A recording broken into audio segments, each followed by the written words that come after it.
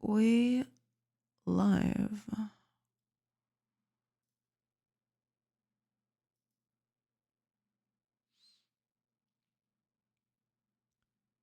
Yes. Yes, we are. Perfect. Okay, then. Seribot is here. We're good to go. Let's just run these ads then.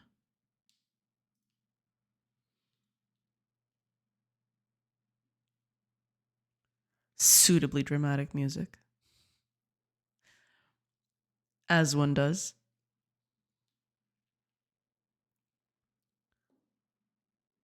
Can I not run the ads?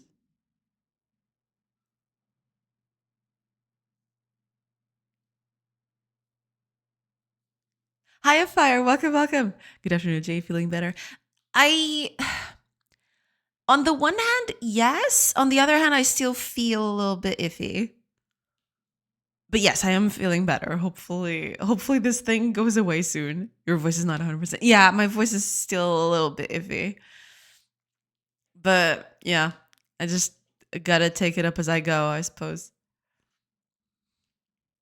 But yeah, I'm doing okay overall. It's fine. It's just, yeah. This thing just does not want to go away for some reason. But, you know. What is with the ads? Twitch. Let me run the ads. What are you doing? It says ads are going to start in 0 seconds. But that's already been the case for like 20 seconds now. So, yeah. That's cool. Are you just going to run those ads, or do I need to?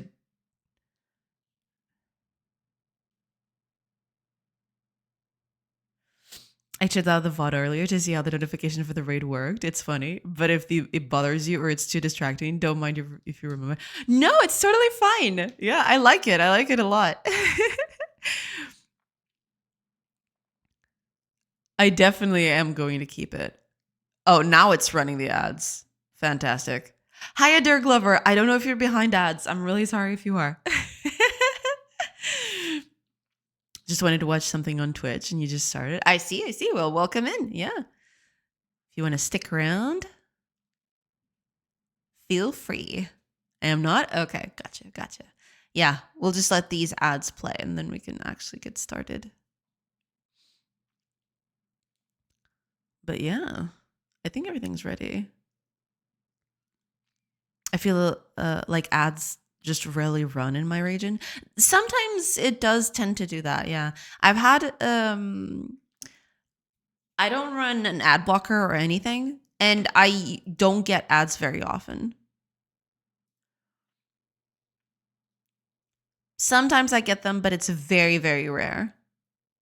I don't know, it could be because of region, could be because, of a multitude of factors. I don't know exactly what causes it.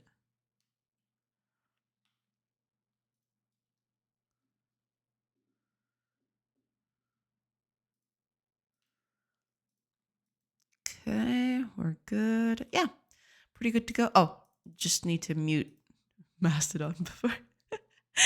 Yeah, otherwise Mastodon is going to start blaring left and right with whips. Whip, whip, whip. We don't want that. That'd be bad. Yeah, we're good to go. Just need to wait out the extra minute of ad break, and then we can actually get started with things. I'm gonna do dreaded performance checks today, so it's gonna be an interesting one today. I am very curious as to why suddenly the performance just tanked real hard. But we'll see. Yeah. We'll see exactly why. I'm pretty sure it's because the way I'm cycling through entities to find the one I want.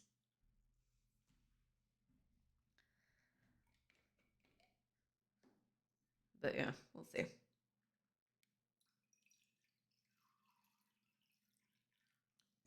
Okay, a little bit of water.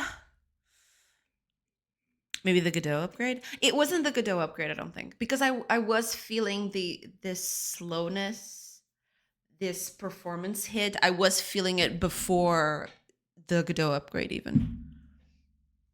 It was a thing a while ago. Yeah. Performance or what tanked, or just the main game loop? Not exactly the main game loop, but for example, a good way to test it out, a good way to see it is in combat. If I go to combat and I try to select a character, a specific character, it just takes a long, long time to load everything up. You can see here if I trigger combat here real quick. You see, it takes a long time to set up combat, first of all, which is not ideal. But then during combat, when I try to select a character like this, you can see it just struggling to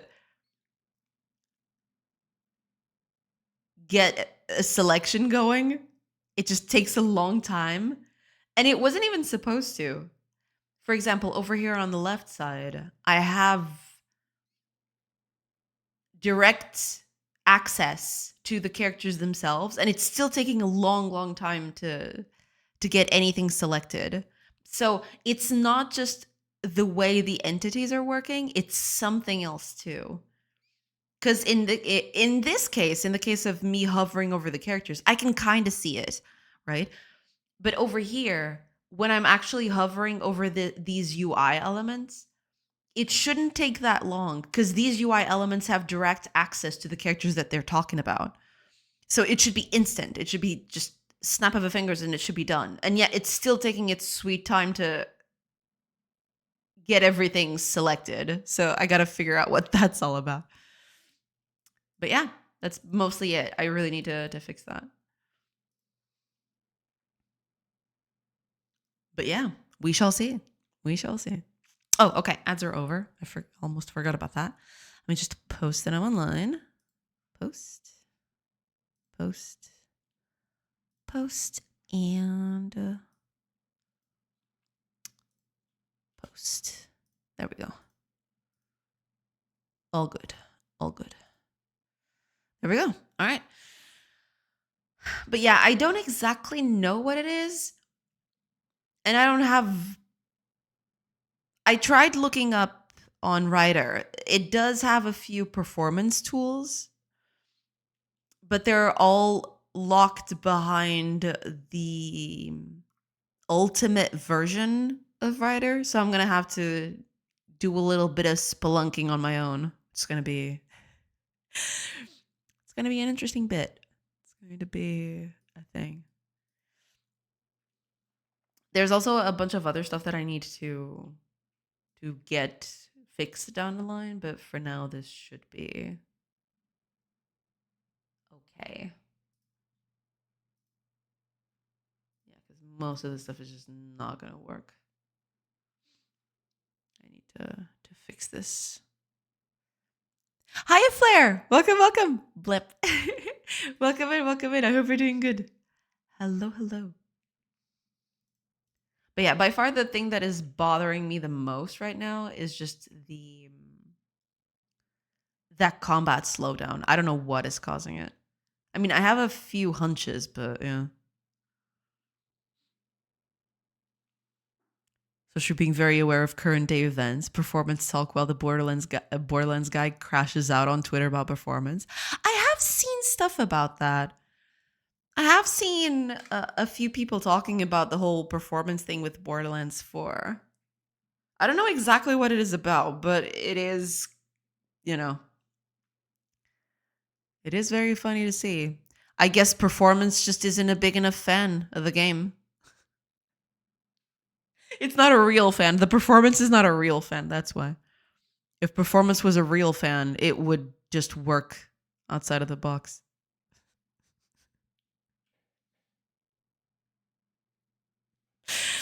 Oh, man.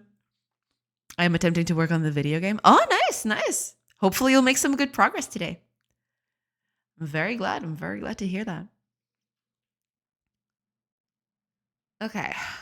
Let me see. Because right now, I don't see the slowness happening anywhere else outside of combat. Although, I maybe am doing things slightly differently in combat that warrant that extra. I'm gonna have to, just jump through the code and see exactly what it is. Because even the combat setup, it's just taking a long, long time now. I kind of get it in a way, because it is taking a bit longer to just copy the whole entities and such. But still, it shouldn't take this long. It's not that many. It might be what? Maybe 100? Possibly a bit more. I'll have to check.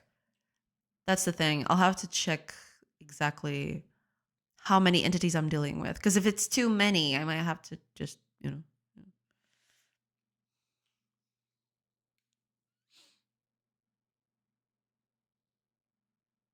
To me, I think it's a mix of people just complaining about everything and anything, and the next big AAA title being launched before it's ready. I don't get what people gain from playing Borderlands for the day it comes out, when you know in a few months it will have a bunch of DLC and be cheaper. Yeah, that's the thing.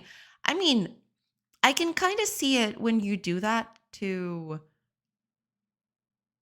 support an indie developer, right? Because that money might be, useful for an indie team. But for a big production like that, it's almost never worth it nowadays to just buy a game once it comes out, because that it's just going to get better and improved if you buy it later, and you're going to buy it for cheaper, so it's a win-win situation, unless they do those day one DLC things that you get, or those exclusives for pre-ordering or anything. But nowadays it's just those things are barely worth it, I feel. I'm having strong Heroes of Might and Magic music vibes. Not vibe coding vibes, different one. I see, I see. Yeah, I changed the playlist this week. I was kind of getting. So it was a 2-in-1 problem. I wanted to change the music a little bit. And also, the music started getting flagged by Twitch. Even it was supposed to be stream safe music, but it was getting flagged by Twitch all the time. So I decided to just, I changed the music, and I'm muting it from VODs, basically.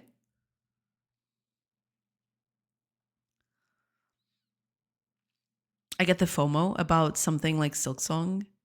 It's like a work of art, years in the waiting. But the fourth Borderlands, I mean, yeah, I guess people are attached to a franchise, right? I can kind of understand that, but still, it's a little iffy, You can wait a bit more. There's so many fish in the sea, y'all. You can play something else while, your flagship AAA game gets, worked on, I guess. Who cares? Let it simmer. Get it in some sale. Yeah, I guess. Yeah. There will be not that much atrocious day one bugs if you buy later. Yeah, that's the thing. Usually, that's the big problem with these releases nowadays. Buying it day one is almost never worth it, because you're just getting an inferior product. You're getting a product that was rushed out just because sometimes, or just they want to meet some quota or something. So you'll get an inferior product for, more money. It's almost never worth it these days.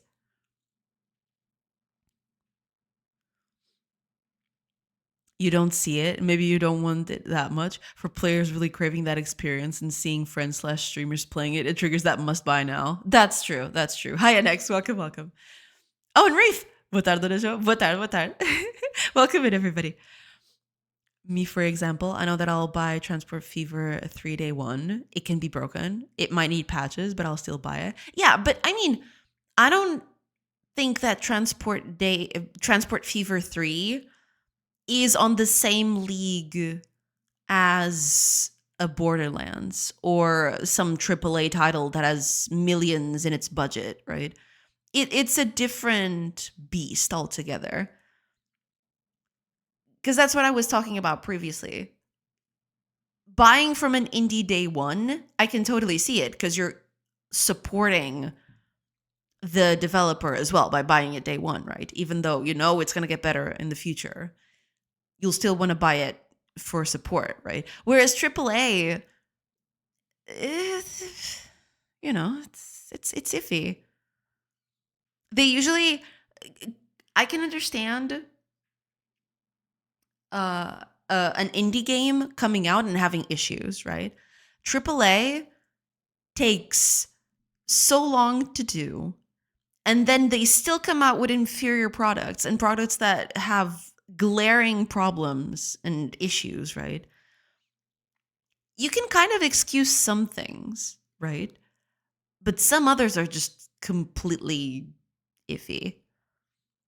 They were just undercooked and were just launched like that because they wanted to meet some quota or launch at a certain setup, right? FOMO, sure, but at what cost? At least don't complain. I mean, yeah, there is that.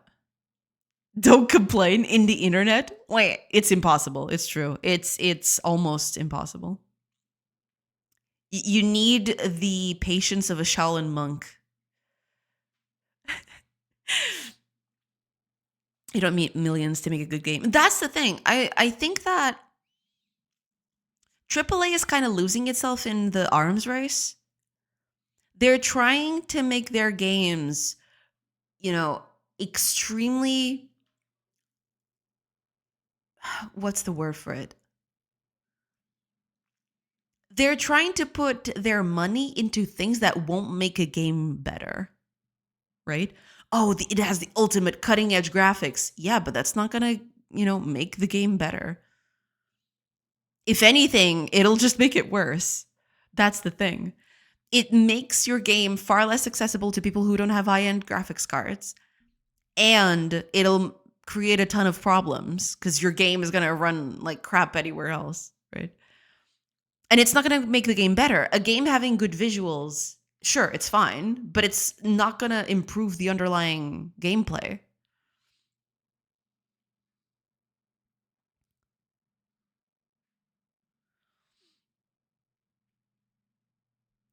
Oh, Harukanen, welcome, welcome. Good afternoon, Miss Jonah, the younglings. Welcome in, welcome in. I hope you're doing good.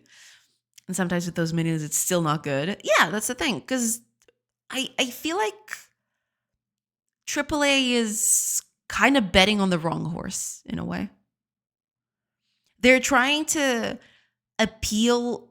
I kind of get why they do that. I kind of get why they try to appeal to the realistic graphics crowd and everything. But that's not going to make the games good. It's not going to make the gameplay feel satisfying or anything. That's a completely different ballpark. I can see AAA nowadays having become extra bland because they prefer to play safe. There's that. Yes. Kind of unfair to compare a budget between both games. Borderlands requires so much more. Well, yeah, of course, of course.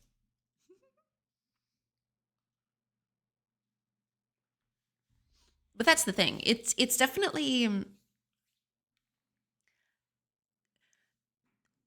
AAA kind of has that feeling that sure, it takes a lot of money to make a AAA game.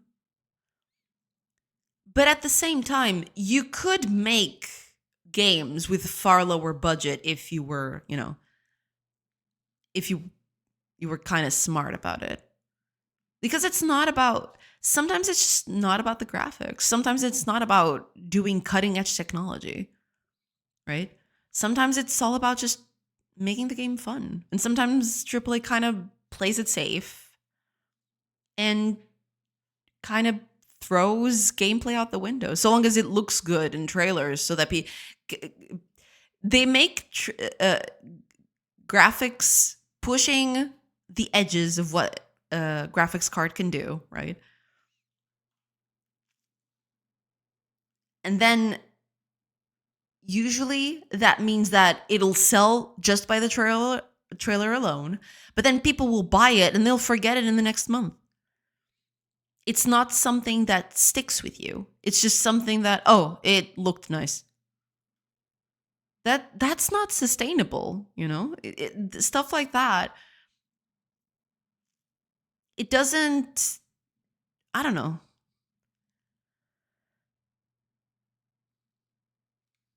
It just makes games blander. They're just another one. It's just another one. I don't know. Anyway. Thank you for coming to my TED Talk.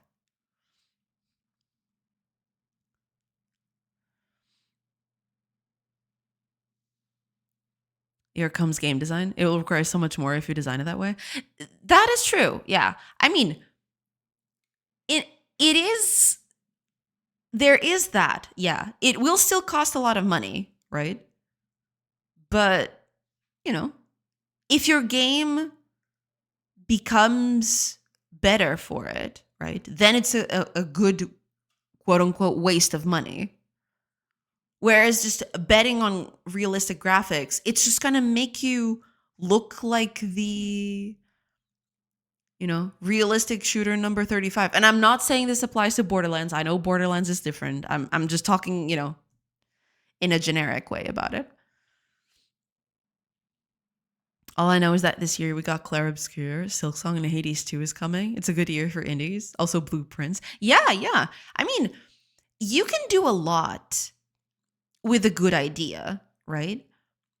Your graphics might not be cutting edge, but if you have a good idea and if you execute it in a way, you know, that stands out a little bit, that makes it different from what is usually seen, yeah, you can do a lot with that. You can go very far with stuff like that.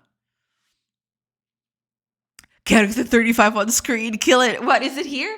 Oh yes, it's there. It's that one. We must get rid of him for the good of the world.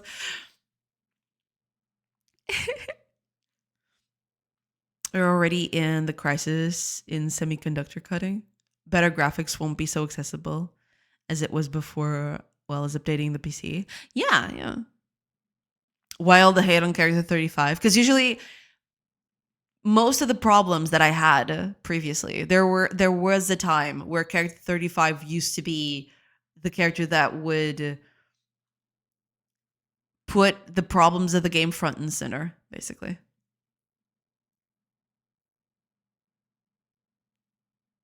So he's your scapegoat. Gotcha. Exactly.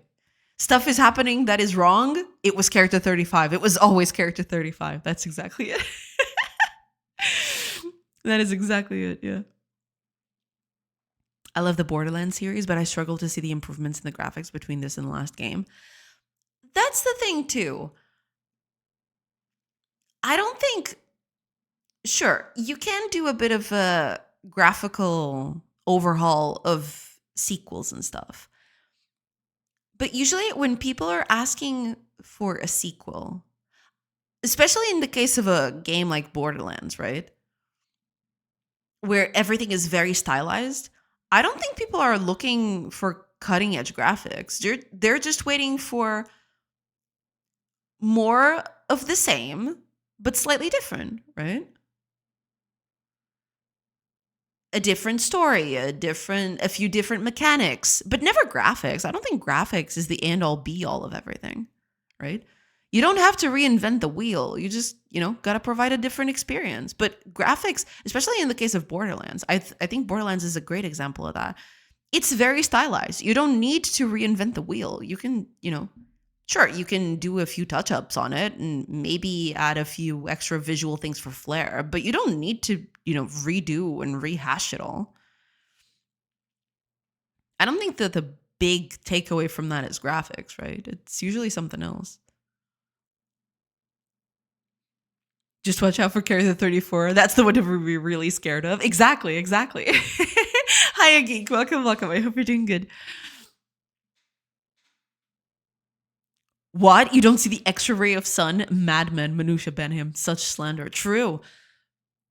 You need to see the extra ray of sun, otherwise the game is ruined. A few things just for me.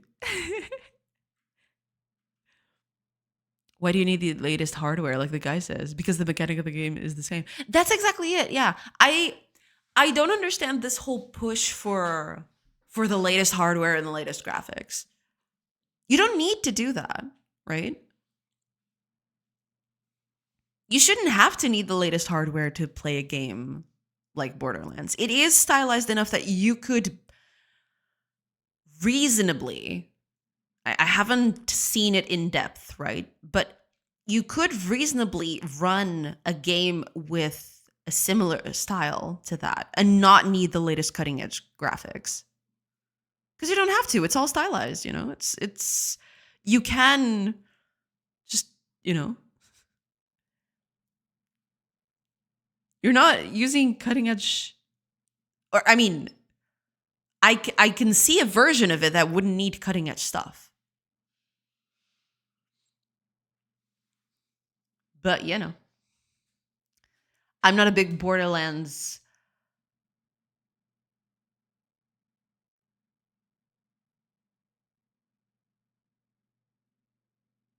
connoisseur, so I'm not big on Borderlands, so I wouldn't know. I mean, I looked at the screenshots and, you know, they look okay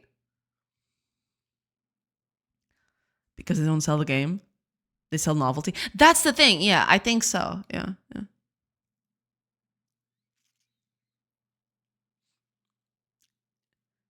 Game is not a selling point anymore. Yeah, I guess that's kind of sad, but it kind of hints at the truth. Yeah. Did Borderlands hurt you, Fire? Is Borderlands in the room with us? And also, Gen Z do love nostalgia much more because it was promising. Go low poly, go pixel, go wild.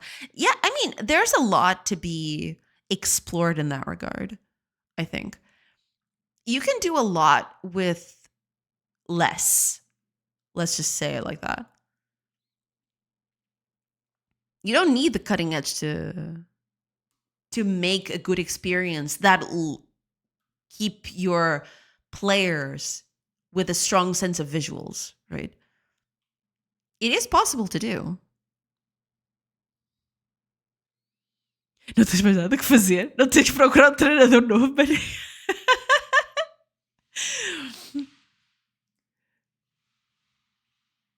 Okay.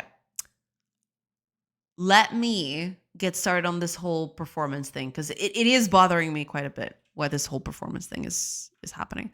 So let me. Here it is. Okay. First of all, I want to see what exactly I'm doing in the code.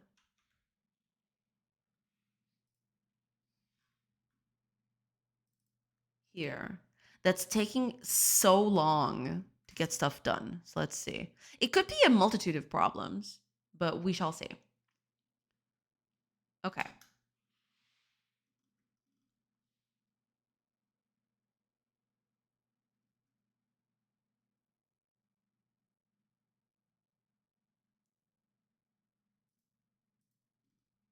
Most of this stuff should be fine, but there are a few things here that might be the problem.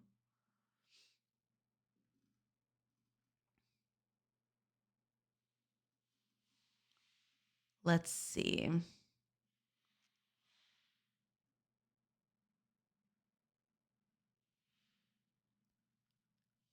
Some of this stuff is also, I can also turn some of this stuff into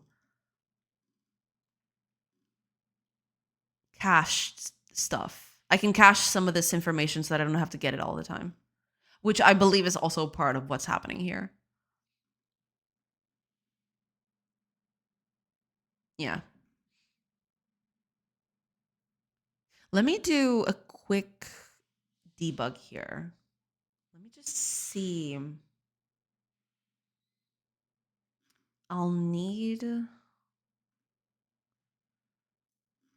It's just while we're moving.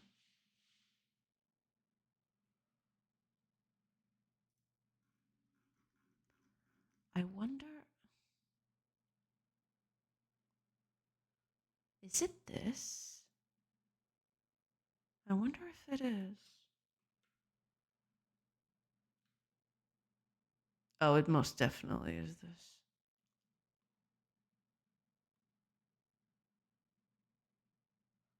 It is most definitely this.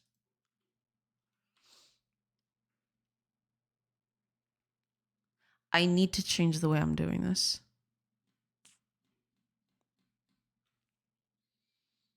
Why would I? Next month Rui Costa is out and the new president will want a new coach anyway. República das Bananas. I call it Vieira Aftershocks. Oh, I saw that. Oh, that game yesterday, dude. Holy crap. That was pretty bad. Might be cool for Moring to get another dismissal money back. Maybe. Agora chora. Se vai chorar para dar. Wait. Okay, also a big indie on Steam is Schedule 1. I haven't seen that one. I haven't heard of that one.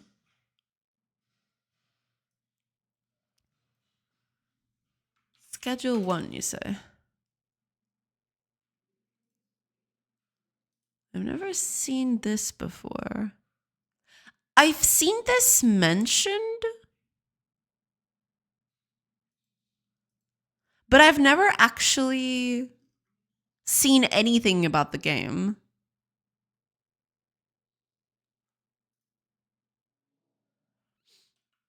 Even Manusha is embarrassed by Benfica. I don't blame her. Just throw away that scarf. Careful with that. Yeah, it's most definitely this, I think. I'm trying to find entities based on location.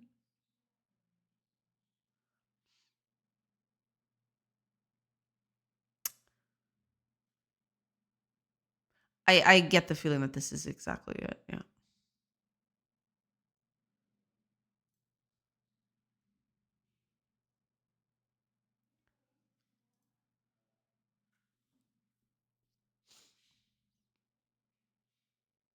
But I mean, I say that, but while I'm moving, I usually don't see the stutters happening all that much. It's just when I'm hovering over a character. Let me see.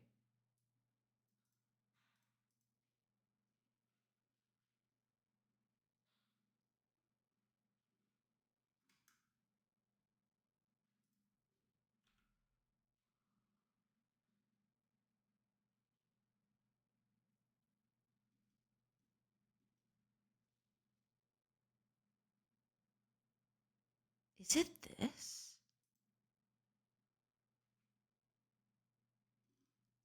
Oh, it's most definitely this.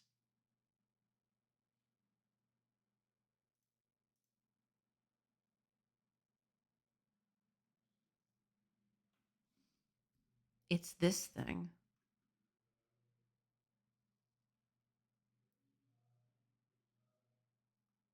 Do I need this? I don't technically need that, do I? Did I have that before? That seems...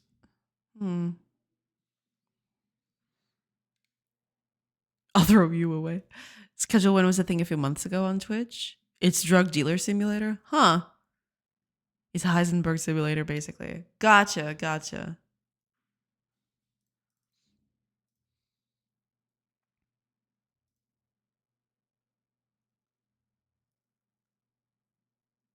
It's that. Look at how fast it goes now.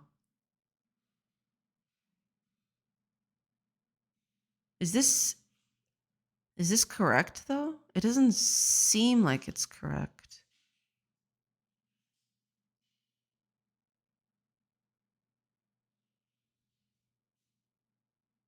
But it is definitely that.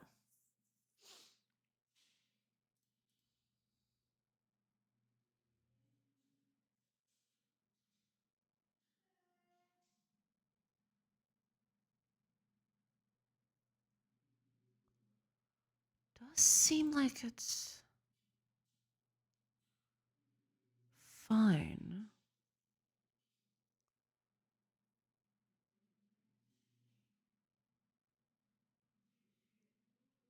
But it was that line.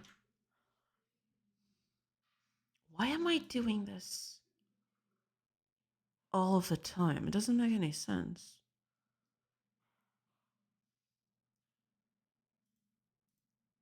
Let's see. Cell properties update.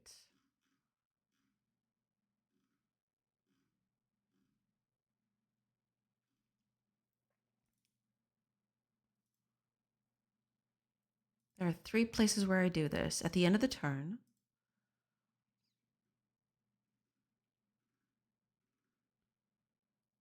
When I set up the combat data. And at the start of the turn. Makes sense. Why was I doing that there then? Let me just run that again. It's flying like a bird. Yeah.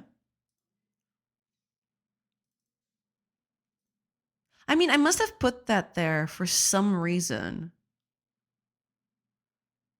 But I don't remember.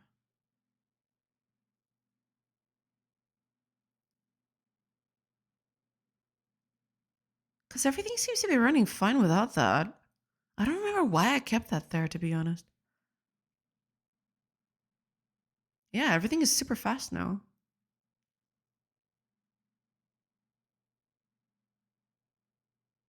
That's something.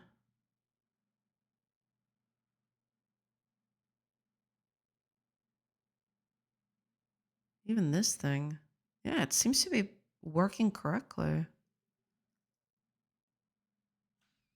You're going to have to do that all the time, I feel.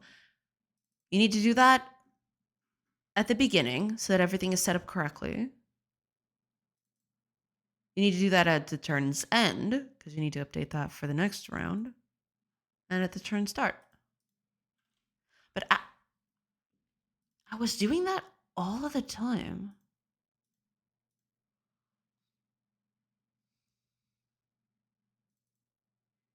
So technically, I don't even need this line either. Why did I have this here?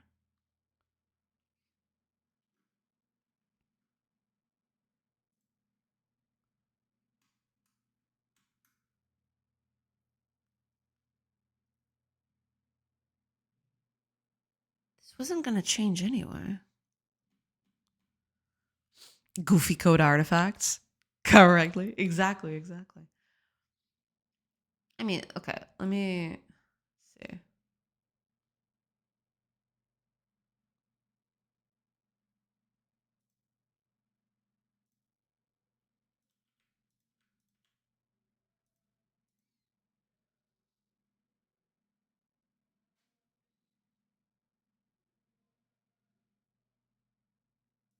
We need the faction of both of these. So that's fine. Because we're setting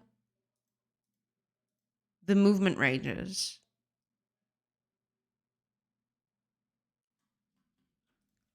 Yeah, I don't think I need anything else. At least I'm not seeing it. Everything else seems to be working correctly. Well, there is this problem that I need to.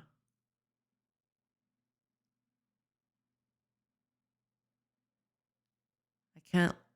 Yeah, this needs to be reset when I select the current character. It's not resetting, which it should. Let's fix that.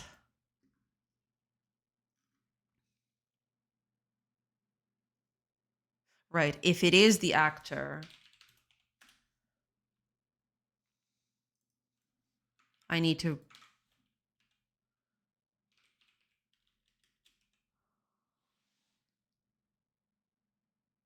Yeah, I need to do this.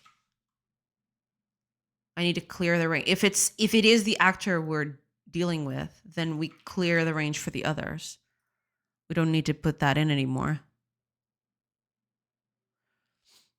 So aside from Fires Red on Borderlands, what are you working on today? Mostly performance-related stuff. If I manage to solve this very quickly, then I'll just do some other things that I need to take care of. But yeah, for now, it's just performance issues. But I think I nailed it down. I was running something very competitionally expensive every time I was selecting a character, and that was why everything was so slow. But now everything is super fast, as you can see.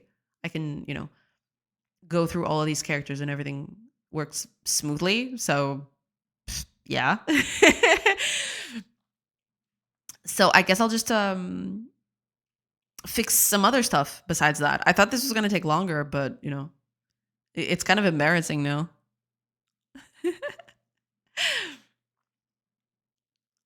But okay, we turned that off, which is good.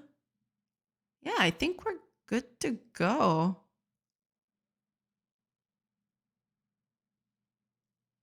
Should be okay, yeah.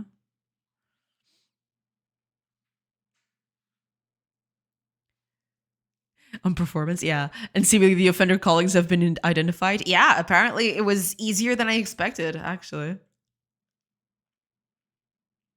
Far easier than I expected, for sure. And here I was thinking I'd have to cache things. Turns out no. It is still stuttering between turns, which I find a bit weird. I definitely want to try and reduce that if I can.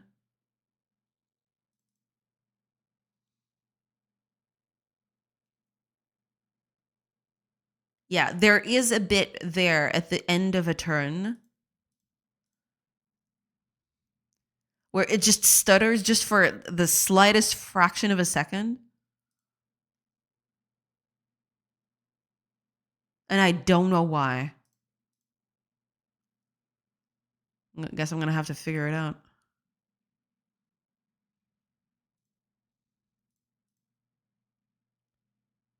Yeah. I'll have to figure out exactly what's happening. Yeah.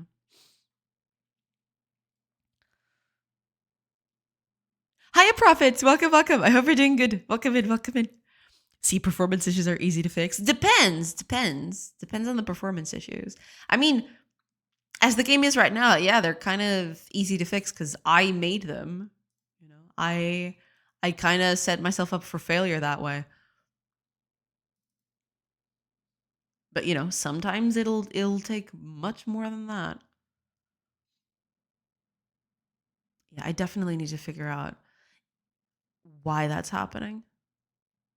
It just stutters for the shortest amount of time, but it is very noticeable. And it shouldn't do that. I mean, it's not that. None of this is heavily computationally expensive, or at least it shouldn't be. So we're going to figure out exactly why that's happening.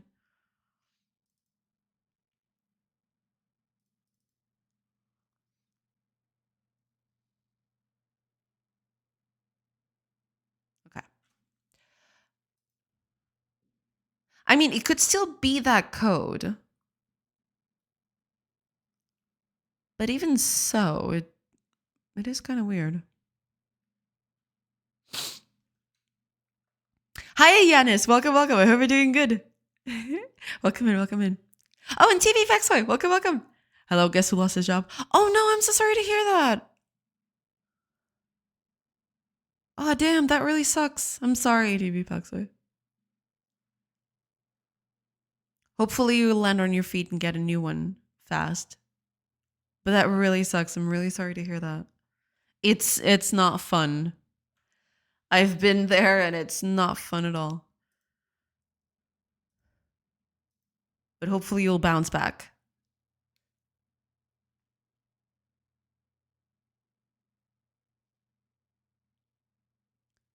It's not fun. No, it is not. It is most definitely not.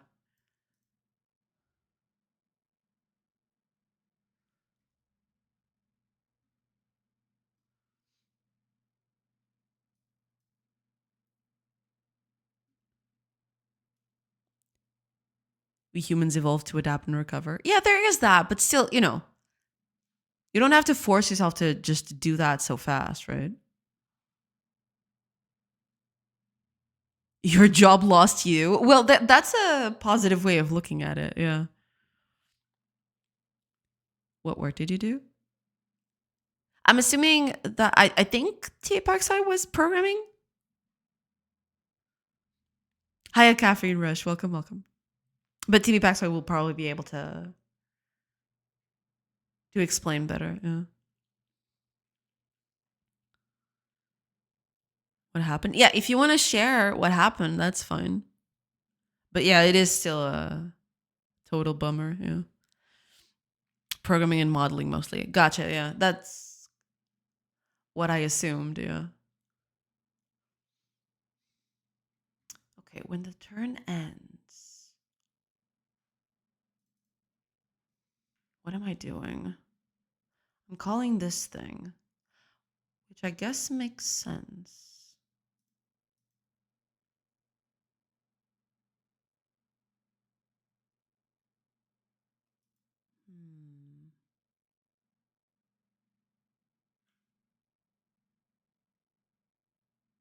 None of these seems that much. What if I take this off? I mean, it's not supposed to. I really need that there, but I just want to make sure that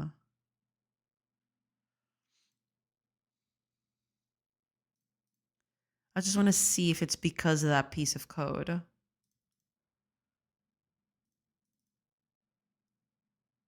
No, it's still doing the stuttering.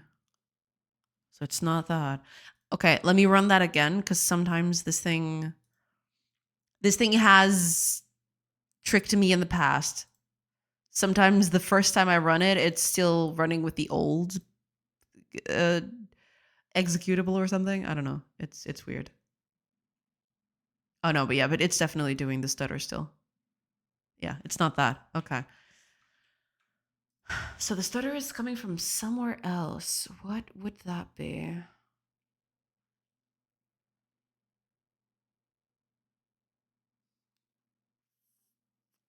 I wonder what it is. Because, okay, let me do, for example, after I move,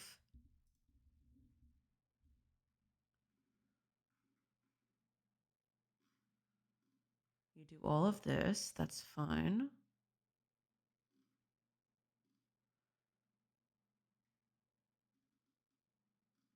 When you finish the move,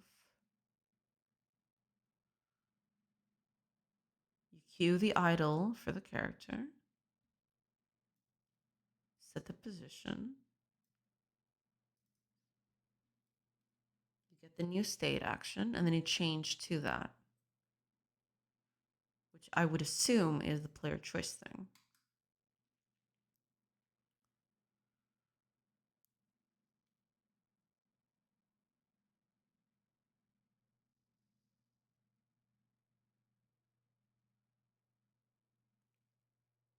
None of this seems...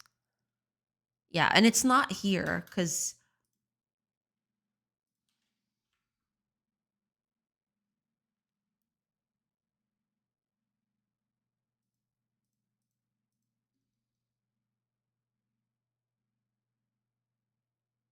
And then you end the turn. Okay.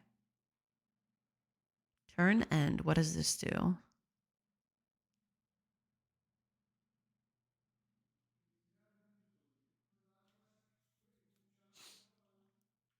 So it was that. Yeah.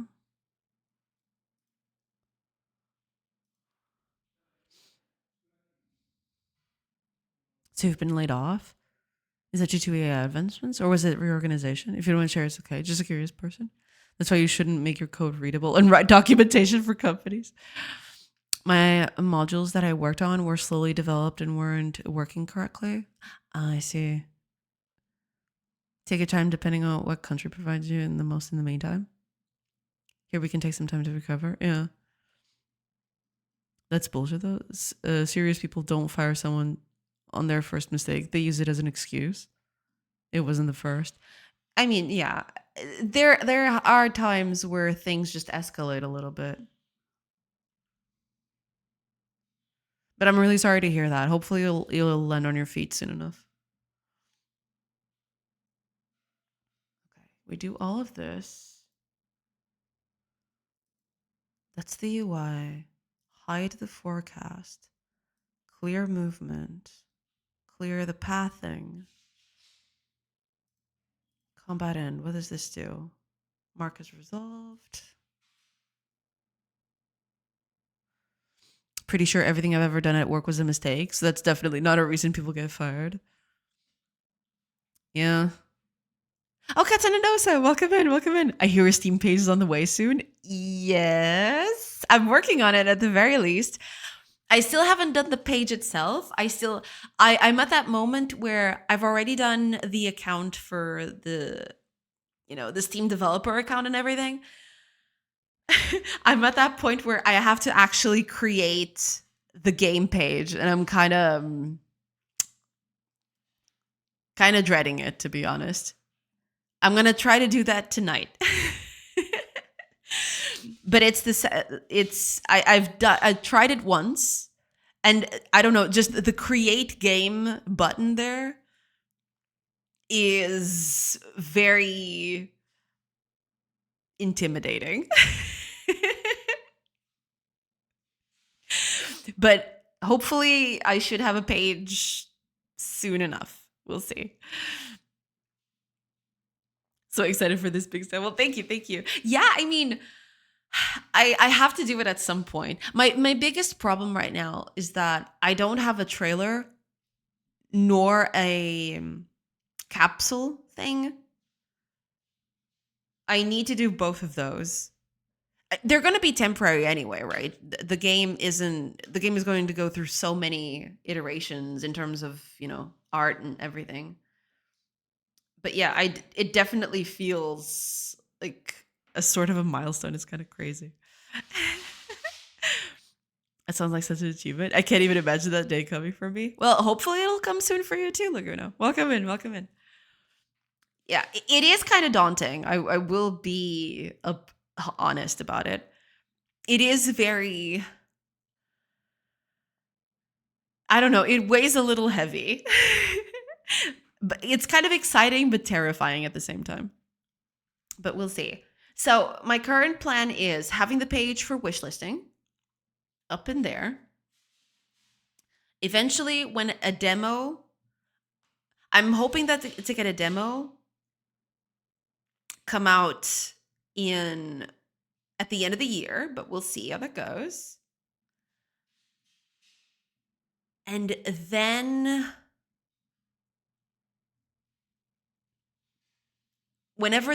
so I'm going to put that demo on itch. And after that, after a few months of iterating through the demo, making sure that the demo is, very polished and everything, that's when the demo goes on Steam. And then it'll be good to go. Yeah. We shall see. That's the current plan. But we'll see. Because I was talking to two nerdy nerds yesterday, and they did mention something that I hadn't considered yet. Launching a demo on Steam is usually a big milestone. It attracts a lot of people to your page. So I want it to be the best it can be. I wasn't considering that before. So I need to, make the demo the best I can. And from there, we shall see. I can hardly wait for Sorcery to trash her haters on Twitter about performance issues. Oh God. I am my biggest hater when it comes to performance issue. I'm a huge performance nut. I like to have things be extremely performant. So yeah.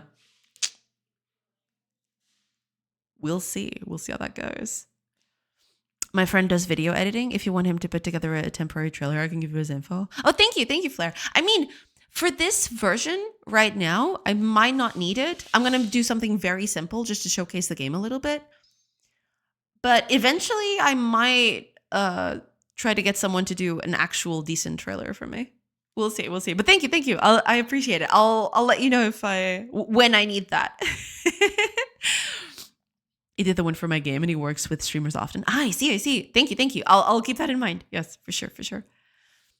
You can do an internal playtest like me if the real demo is not ready. Yeah, there is that. I mean, the game is not ready for public consumption at all. I'm mostly just doing this so that the game is going to be live, because people have asked in the past if they could wishlist the game, right? And I kind of want to start capturing all of that as soon as I can. Get some wish lists as it goes. But yeah, it definitely needs more polish for public consumption. It's not ready at all. Most of the stuff that I'm doing here is just, putting stuff together with duct tape and hoping for the best. And because I know the ins and outs of everything, I usually can navigate through most of the problems. But that's that's not good for a public demo. That's not good for a public demo at all. So yeah, we shall see. We shall see how that goes.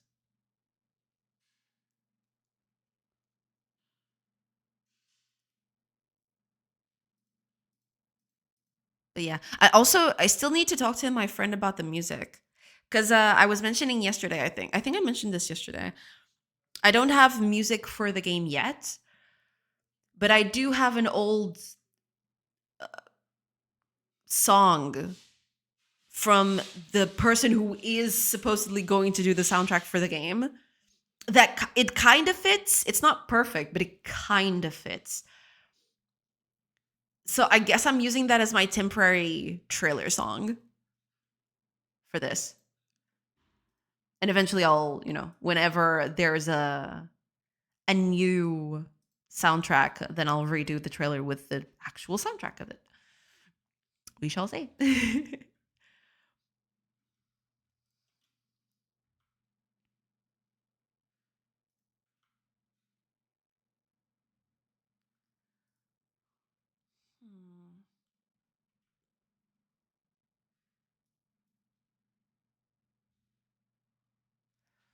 But yeah, an internal playtest could also be a good thing. Yeah. I think what I'm going to do is whenever I feel confident enough to have something public facing out, I'll do an internal playtest for a few weeks, maybe 2 weeks, something like that. After that, I'll polish everything that people find, then do a public demo on itch so that people can try it out. And after that, I'll polish a bit more and then eventually just put it up on Steam when it's polished enough, I guess. That's the current plan, at least. Is this it? I wonder.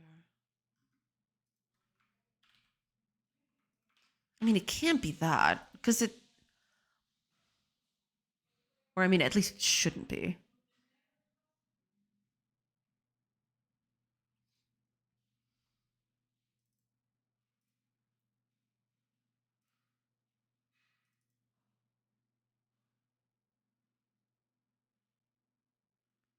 It is faster, isn't it?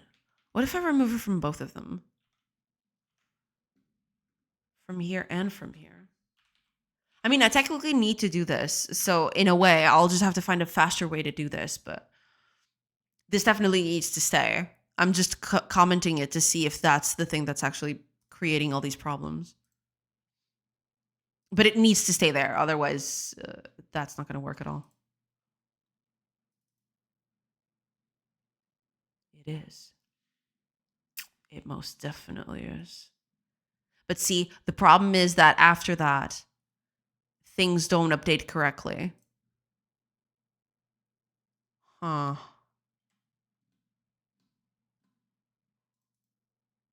It is that. Yeah. It had to be because everything else is just fast enough, right?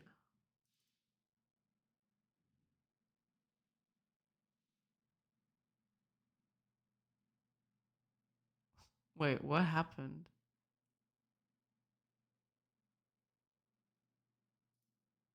I'm assuming it's because it's not updating correctly and it's asking for stuff that is not updated.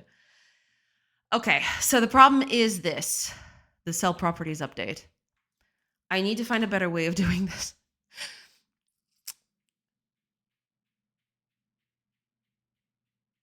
Right, yeah. Ah, my gosh. Okay. Where's my beta key? Wait. it'll come. It'll come. Oh, actually, I've yet to do a bunch of other stuff too. But it will come. It will come. Don't worry. It will happen. It will happen at some point. I'm running through everything.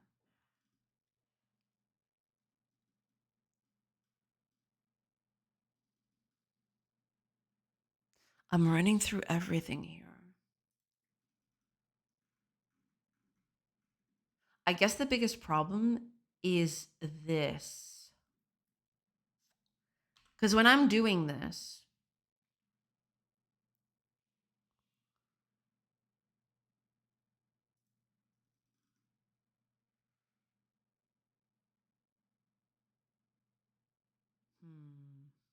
get a shot at no mama. True.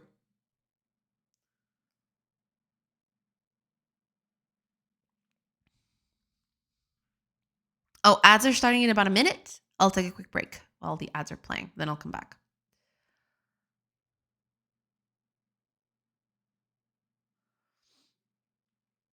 I believe I believe this is our culprit.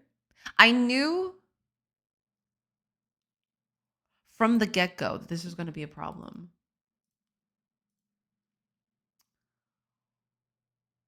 But yeah.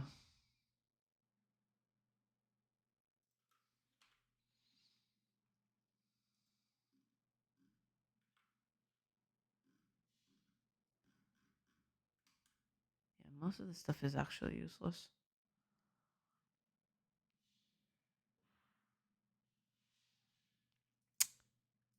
I am doing this. I guess that's why it takes so long. It's because this is checking every cell in existence where it doesn't need to.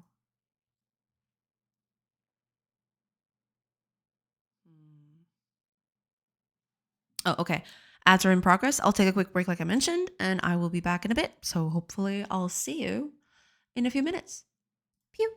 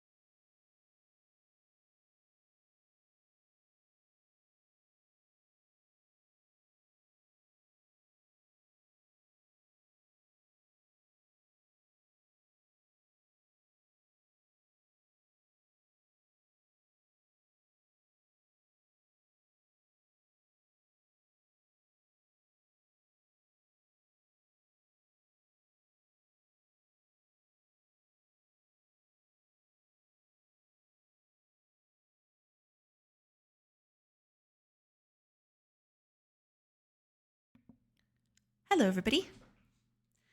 I have returned. All right. Let me see what I can do here. Oh, Juan, welcome in. Hi, welcome. I hope you're doing good. Welcome in. Hope all is good.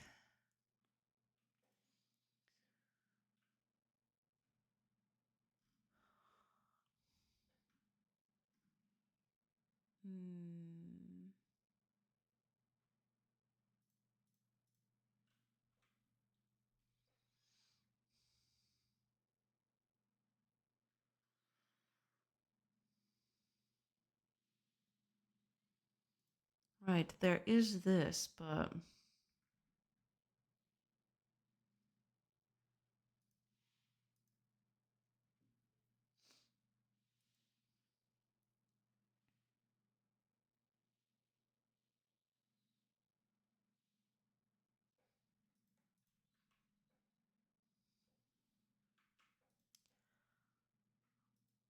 I could do this slightly differently.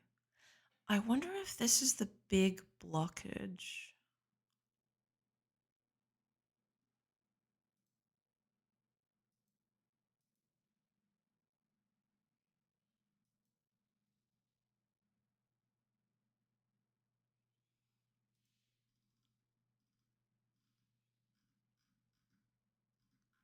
What is this here for?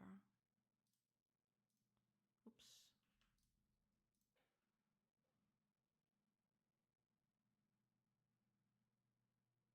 Yeah, I can just use this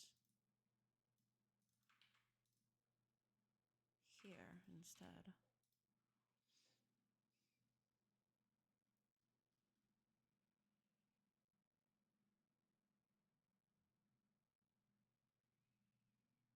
Right, there is this. But okay, an idea I had previously, because when I'm calculating all here, I'm calculating through everything, every single thing. I can exit early by checking costs. But to do that, I need to change a little bit how this works.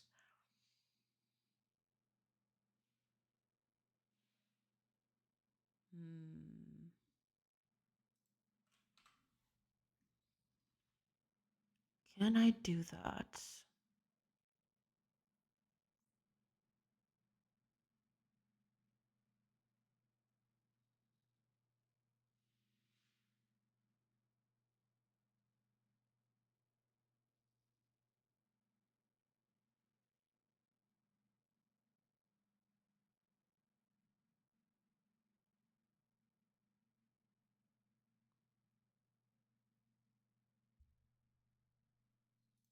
I have a start position right here. I could also give it a quick exit thing. If I did that, that would improve the checks. Because I'm assuming that this whole thing is checking through the whole map. At least the way I did it, I think that's the case.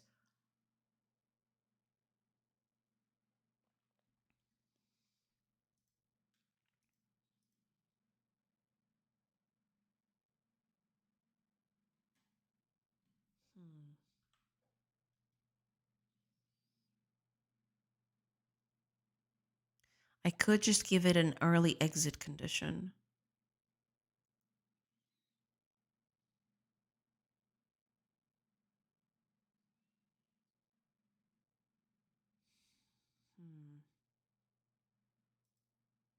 But when I do this,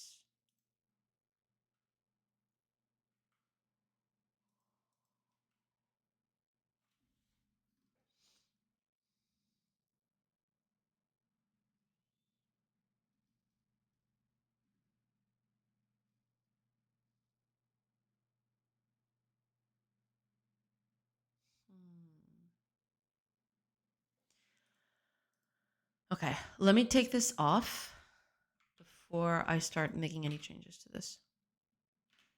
I want to see if this is truly the culprit.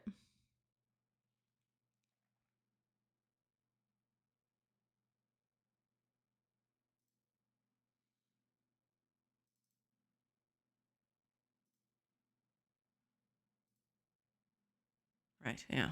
Because it's not doing anything. Makes sense. It needs to calculate.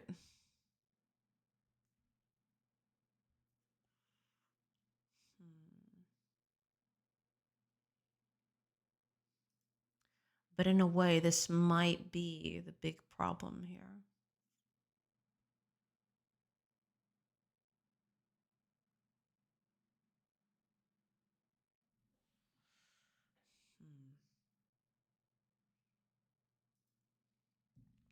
Okay, let me do a quick thing here. I want to see exactly how long this takes.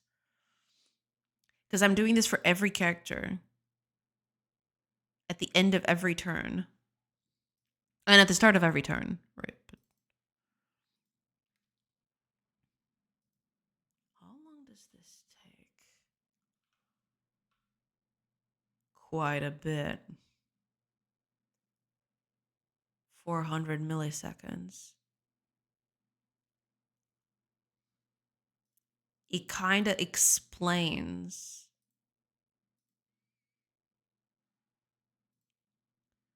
the hiccup that I see.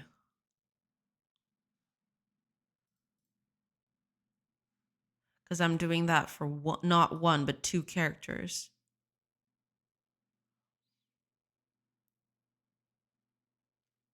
Oh, didn't I take that off?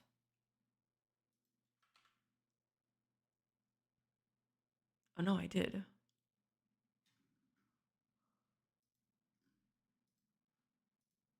Interesting. This takes quite a bit. Okay, let me do that again.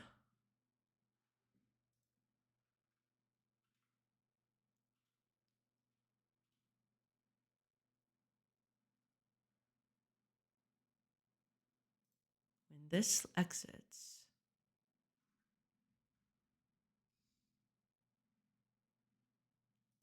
whew, that's a lot of entries right there. Yeah, I don't need all of this. I can just do a quick exit and we should be... Yeah, what I mean by quick exit is, for example, most of these, right?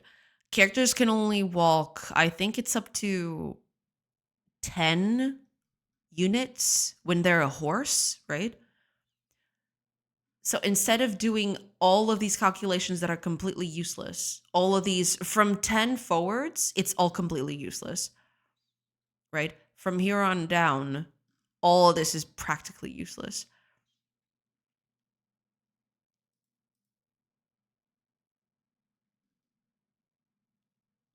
If I could just do an early exit, this might just make it more tolerable. Let's do a version of this with an early exit. I don't want to touch this code yet, but I want to do a code with early exit.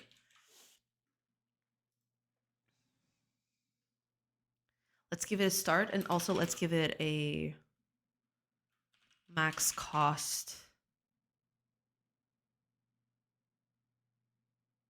Sure, max cost is fine. Okay. What I want to do here is just do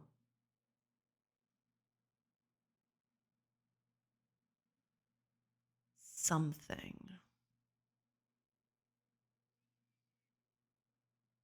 Let me see. Frontier is what we're checking.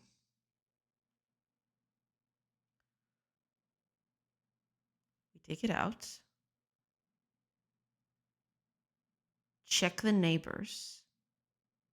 For each neighbor, this is their new cost.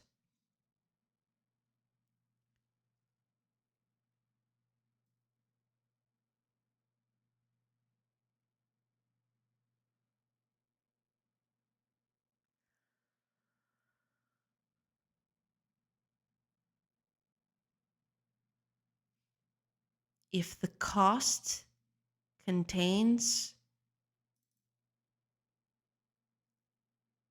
the key to this neighbor, and if the new cost is lower than the cost that is already there,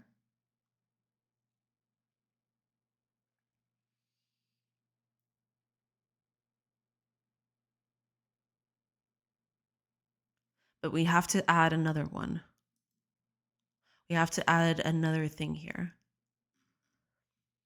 Besides these,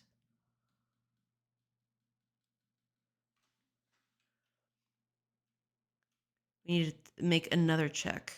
Oops. If the new cost is lower than max cost,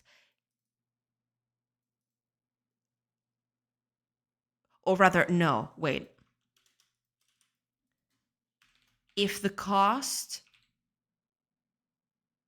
new cost is greater than max cost, greater or equal, no, greater, just greater. If it's greater than max cost, then we continue. We don't care.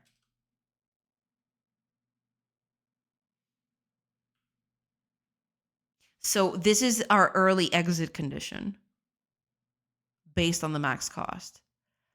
So over here, we'll get to you. So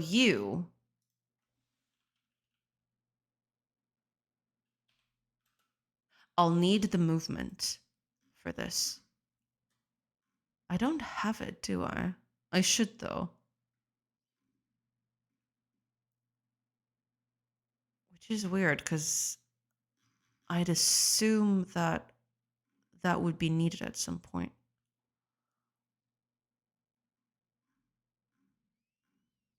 Interesting. All right. Movement.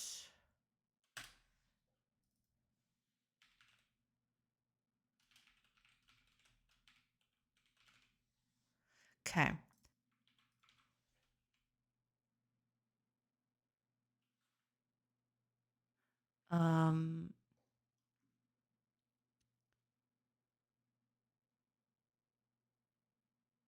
Oh, I don't have that. I need to have that. Is Nex okay? Mourinho is now being confirmed as Benfica's new coach. Oh, really? That fast? Damn. That was a fast confirmation. Let me change my color to support him. Let's go.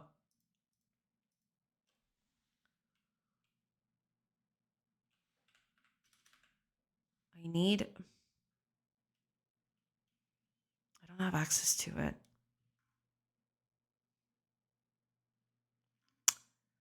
Damn it.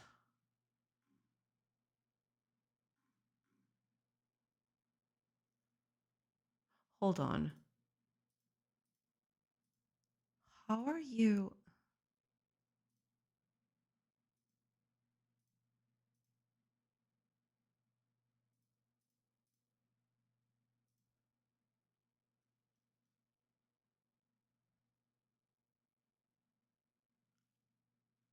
Ah, here we go. We got this. Oh, okay. So we already have this. We don't need to. Okay. Never mind. Never mind. Don't need that. Get that out of here. So I'm getting the movement points and using that as an early exit. And that should prevent me from doing all of that mathing that I was doing previously. I'm not sure this is going to work though. I might have the conditions all wrong, but we'll see.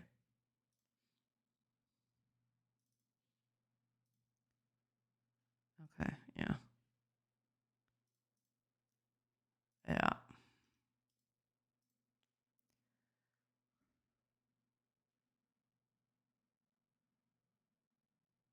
Right. Yeah.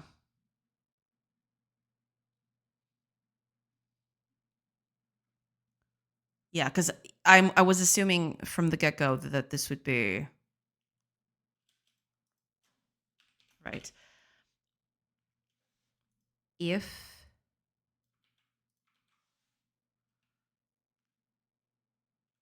so, if it doesn't contain the key, then we continue. We don't care. Oh, that works too. Sure.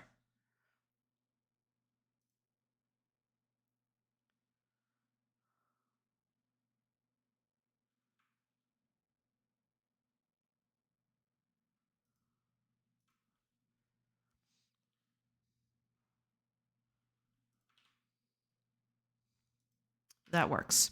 Okay, let's try that again.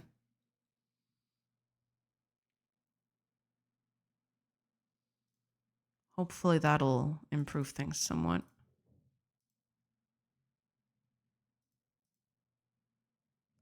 What the hell, the difference it makes? Well, yeah, I kind of assumed that would be the case, but it's still crazy to see it in action. Okay, that is a problem, though. You can't just go that far, you know? That's not that's not how it's supposed to happen.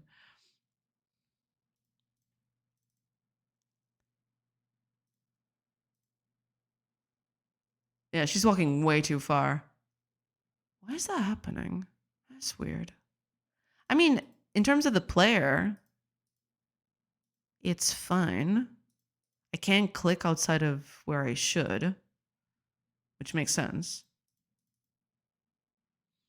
Even if I click outside, I can't do anything. It's super fast now. It's kind of insane. But yeah, this is just not, that's not supposed to happen. But anyway, it is calculating it correctly. It's just, you know, it's just not. Yeah.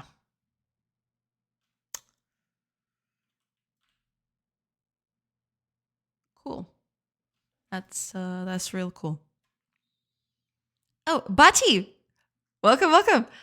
I hope you're doing good. Welcome in, welcome in. Hello, hello.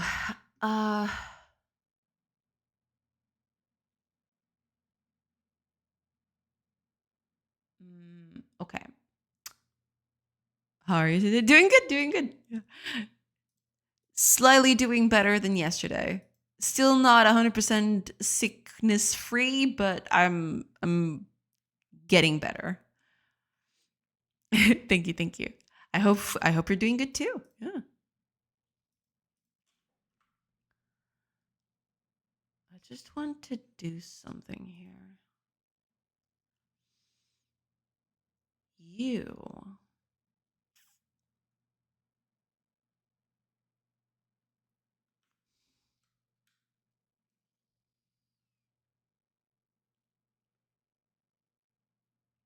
Why is the AI all of a sudden going where it shouldn't be? I'm guessing this is not. Okay, let's see here. That's fine. Okay, I'm thinking here.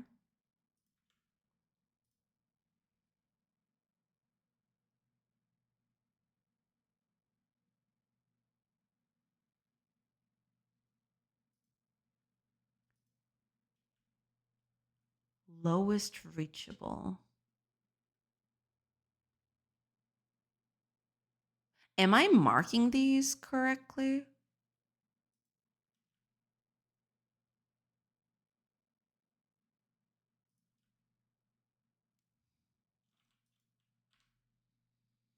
Interesting. Can I just attack a character? Okay, give me a second.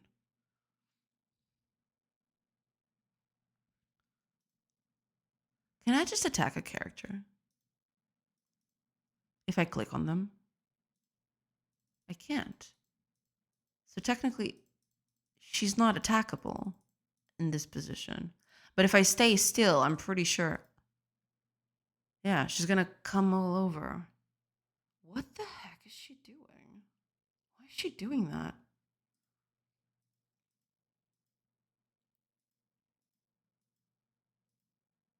Oh, she's not attackable.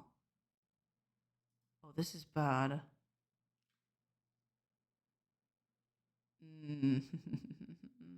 That's pretty bad.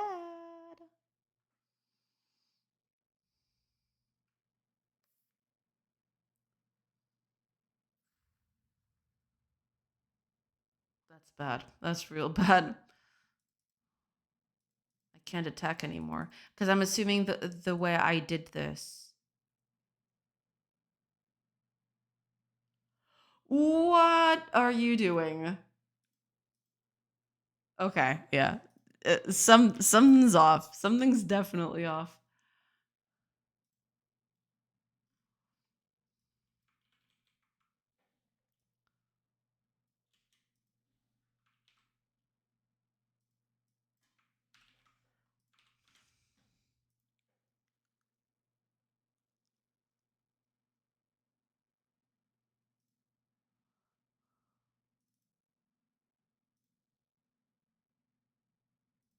Yeah, it's definitely that.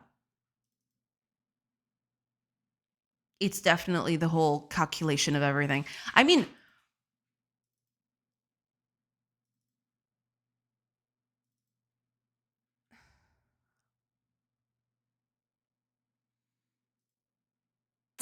yeah, because despite not being traversable, I can still calculate it as being, well, attackable.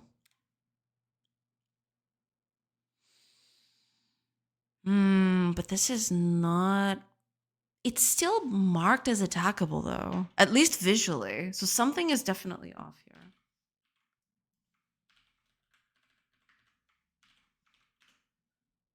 Something is off.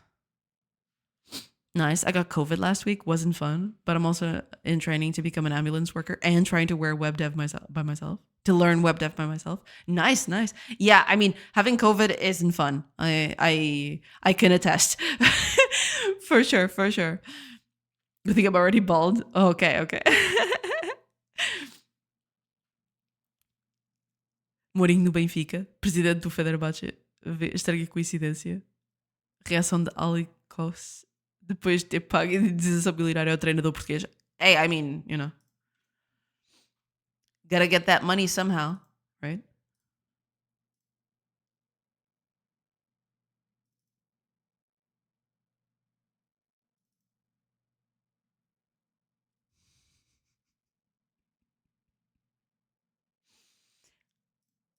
I can't attack it anymore. It should be attackable though. That's the thing. Is it not marked as attackable? It should.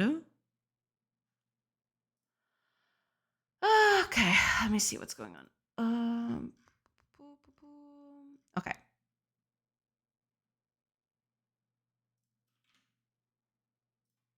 Let me run that on debug mode.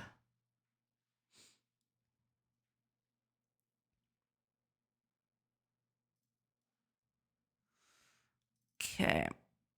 Combat. Yeah, well, don't do that just yet. I need the character to come closer.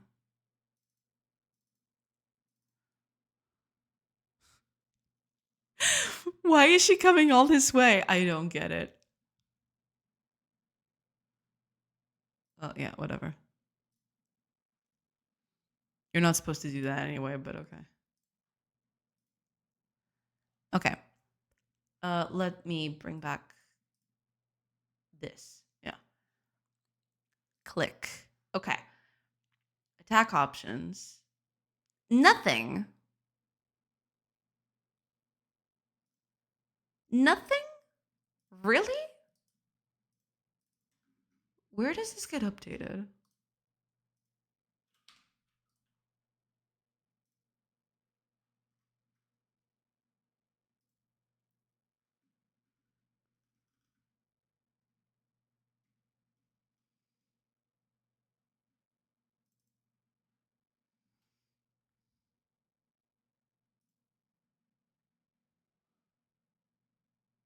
I'm very confused right now.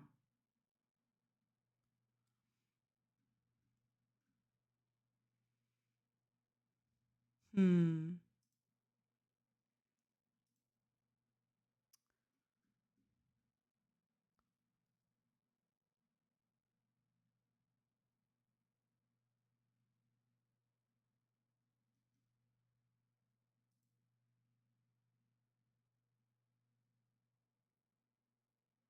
There's nothing there though.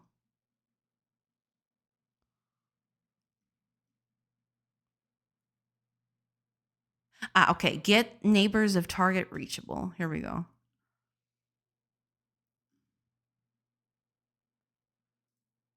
So I'm assuming it would be this. Where does this get called?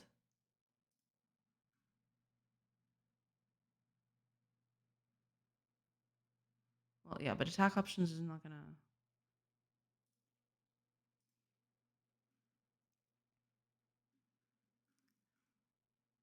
Okay.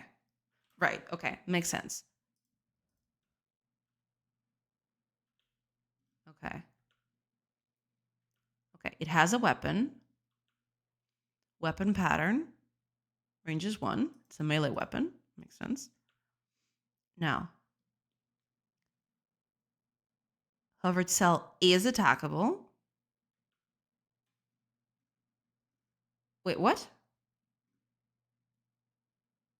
Oh, it's not occupied by enemy. Why the heck not? It's right there.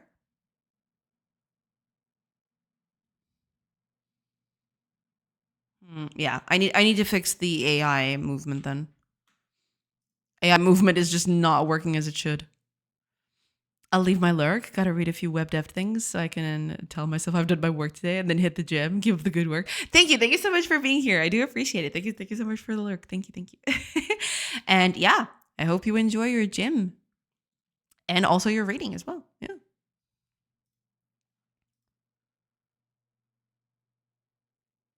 How are you doing that? That is crazy. Okay. AI is definitely not making good decisions here. I need to figure out why. Okay.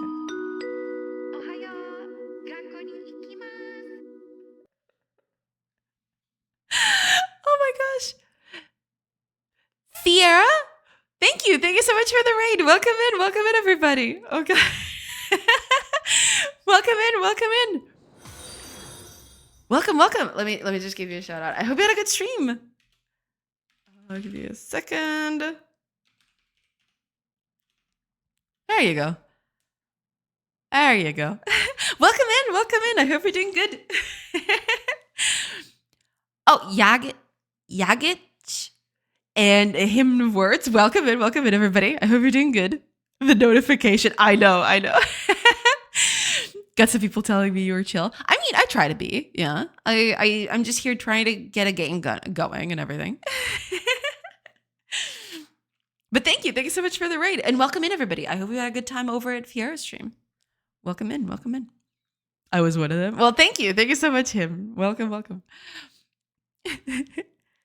Unfortunately, I'll have to raid and run today. That's totally fine. That's totally fine. Don't worry about it. If you want to come in later at some other point and showcase what you're working on and everything, I'd love to take a look at it. But raid and run, all you need. That's totally fine. I hope you have a great rest of your day. And thank you. Thank you so much for raiding in. I appreciate it. Oh, Rick, welcome, welcome. I hope you're doing good. How you been? Doing good, doing good. But was a little sick last week, but I'm getting better now. Hopefully, yeah. Hopefully things are okay from now on, because I'm kind of tired of being sick, to be quite honest. I'll make sure to check in some other time. Take care of my lurkers. Will do. Thank you so much for trusting them with me. I appreciate it. Thank you. Peace out, everyone. Bye, Fiera. Thank you so much. Glad you're feeling better. Yeah, I'm still not at 100%, but I'm doing okay. Could be a lot worse. I was a lot worse last week. I was down out of commission for a long time. But yeah, things are getting slowly better. But yeah, welcome in, everybody. To anyone who hasn't been here yet, name's Joanna. I'm a game developer, and I am currently making a game. I can show you. The game is a bit broken right now because I'm in the middle of, fixing a few things. But I can still show you a little bit about it. It is a colony sim kind of thing where you have your own little village and you have your villagers to take care of. You see, they're walking around doing their chores and, getting stuff ready and all that. they gather resources. As you can see, as time goes by, the resources get gathered, and eventually you get a lot of piles of resources on the floor.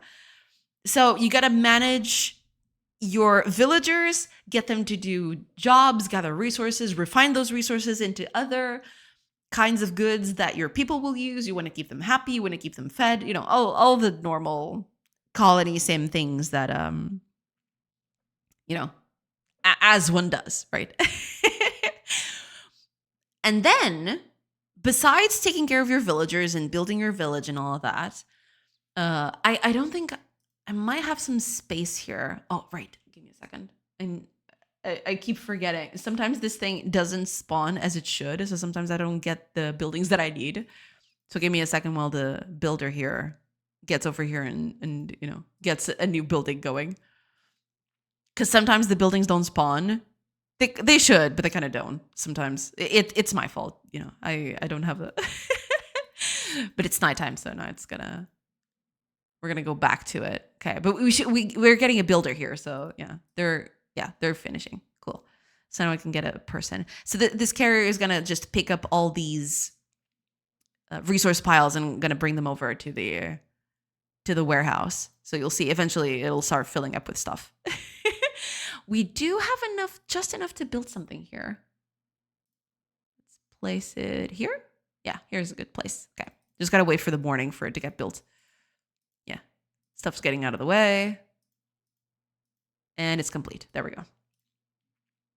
And now we can actually set someone to farm. And you'll see that they'll start gathering crops and also plant them around.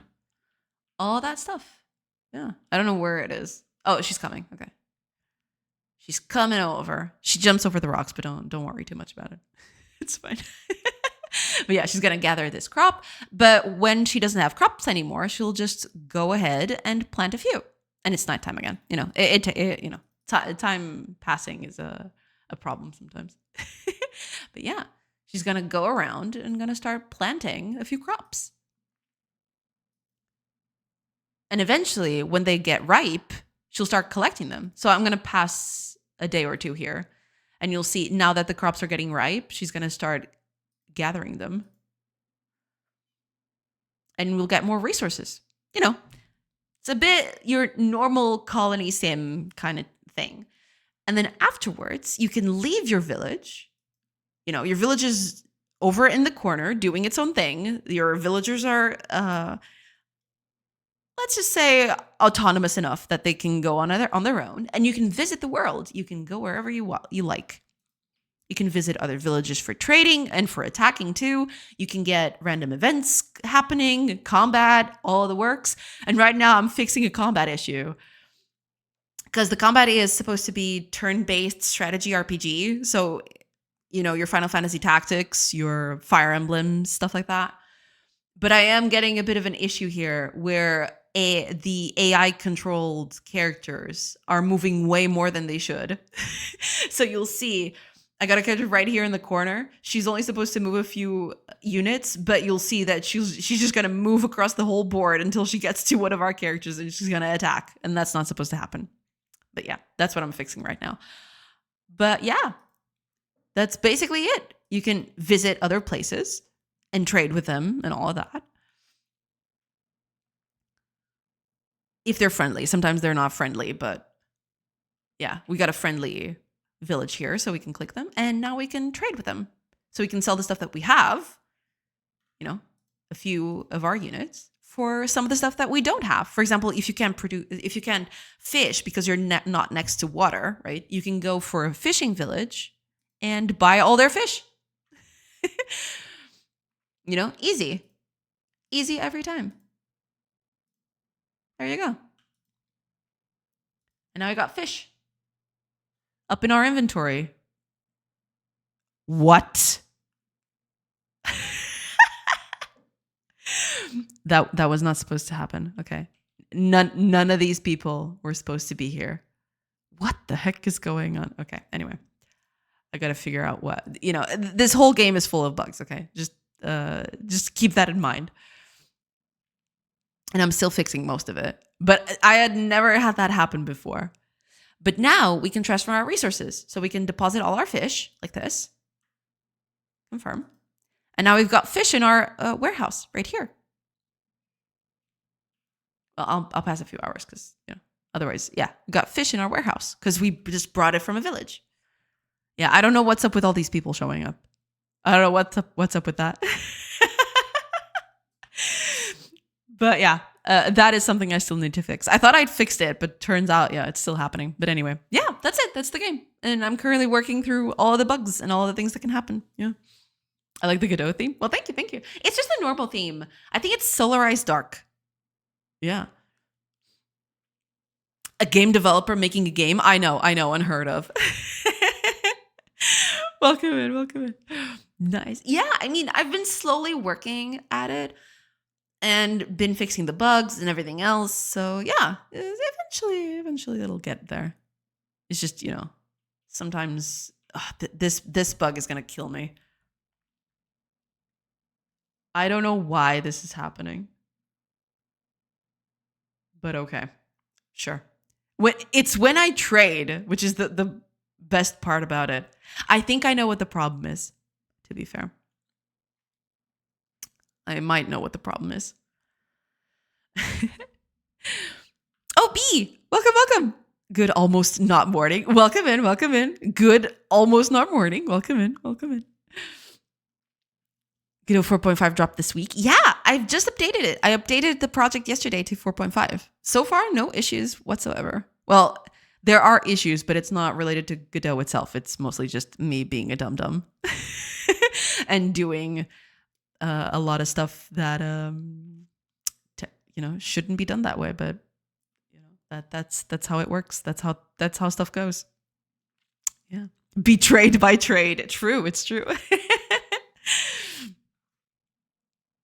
But yeah, that's mostly it. I'm gonna ignore this thing. I think I know what this is.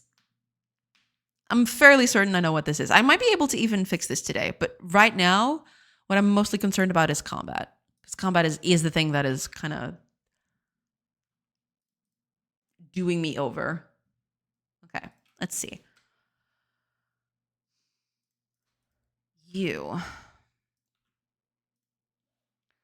Something is happening here. Hiya Hotel Soap, welcome. So you chose violence? I always choose violence. Especially when it relates to my code. All of it.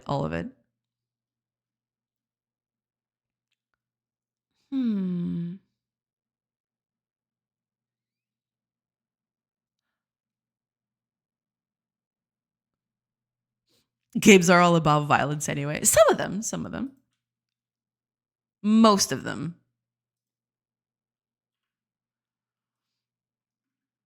Something is happening here.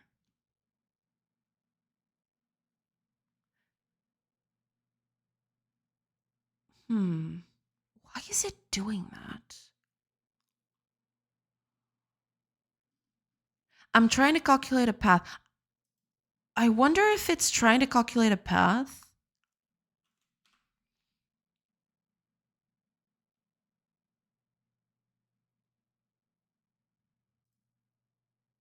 Oh, that's not good. I mean, that's fine. But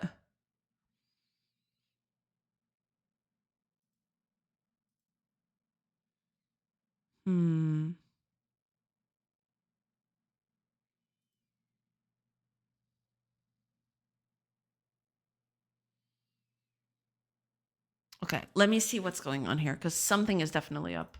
Okay. Let me run this in debug mode. See what the heck is going on with this thing. Violence is the beating heart of everything. Blood for the blood god. Skulls for the skull throne. Milk for the cornflakes. Exactly. Okay, what is the matter with you? Okay, stand still. No, that's not the problem at all. Okay, let's just pass the turns. Okay, here we go. Okay, so what's happening here? You find a target, lowest health reachable. The target is not found, so we're gonna try to get the closest entity.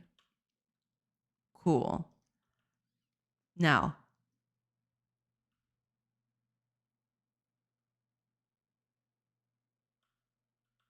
this is all fine. Okay, get neighbors of target. So our target is 153,232. Okay.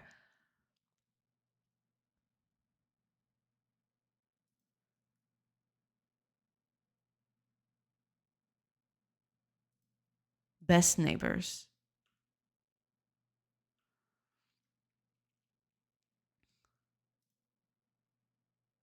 Makes sense. Best neighbor cost is at -1 though. So that's not good.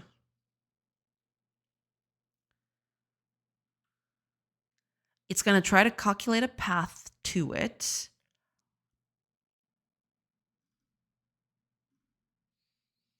Now,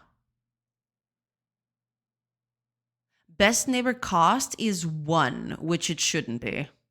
Or rather, it is -1. So it's got this whole path, because that's where we're at, right? I want to go to 153 to 132, and I am at currently 156,239. Okay. So this path starts here, goes all the way here. Makes sense. Oh. So that's the problem right there. Okay. B cannot resist making 4K references. That's totally fine. I'd make a feature proposal for Godot. Do you mind if I share it here? Is something I really liked Godot to have. Yeah, sure. Share it in. I can't just check for this. I need to check if the cost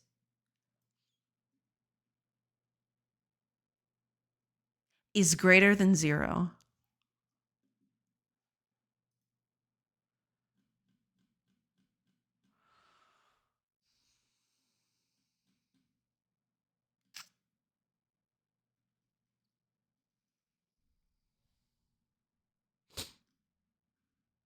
Okay, let me take a look at this real quick.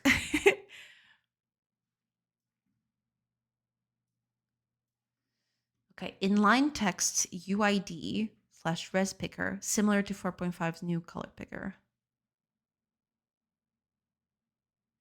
The friction with using UIDs for preloading is still too high. Ideally, we would still be able to see the res path while editing text, even when we use UIDs for the path. Having to hop out of the editor to get the UID from the file system panel isn't clear for beginners, nor is it quick as easy as it could be. Hovering over the string literal to see the tooltip that says the res path helps, but it's also not as obvious for beginners and not as seamless as the solution I'm suggesting. And not on this particular pain point, I've seen several other Godot users state that they still use res for similar reasons. I'm proposing an inline icon next to every load preload call, similar to the color picker that was just added to the editor. When the icon is clicked, it will pop up a menu to select load, quick load, or create new. Create new would have a script, resource, scene, etc. as options. These options aren't shown in my mockup, it just says packed scene. The UID would be converted to a chip containing the res path. It will just be what is displayed by the editor, not what is saved to the disk. Any other text editor that opens GDScript file will see the UID string literal. That way, it won't add any sort of complications with git diffs. This feature would also be used to get node instead of a file dialog that could open a local scene tree to pick a node from. If that would count as an entirely feature proposal, I can submit that as well if people are interested.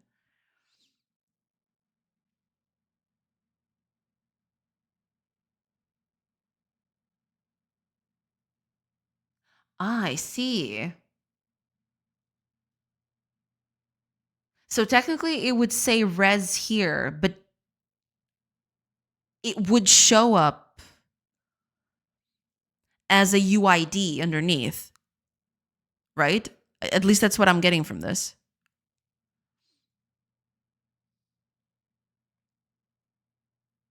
The value is still a UID. Gotcha, gotcha. Yeah, that makes sense.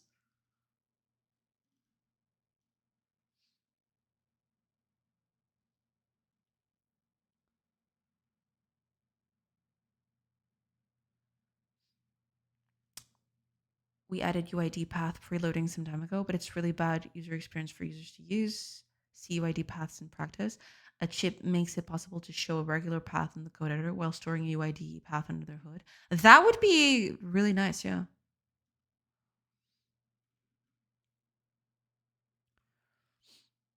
I can imagine the amount of work to add chips to text edit code edit though. That might probably be a bit of work. That is true. But yeah, that would be totally worth it.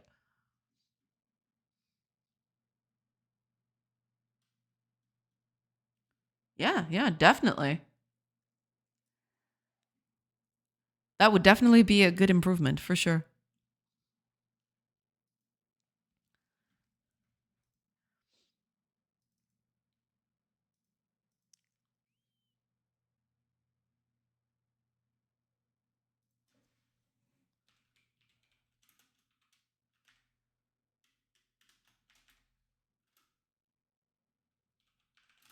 Okay, I believe this will prevent it from doing that. Thanks for sharing it on stream. No problem at all. No problem at all. It's always nice to see proposals, how people, how people want the engine to improve. That's pretty nice. I think it's one of the best things about Godot, actually. Everyone wants to improve it.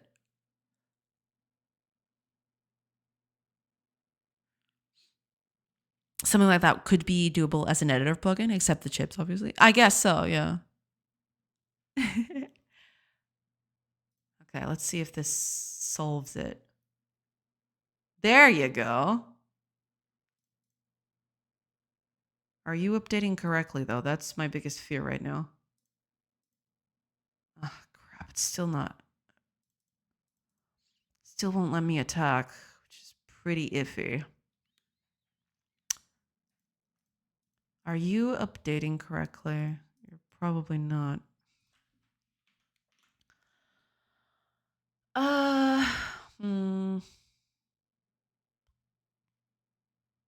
Why not?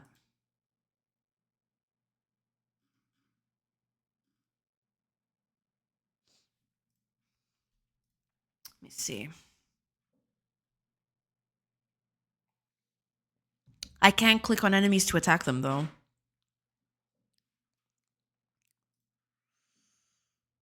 Why is that?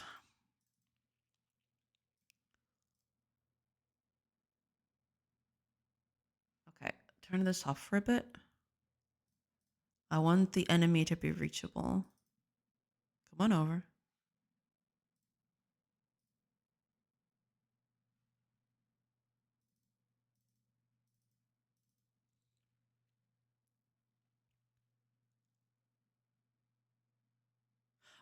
Okay, that's bad. She's not attacking. She can attack, but she's not doing it. Oh, God. Okay. That's bad. That's real bad.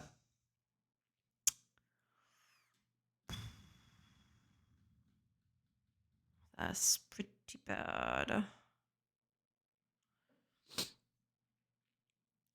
You give me ideas. That's nice. That's very nice. It'd be so cool if there was better plugin support for more inline editing gizmos like the color picker. That'd be pretty nice, yeah. Hopefully they'll open that up in the future. Oh, Connie! Welcome, welcome! I hope you're doing good. Welcome in, welcome in. They had to implement the color picker somehow. Should it be also possible to use this logic with an editor plugin? I mean, the whole syntax highlighting and auto-completion is possible to use in an editor plugin. Possibly, yeah. I don't know a lot about that, though. Unfortunately, I'm not the best person to talk about that sort of stuff. But welcome in, Connie. Welcome, welcome. I hope you're doing good. Maybe it is now that I think about it. Possibly. Also, hi, Connie. Hi, Connie. Welcome, welcome. I hope you're doing good. Okay. This thing is not doing it correctly, which is pretty iffy. You know, there is an enemy in range. She's not doing anything. Wow. Wow. Mm.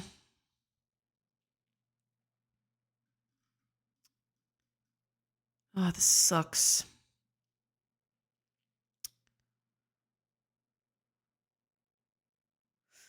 Oh, also, ads are going to start in about 15-ish seconds. I will take a quick break while the ads are playing, and then I'll come back. Just letting y'all know.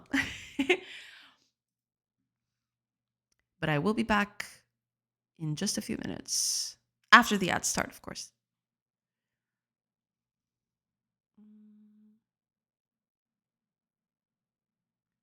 Something is happening here.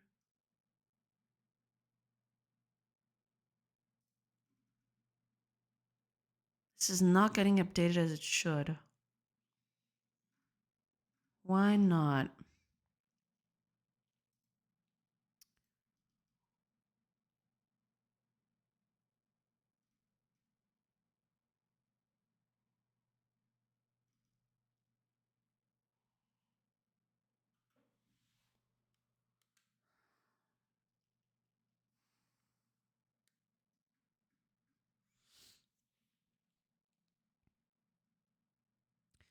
Do you maybe know if you can have multiple projects in the solution and split scenes apart over multiple projects? As in have a scene that gets used in different projects?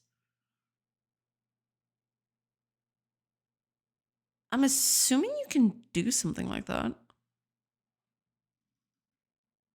Though that would need some sort of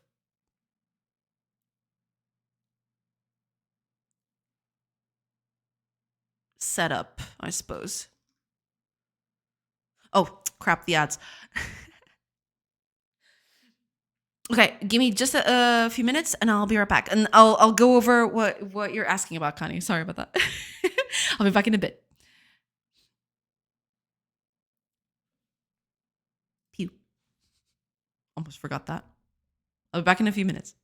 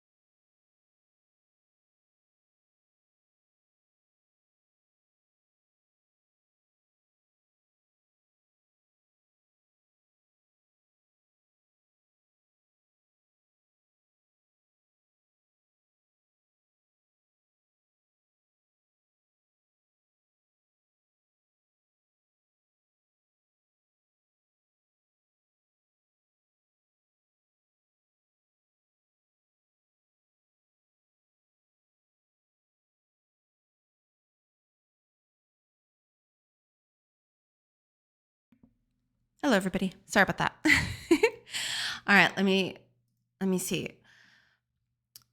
Do you maybe know if you can have multiple projects in the solution and split scenes apart over multiple projects? Writer having a library, for example, with scenes to reuse in other projects too. I could see that happening. Yeah. I don't know if you're still there, Connie. Hopefully you're still there. But I can see that happening with maybe a submodule. Something like a, what's the word for it? Didn't get it running? Huh. Because the one way I would try to solve something like that, unless I'm misunderstanding the problem, right? But the way I would try to solve something like that would probably be through a Git submodule or something like that. Yeah, yeah. Outside of that, because I'm assuming you want to reuse these throughout projects which are not, well, related to each other, right? You'd want a scene, you'd want the scene library, but it would be two completely different projects. And yeah, that would be my best way of doing that, outside of just straight up copy and pasting it. But then you wouldn't have, if you make any changes to it, then you wouldn't be able to easily transition the changes that you did to it. You'd have to copy and paste every single time. Yeah. I have an inventory system with views, etc., and I want to use them in different projects, for example. The code itself isn't a big deal, but the scenes. Got it, yeah.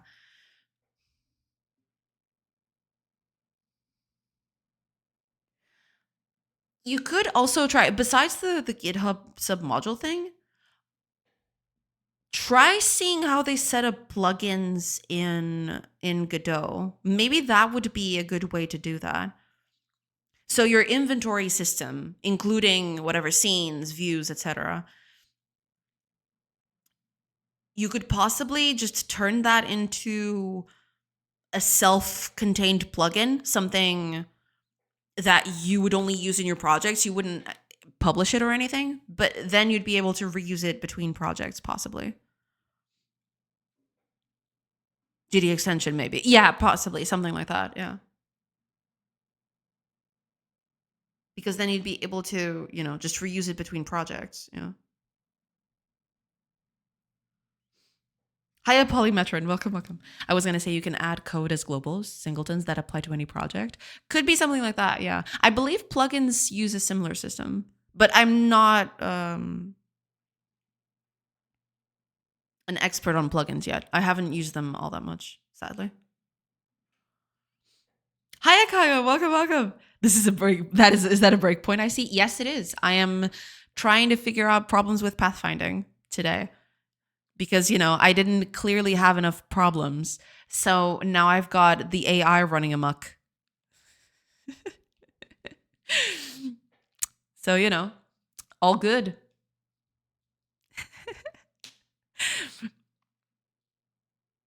I watched the video again yesterday night. It was even better than the first view. I love every second of it.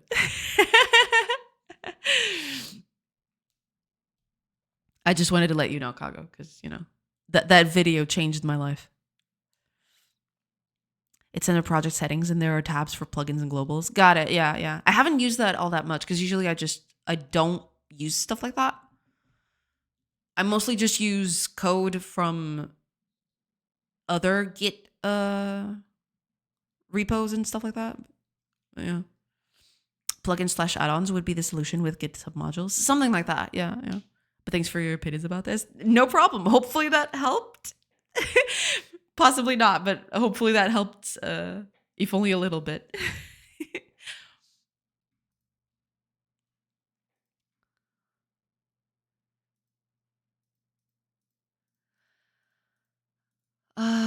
Okay. I'm glad you all enjoyed the video and that my alpha Portuguese was understandable. Yeah, totally. Don't worry about it. It was totally fine. It was beautiful. No, but seriously, I loved every second of it. Plus, it was also a good plugin right there. You did a bang up job with that.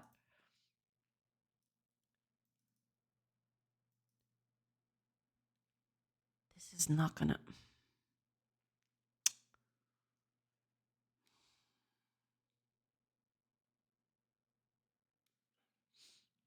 I use mostly custom code, so I have to edit the engine often, and that's how I found it. Project setting is where you do all the in-engine add-ons, VS messing with the backend. Ah, got it. Makes sense. Yeah. In my case, I have a lot of custom code.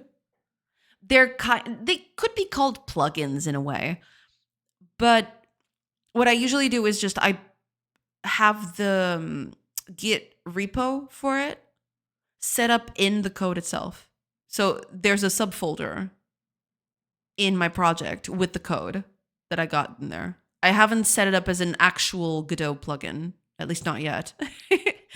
I should do that in the future, but right now I'm just setting up stuff very slapdashly. That's not a word, I know, but I'm setting it up in a very slapdash way. It's just basically just chuck the code in there and I'll figure it out eventually how to set it up as a plugin.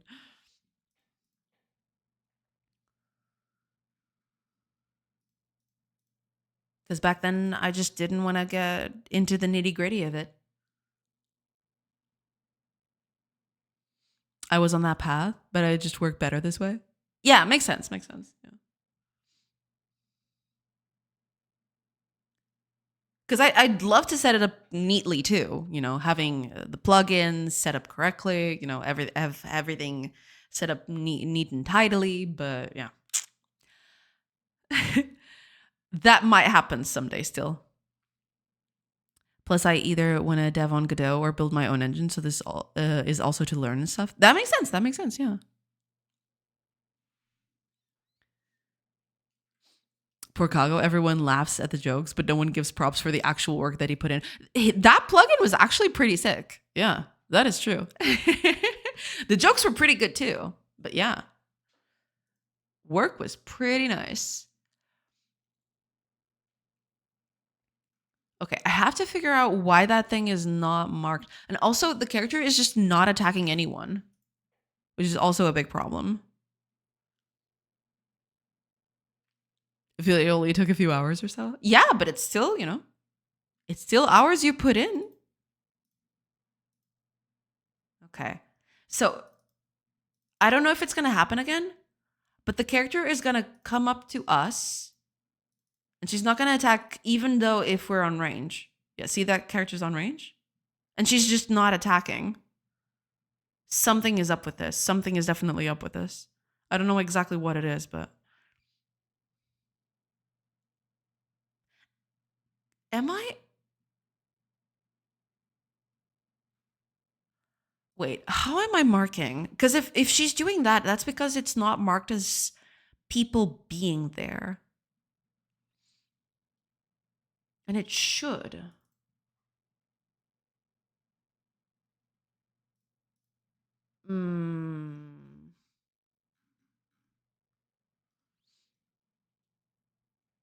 Cell properties. Where am I updating this? Attackable. None.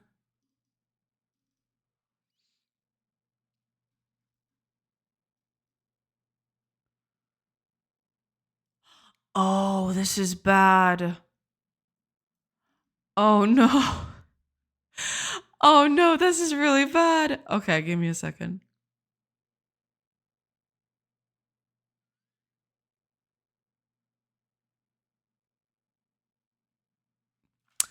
It wasn't supposed to be like that, actually.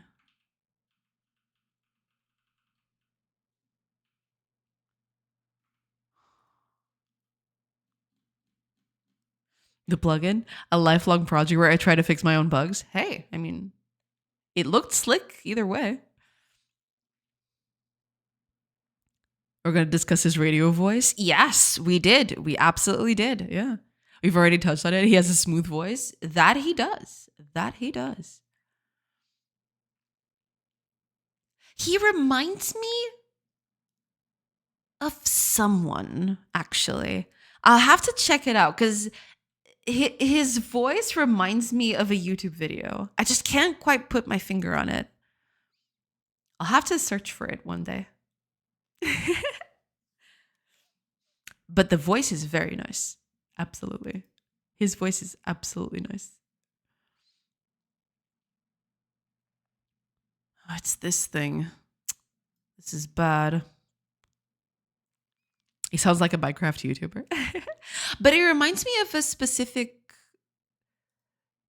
YouTube video. I just can't quite put my finger on it. Which video exactly is it?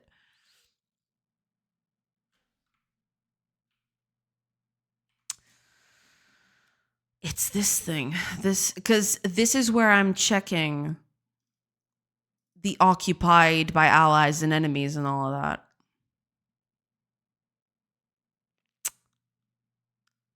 That sucks. That really sucks. Because I need this. I need this to make everything else work. If I cut it, then yeah, I'm in big trouble.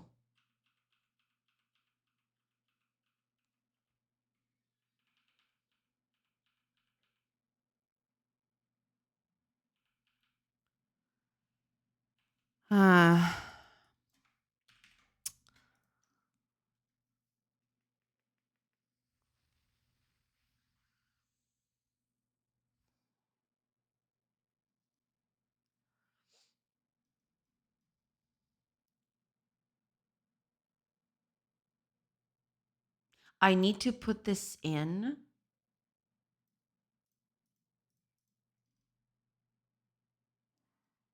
Let me see.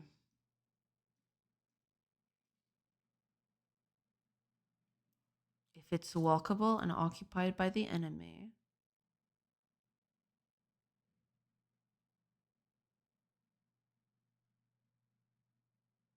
No, wait a minute.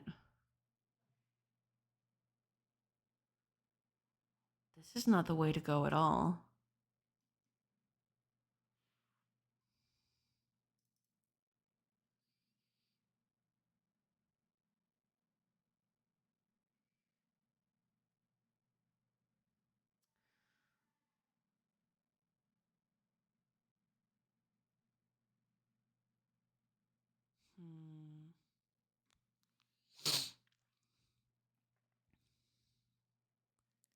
Tio Nex, estás a deixar-me envergonhado. We're just missing Fire's voice in our lives. True, true. Very true. I already know what you sound like because I watched the developer interview you're in. Yes, same. My voice is good to put people to sleep. Not at all. What do you mean? You're fine.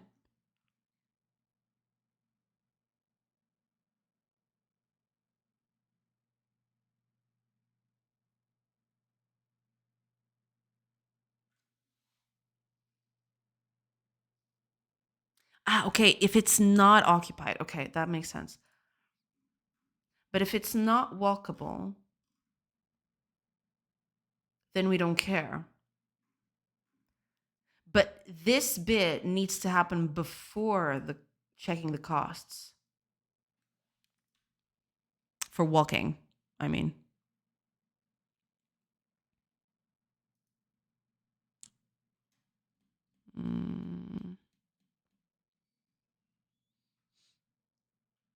Apparently, from those who have heard it, I have a very night radio voice. Nice, because it's so smooth and appealing. Look at the ego on my uncle. Think Oceano Pacifico. Yes. I request a Fire podcast. That'd be pretty cool. That would be extremely cool. Okay, I'm going to move this up here.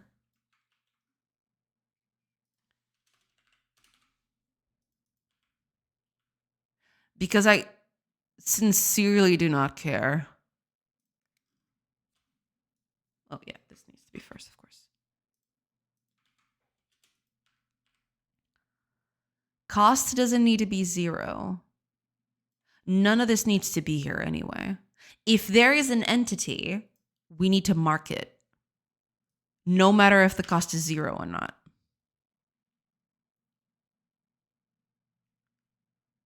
I'm just doing this because I don't want to check for myself,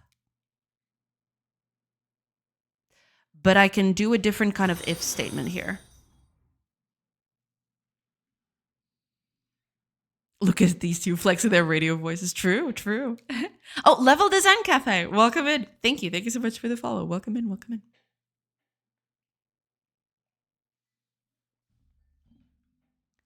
All I'm doing here,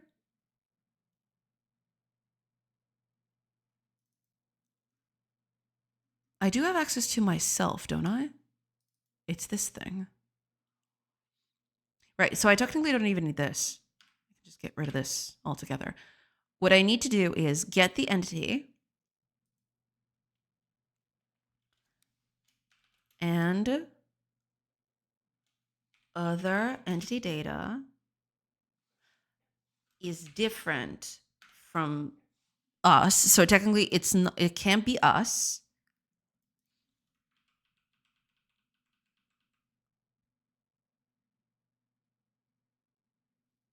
Right, right. And it needs to have a faction component. Makes sense. So by doing this, hopefully we'll fix the problem. We'll see.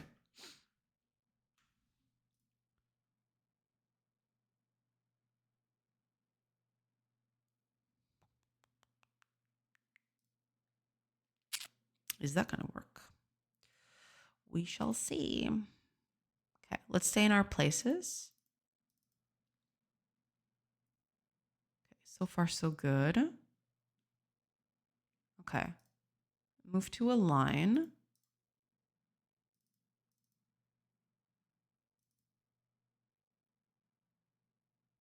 She's not attacking still, but I can attack again. So there's that.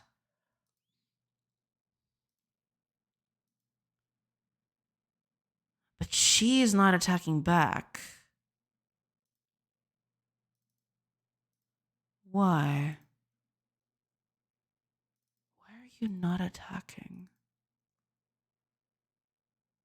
What? Girl, where the heck are you going? Okay, but at least I can attack. No, I can attack characters back. But the AI is just not doing that. Why?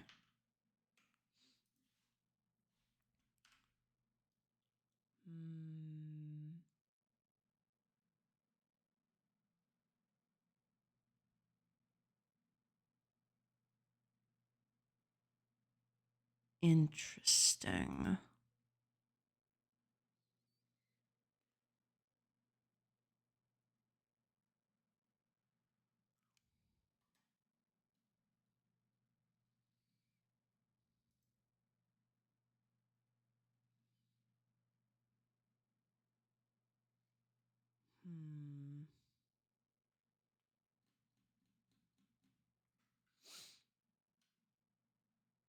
Not at all. I'm actually quite shy. Even for online games, I don't turn on the mic. Oh, I don't either.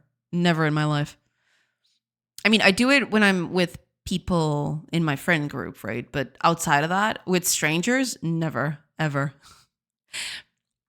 I cringe listening to my voice. All I can think is, ew, this guy probably loves computers and anime. I mean, that's nothing to be ashamed about. I'm only just now returning to Godot. Does anyone use the 3D scenes and know about axis orientation? I believe there was a graphic somewhere showcasing that, but I have no idea where it would be. Let me see if I can find it.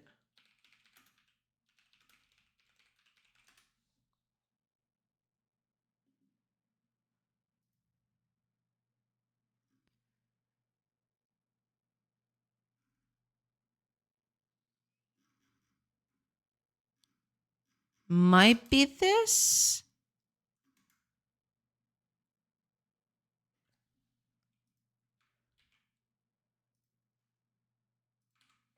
Here you go, Polymetron. Hopefully that helps. I'm not sure if that's exactly what you're looking for, but there you go. Our own voices always sound bad to us because we have a different idea of what we sound like. That is very true. Yeah. Especially in recordings. Good Lord. And Rockman. Super fighting robot. Mega Man. Fact. True. I have a bit of experience doing 3D stuff. What problem are you having? Yeah, Kago does quite a bit of 3D, so he'll probably be able to help you out better than me. Oh, Tanel, welcome. That code looks so deep. Oh yeah, it is. It is pretty deep, for sure. It is a thing. But welcome in. I played some old Mega Man. If you kill an enemy, go back a few steps to the point where the enemy's off screen and he revives. Heck yeah. You want to farm that for XP. I'm just kidding. I know that's not how it works.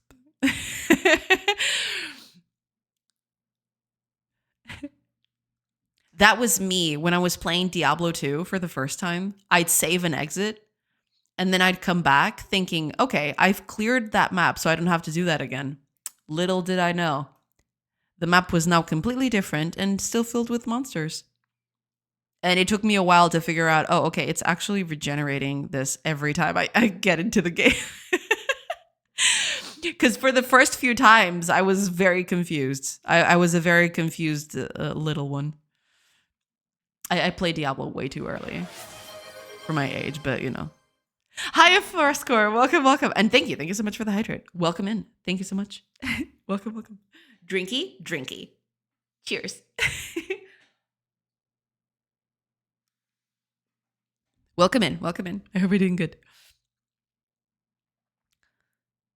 That's how most of the games work. You can take advantage of it to farm HP drops. There you go.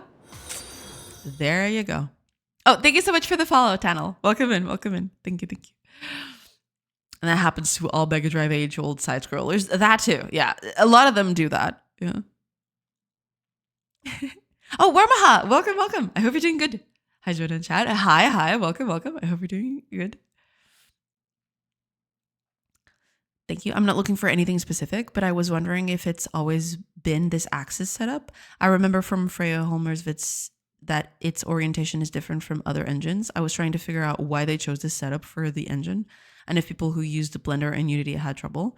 I mean, most of the time, no expert on that. Kago will probably be able to tell you better than me. But most of the time, it's going to be an export thing. You'll have to export the model with a different axis.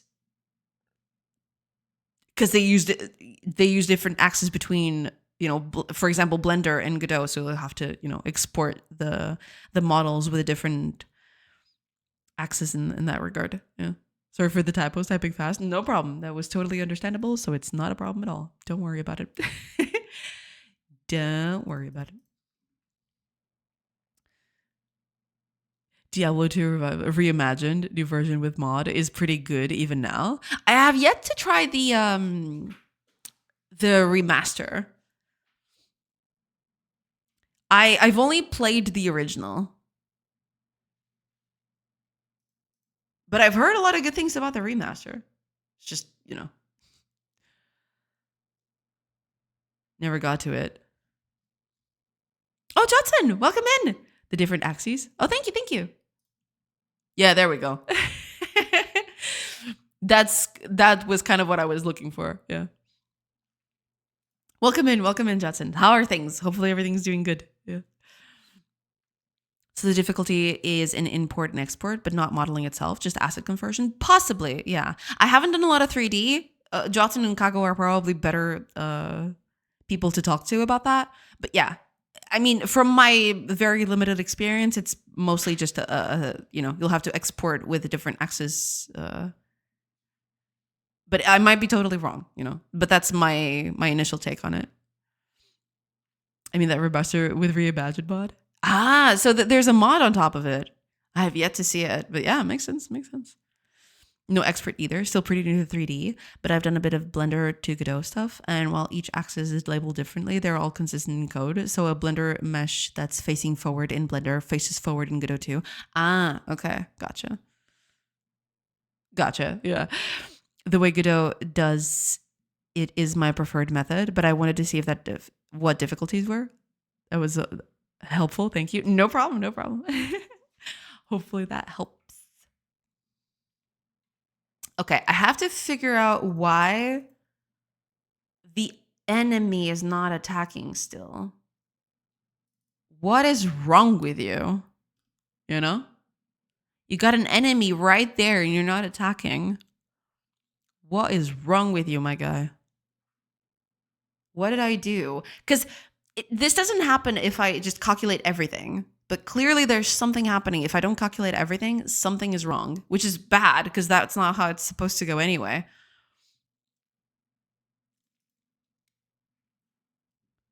Okay, come on over. So the best neighbor cost is -1, which means you can't reach it. That's fine. So that means that you just walk towards it.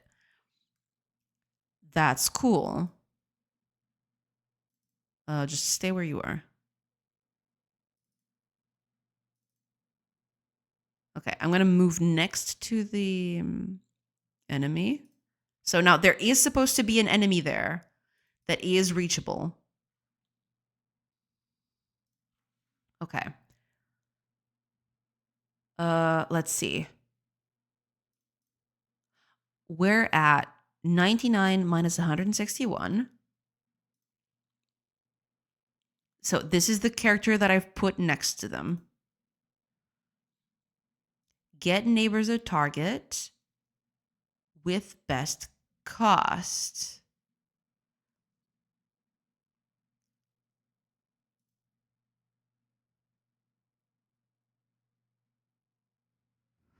Okay, why are you... You should at least have 2 positions here. And the best neighbor cost shouldn't be -1. Yeah, it's already... This is the problem right here.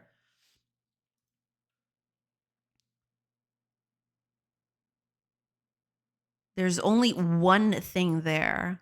102 minus 161.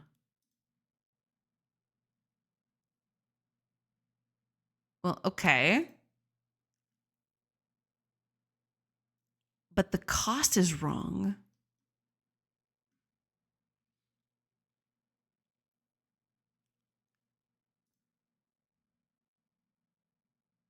$99? Aren't you... Not 99. 99. 101.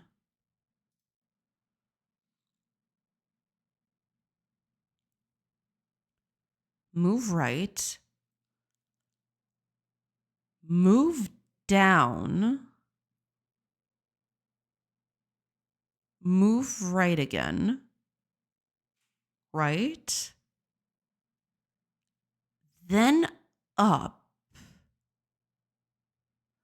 What?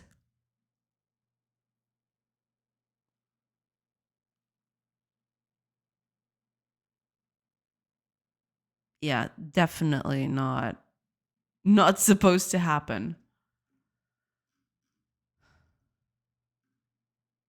Yeah, suddenly the best neighbor cost is, well, -1. So it's not even gonna... You're gonna trim the path to possible.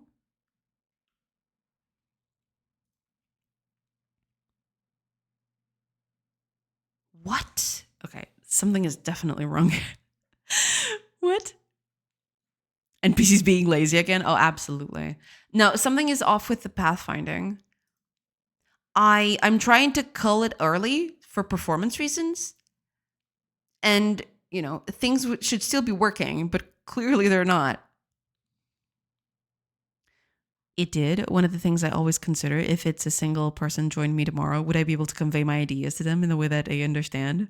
This is how I approach writing. So I also apply to coding projects. That makes total sense. Yes. That is a very good way of looking at things, for sure, for sure. Pathfinding is crazy sometimes. Yeah, no, but I mean, it is working if I pre-calculate everything. I stopped doing that because I wanted to have an early exit for performance reasons. Because I was doing that before. I have it over here. Yeah. This is I'm pre-calculating every single thing everywhere. But I stopped doing that because that was just taking too much time for basically no gain. So I tried an early exit here, given the movement that I can do. Problem is, as soon as I put this in place, things get very weird. Very, very weird, let's just say.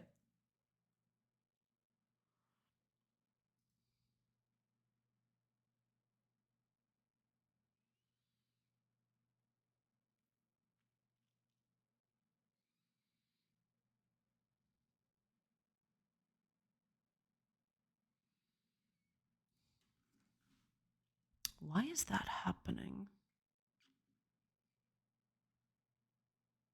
Because this is the pathfinding, 100%. The pathfinding is just not doing things as it should. Okay, let me take a look at that again.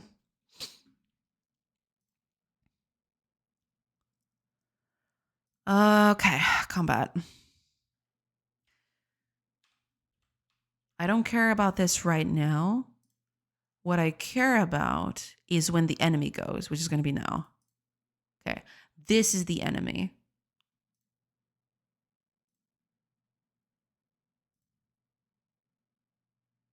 Faction should be...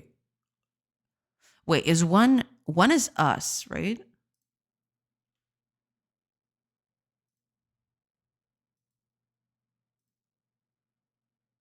Should be 2. There we go. Okay, this is the enemy. Okay. Technically, it's not going to be able to reach us. I just want to see exactly what happens here.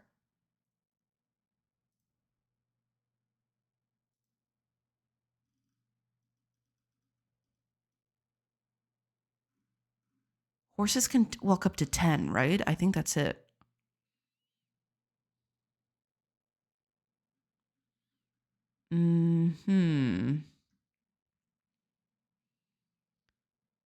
So this is all fine and good.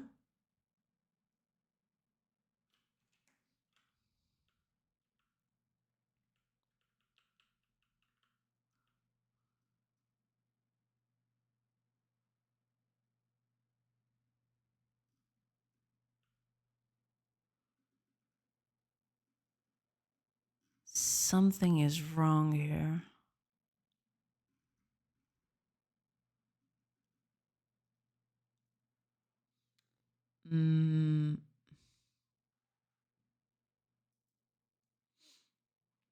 Just because interested. Is that star pathfinding?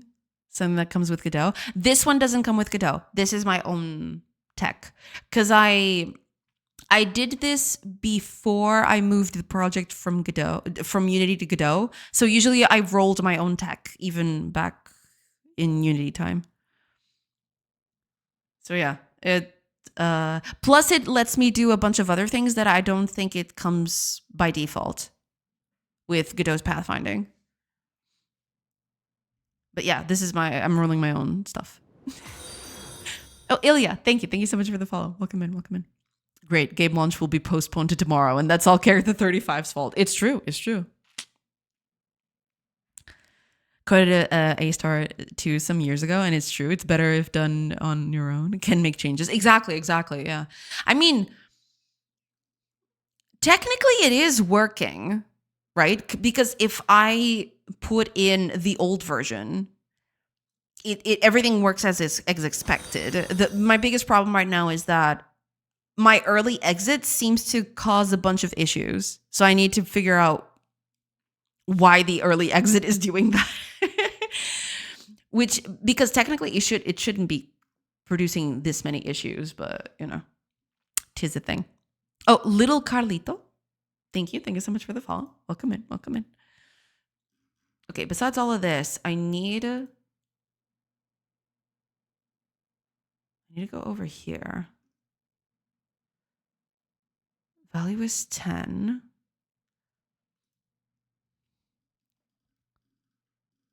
If it doesn't have that,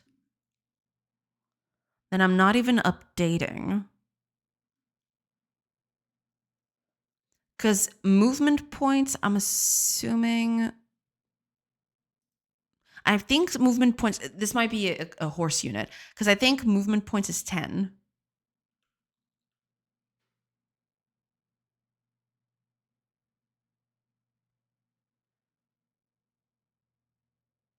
Minus 72, 240.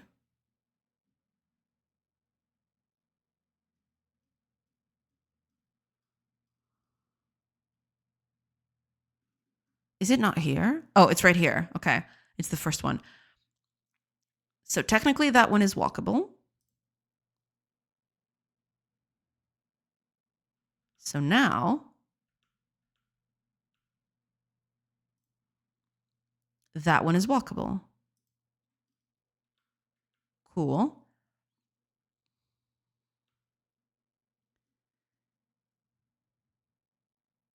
It doesn't have any... Wait a minute.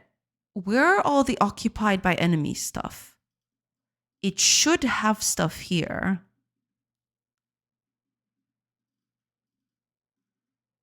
It should do this, yet it's not doing any of it.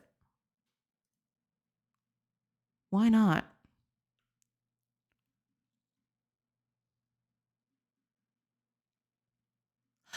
Oh, I think I know what the problem is. Do I?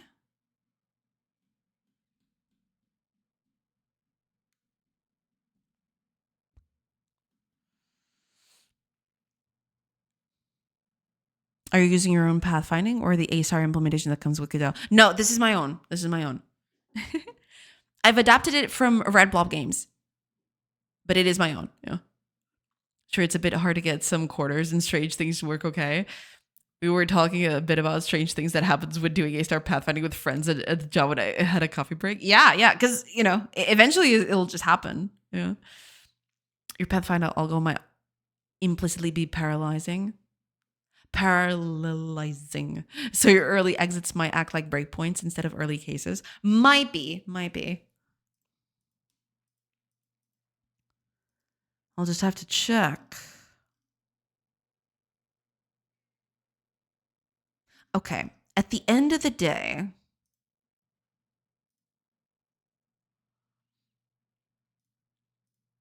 I don't even think that this... Okay, give me a second. Take that off.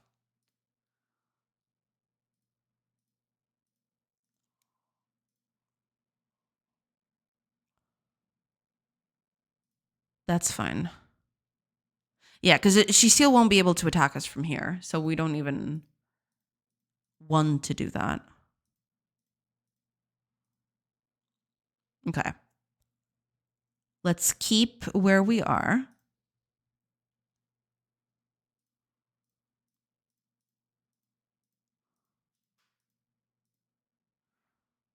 Let's all move backwards.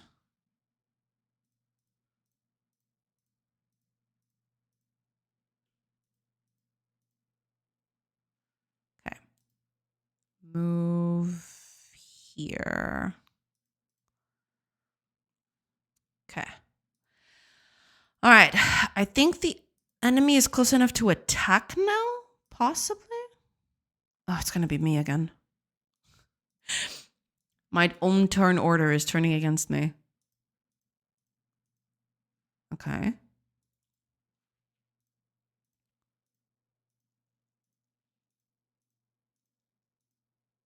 Okay, yeah, she's still not going to be able to attack from here. So I'm going to have to wait another turn.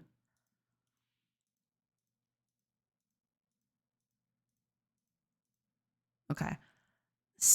Everyone stay in their place.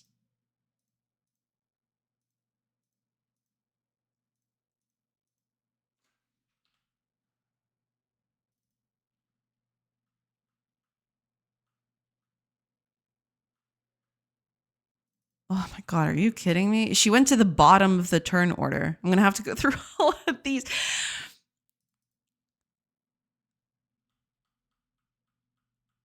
Okay, 3 more people to go. 2 now. Okay.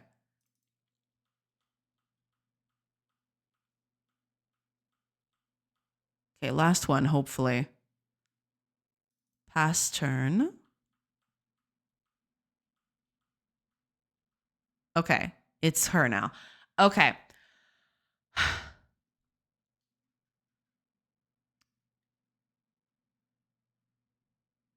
So we are, where are we? 71, 234. 73, 230.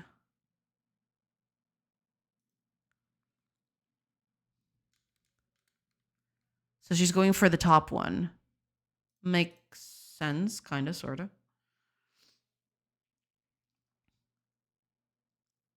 She can reach it though. Where are you going? 71, 234. So she's going up, left, left again. What the heck is she doing? She's got an enemy right here to attack.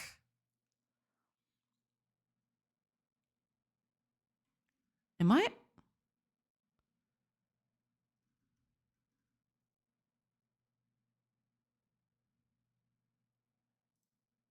My target is character 35. It's always character 35. Okay, where is she? 73, 230. 73, 230. Ooh.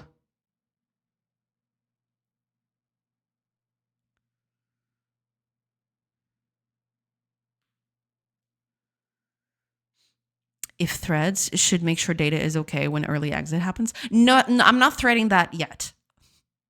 That might just be a bit too crazy for what I've got right now. Well, what I do is an early exit. That's it. Basically, what I'm doing that I wasn't doing previously is I'm calculating the path towards a certain distance. If the cost to a certain cell goes beyond what the character can do, I just cut off that part entirely, basically. It's the issue I had with my implementation. Technically, it can still find a path within the grid. I had to be kind of verbose with the cases. Got it. You're less lazier than me. When I need pathfinding, I swear in my breath as I painfully type A star equals A star grid 2D.new. And then I give myself an hour to relax after that hard work. Well, there you go. Yeah, as you should. Trying to figure out how to improve Godot's A star 2 years ago is what led me down this path. Soon you'll be watching John Blow and Casey Muratori. Oh God. I mean, that's okay, I guess. A lot ready to use A star implementations are good, but it's so much fun to make your own too, and then it can make use of all things you have in game. Sure, it works like 100 times of using pre-made library. It is, and I'm okay with that. To be fair, it's supposed to be something simple anyway. It's just not doing stuff as it should though, because technically it's marking everything as it should, but it's doing something iffy with it. It's the pathfinding. The pathfinding is just all over the place. I don't know what the heck is happening to it.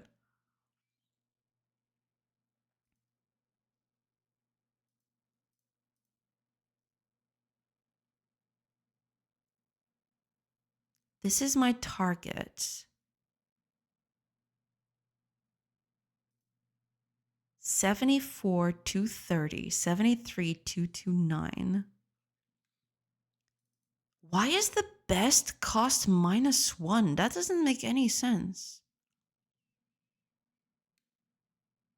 There should be plenty of reachable cells here.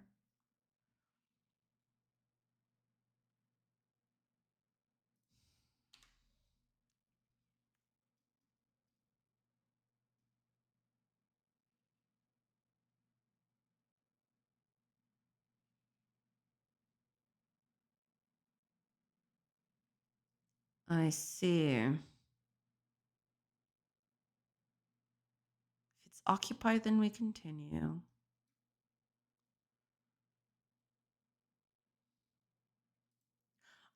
Oh, you idiot.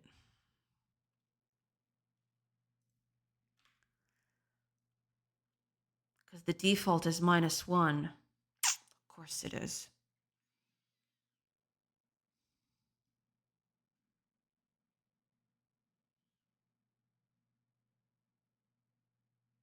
But if the cost is -1, I should just ignore it. In it.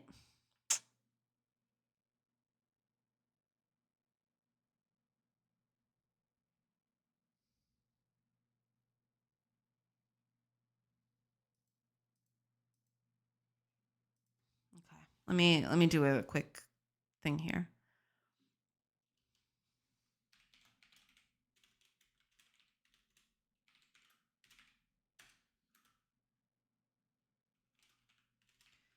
The cost is -1, then we just continue. We don't care about this one. Because, well, clearly it's not a thing. Is that going to be enough for this? I have no idea.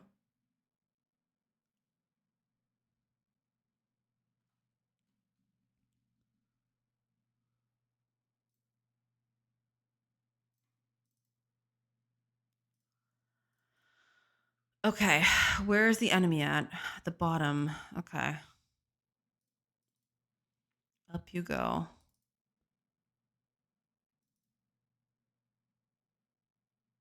Well, it's going to take some time to get here, but that's okay.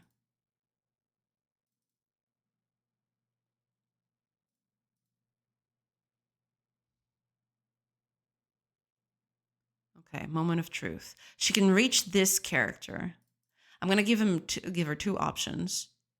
She can reach both. Okay.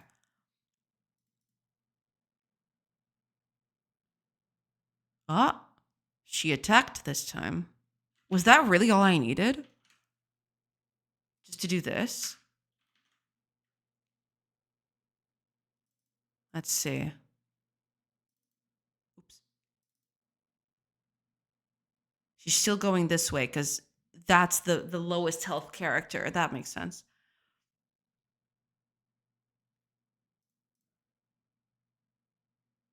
Okay, let's do another test.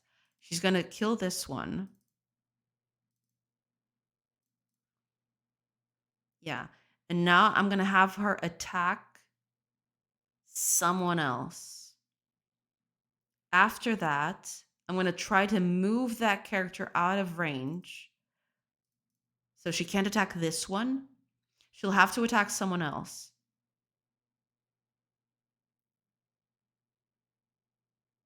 Ooh, that's bad. Ooh, that's really bad. Yeah, I knew I had that there for a reason. I figured out why now.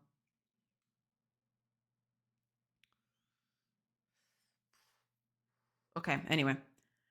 Let's cut off toward that character. She's going to attack this one. Now, I'm going to move into range again. And she should attack. Well, now they're both damaged. But this character can run way out of range. So she's going to go for this one. Makes sense.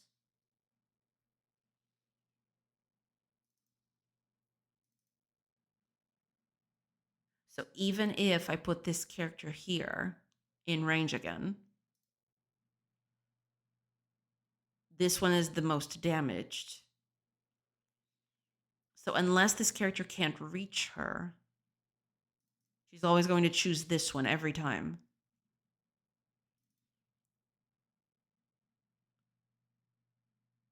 Okay. Now, this one is closer, but this one is more damaged. She's going to go for this one. Okay. I think that fixed it. I mean, I'll have to do a few more tests for this, but it does seem like it is fixed a little bit.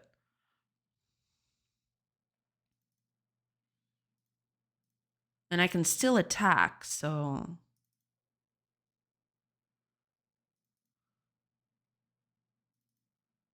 Okay. Seems like it's fixed. It's hard to say, but wait. Oh, they're all healed again. Yeah. That is something I need to change somewhere down the line.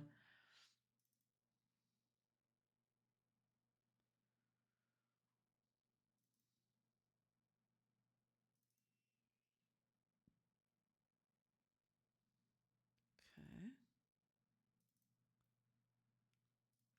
I can attack from any position I want. Cool.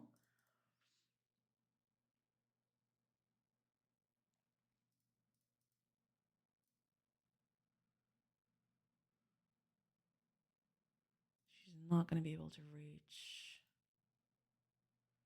Well, she's still going to attack this one because this one's already damaged. So there is that.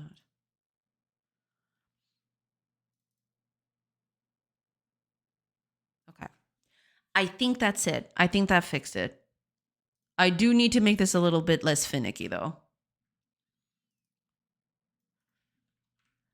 I need to make this a little less finicky, but okay. We got it. I think. Oh, ads are starting soon. I'm so sorry. Oh my gosh, and there's so many messages in chat. Okay, I will take a quick break, like I mentioned, and I will be back in a few minutes after the ads are over. So I'll see you in a few minutes. Pew.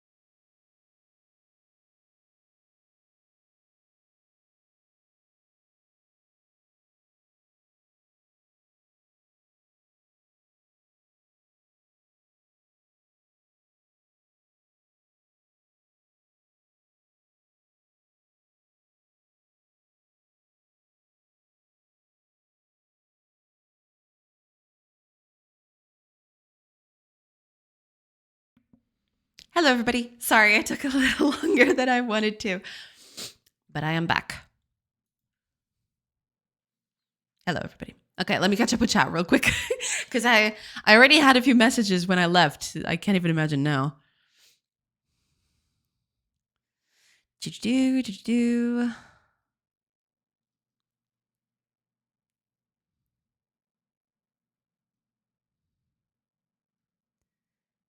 Okay. That's definitely an appeal to make your own solutions. It can go wrong, though. A few years ago, I spent months making a game script editor to solve problems with organizing text and translations. Then I realized the industry standard method is just fine. Oh, yeah, absolutely. Yeah, no problem at all with that. Yeah. I thought about if I could, but not if I should. I mean, in that case, right, I do like the. I do like exploring stuff like that because it makes me appreciate the work behind some of the systems that I use, right? At least then I know more or less how that works.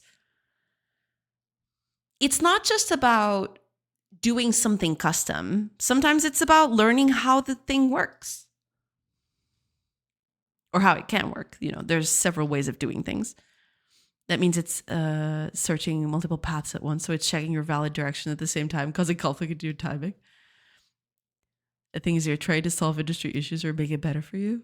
It depends. It depends on what your final goal is, yeah. Careful, you're going to get me started on plugging in again. Maybe you should, Kago. Maybe you should.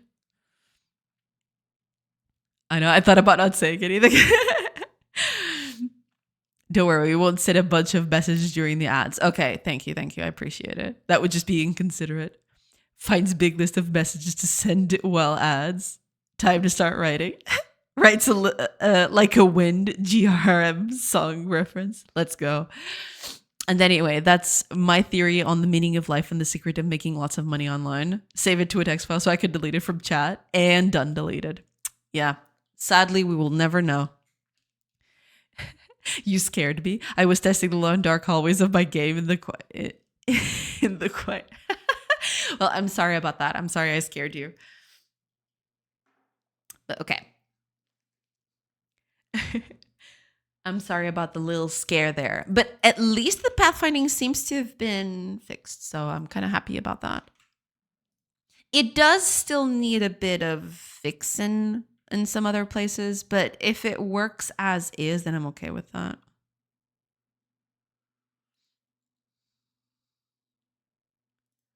Let's see. Mm-hmm. Oh, she's up there.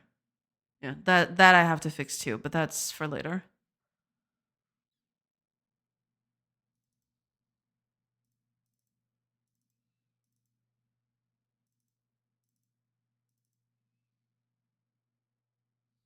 There we go. Let's cover this character up. Yeah, she's still going for that one. That's fine. I want to try and make her run away from that. So run away and block her path. She's going to be forced to fight someone else. There we go.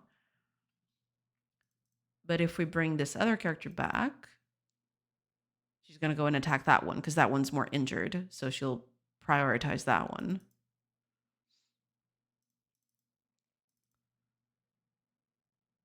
Okay. Yeah. I still don't have a death animation. I probably should do that. Probably should get that working sometime.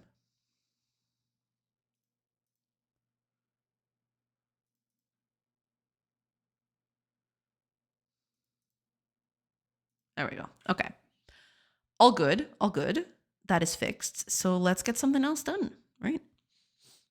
Excuse me. You'll never know. We read everything and saved it. Some pretty wise words from Fire, surprisingly. I see. Well, enjoy your forbidden knowledge then. Hiya, Craft Picks. Welcome. I hope you're doing good. Let's learn how it works. Have a good stream. Thank you so much. I appreciate it. Thank you so much for tuning in. Welcome in. But yeah, enjoy your forbidden knowledge there. I sadly will never know what the deal is, but y'all can take advantage of that knowledge.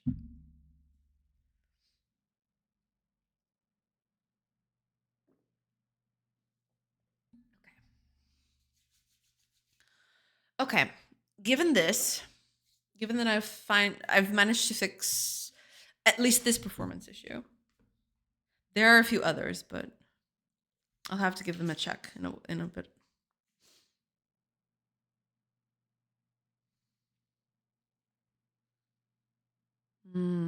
Oh yeah, I need to turn that back on. Where was that? No, wait a minute. I don't have to do that. What I need to do here, when the turn is over,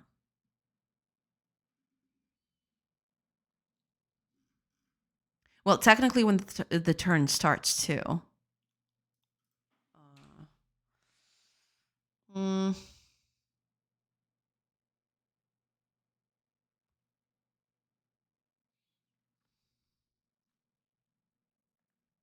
I should do this for everyone.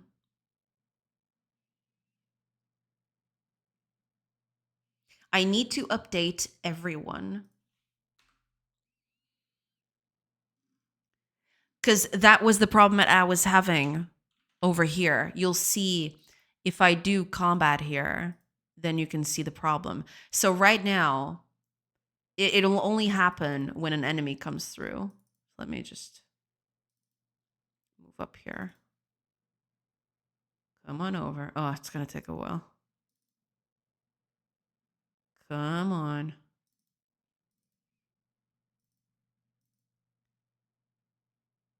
Oh, it's going to take a bit.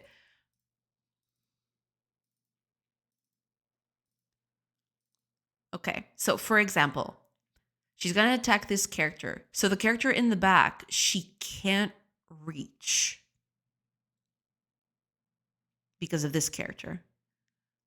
But say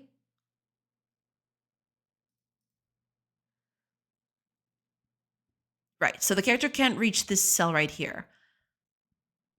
But if we move this character right here, down here, for example, this doesn't get updated, and it should.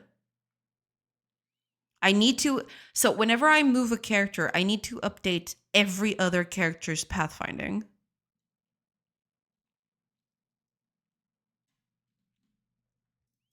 Because otherwise, this no longer applies. So for example, the character can no longer go here, and yet it's still saying that it can reach. It'll only update after it finishes its movement. So I need to figure. That's why I had that here.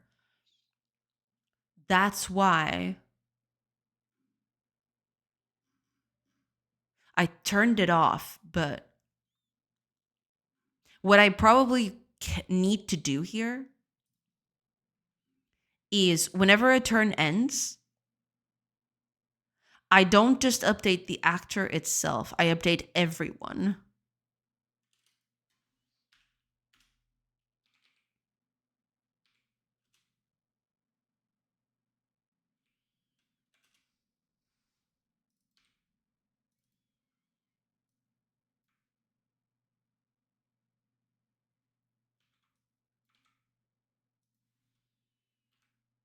And technically we don't need this for anything else, so it's fine. So if you don't have an entity combat component, we just keep going.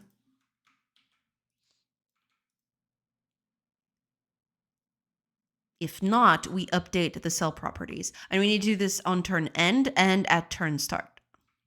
So both of those. But since we've already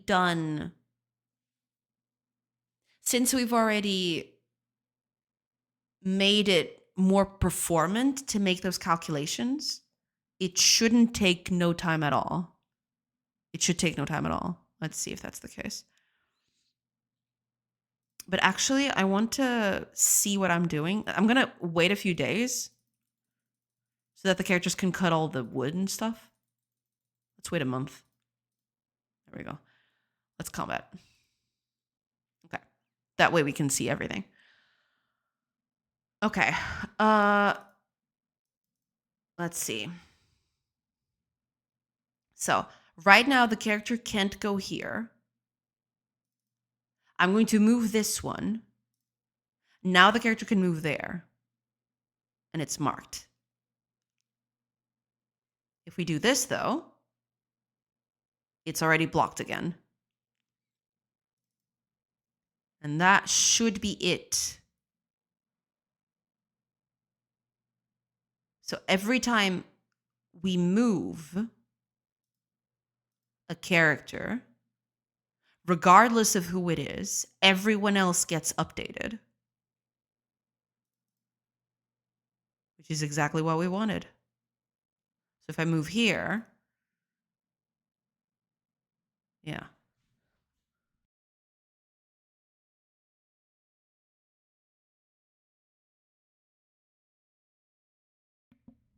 Woo! Almost didn't turn that off in time.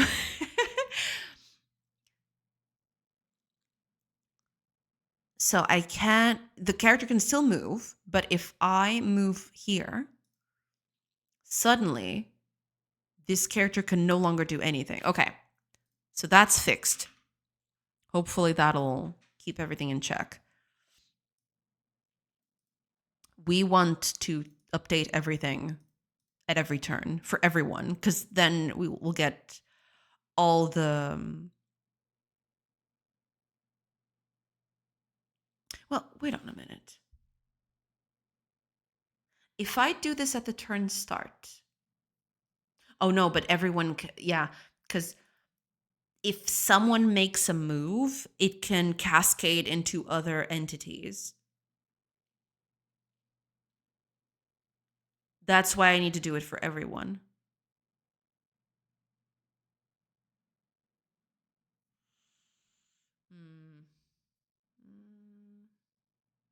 Yeah, I'll keep it like this.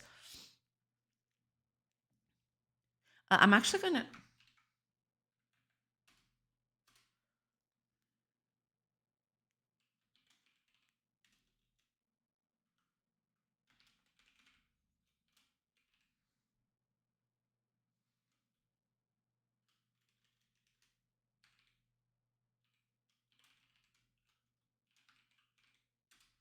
Something like that.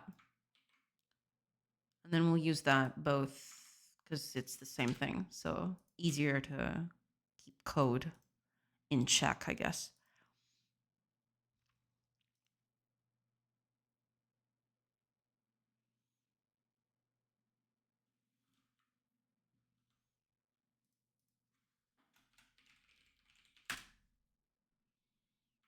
There we go.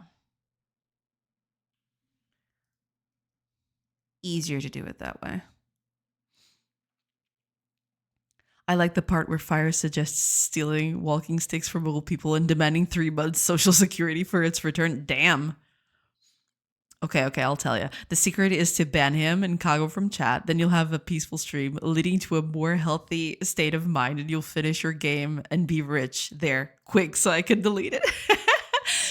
Excuse me? I contribute nothing but peace and professionalism to this chat. It's true. Absolutely. Zero earphone users got ears destroyed this time. But there is still change. Yeah. Got to go, peeps. Thanks for the stream, Anusha. Coup tomorrow, chat. Coup tomorrow next. Thank you so much for being here. And yeah, have a great rest of your day, and I will see you tomorrow. I was confused. What is this until I noticed that I had used Spain translation earlier today. Makes sense. Okay.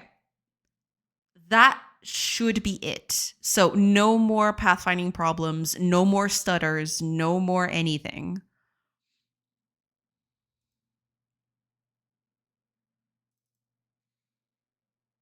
I think we're off the hook now.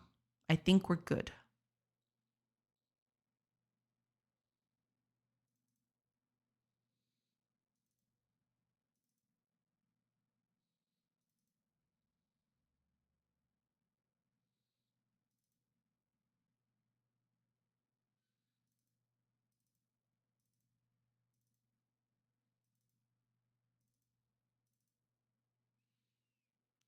Okay. So if I move here, suddenly the character can go here that far. Now, if I move here,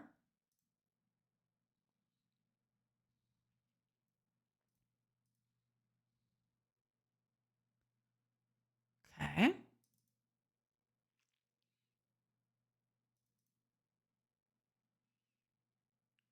Exactly. Okay.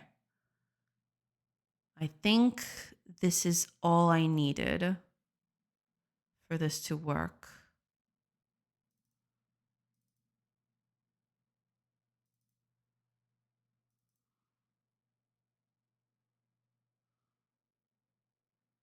And now she can move outside to this side again because the character just died. So there's nothing blocking her from this end too. Only if I do this. Yeah. Okay. We're good. Hiya, Chocobo. Welcome. Did you fix your trees becoming people problem? Well, yes, I did. I have another instance of that happening. Believe it or not. I know why it's happening, but I have another way of triggering that, which is kind of iffy. What else is becoming people? Everything. So basically what's happening here, is when I have a pop-up happening. So for example, if you're visiting a city or visiting anywhere, right? If I trigger combat here, I pause everything, every animation that's happening right now. Otherwise, the characters would still be walking in place, right? So when I come out of it, the entities will resume their animations regardless of whether they started it or not. So for example, if I go over here to a village and try to trade with them, hopefully I'll be able to do that unless they're friendly. So, all good, all working fine. Oh, I can trade with these. Can I? I cancel. And sometimes, not all the time, but sometimes, yeah, you see here, these two, I'm passing a, you see these? I'm resuming the animation they had playing, which, yeah, is that walk-in animation. And it's not supposed to play, but because there was an animation going, there you go. Yeah. Why do trees have animations playing? Not because they're getting reused, basically.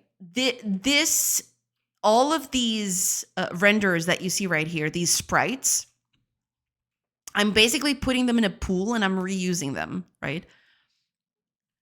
So this is happening because previously this was a person, and suddenly when I moved all of this here, when I got into this new view, these people were reassigned as trees and other things, right?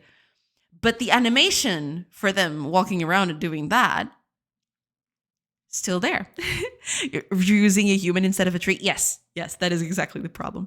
Because they're all supposed to be the same thing, right? They're all entities. They're all the same. It's just, some of them have animations and some of them don't. Yeah. Why would the original object reference get destroyed? It's not exactly getting destroyed. It's just that because it wasn't being, so when I leave somewhere, the object stops being used. So it gets into a pool for reuse later, right? It doesn't matter if it's a tree, if it's a person, it doesn't care. It just then asks for, a new renderer. And sometimes it used to be a person and it tries to play the animation beneath it. What's the max number of little humans? Right now, there's no limit.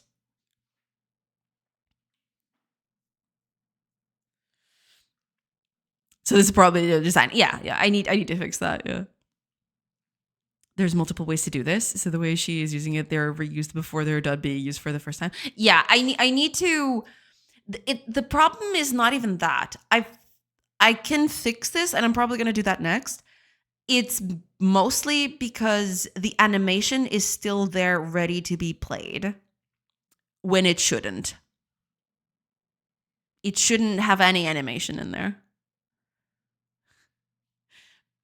But, you know. Wouldn't you want to create a pool by object type? I could do that, yeah. But since these entities are all fairly generic, I want to try and make it so that I can just reuse whatever. I just need, my problem right now is cleanup. I need to have a bit of a cleanup there. But after that, we should be good to go. I can even try to fix that right now. It's the evil of OOP. Yeah, a little bit. But yeah, you see, if I visit again, it's not a problem, right? Because all the animations have stopped. It's just a problem when I leave. When I leave a menu, it's trying to replay the animation that it's on there. Right? Because until I do that, everything is working as it should. Everything is working as normal. It's just that, once I leave this and try to get the animations going, it just does this, which is, it's not supposed to do that. But yeah, need to take care of that. But we got a big thing. Just fixed a big thing now. So let me just get this done. Yeah, I do need to. Okay, we'll do that at a later point. Yeah, should be good. Okay, let's try to fix that thing then. So over here, the problem is always the same. I need. Where are you at? Here we go. So you see, when I am at a place, for example, like a location, and I resume it, I resume the controller. And basically what the controller does is just it resumes the animation, right? So if it has an assigned animation, it'll still play it. And this is the problem. I can't do that. I can only do this if, well, I need to either assign no animation to it or just not play it if I don't have anything. So let me just look up here real quickly.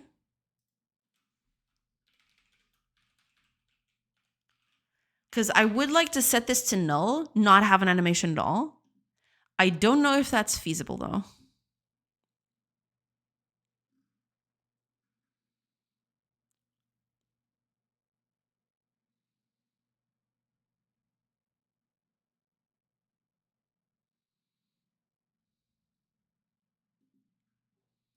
There is a current animation.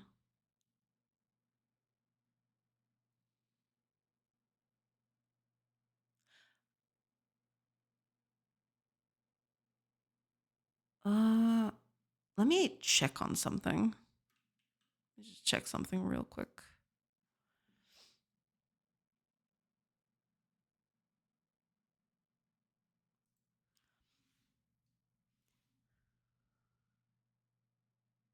Because it has a last played animation.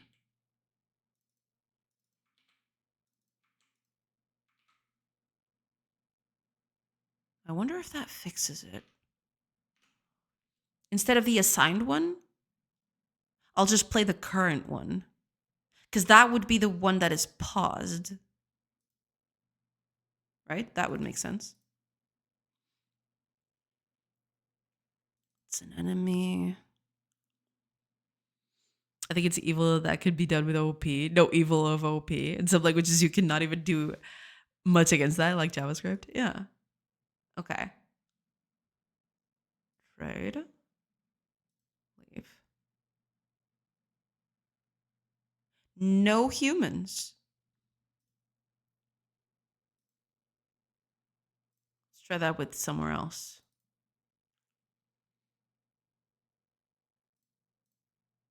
Oh, this is friendly. Okay. Trade. Yeah, it's not happening anymore.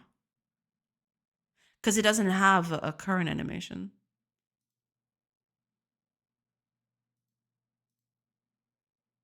Okay. I guess that was easier to fix than I thought. At least I'm not seeing that happening anymore. Yeah, my problem was the assigned animation. Because assigned animation, because it returns the animation that was last played. So that can't do.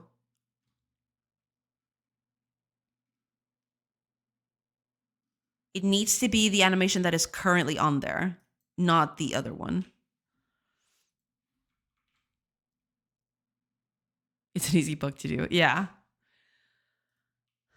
But turns out that was easier to fix than I thought. Okay. No more humans again. Just do a quick test here. Oh, wait, I have to visit somewhere first. There we go.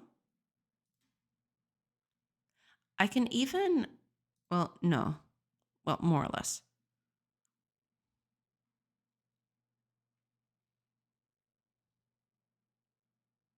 This is an enemy thing.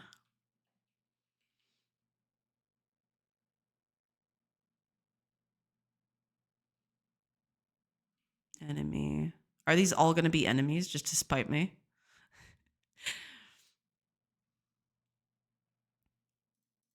The answer is yes. Oh, there we go. Okay.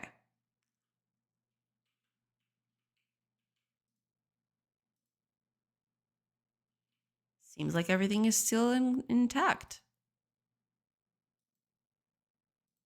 Yeah. No more trees turning into people animating. Okay. Cool. That's cool. That's perfect. That's exactly what we wanted. Pretty good. Pretty good. Oh, round around. Welcome in. Thank you. Thank you so much for the follow. Welcome, welcome. Okay. With that,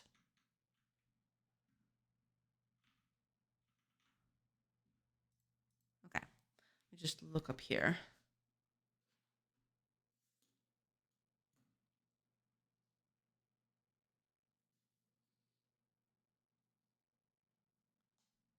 Okay, performance is done.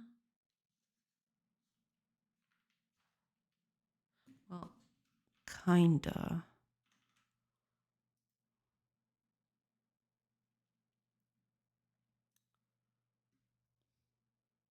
Is everything still working here? Pathfinding and everything else? Seems like it.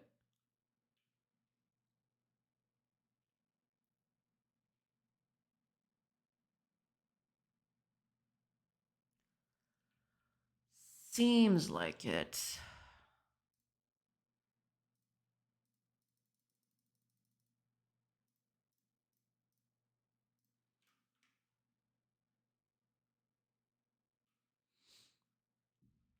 I'm a bit scared that we're going to do finally web clients too, but that means coding in TypeScript.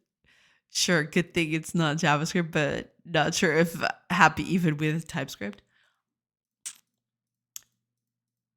Could be something good. Who knows? Just gonna grab stuff and put it in there. All good.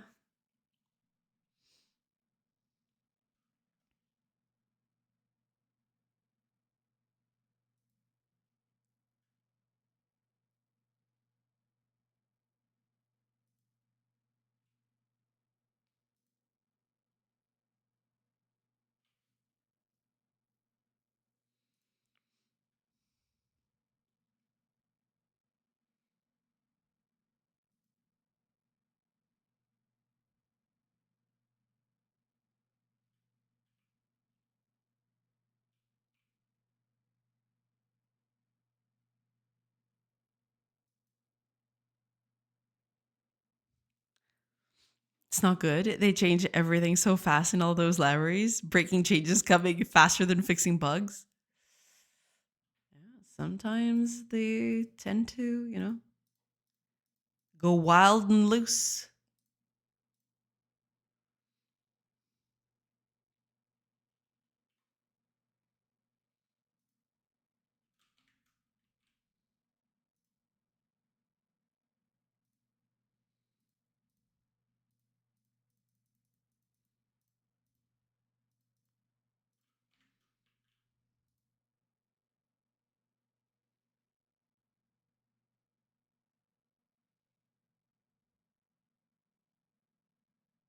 Oh, it's nighttime. I was expecting people to come over, but I totally forgot it was nighttime again. I'm almost done with the save game system. I cannot wait to move on to doing more art thingies. I don't like doing the technical side of the game dev for too long. Makes sense, makes sense. Well, I'm glad you're making progress. That's pretty good. Wild, wild web coding. Oh, absolutely.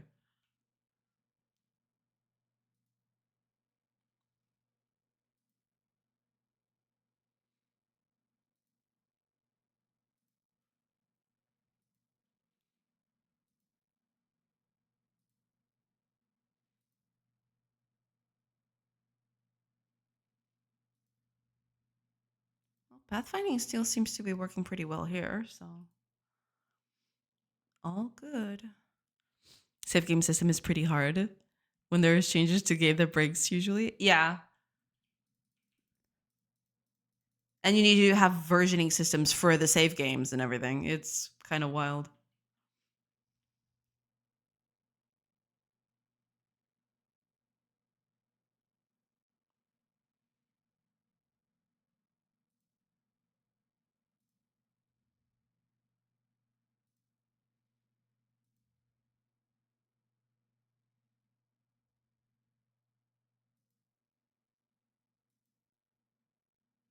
Wait, why are you cutting that small tree right there? What? That was a tiny tree. And this one's not even fully grown either.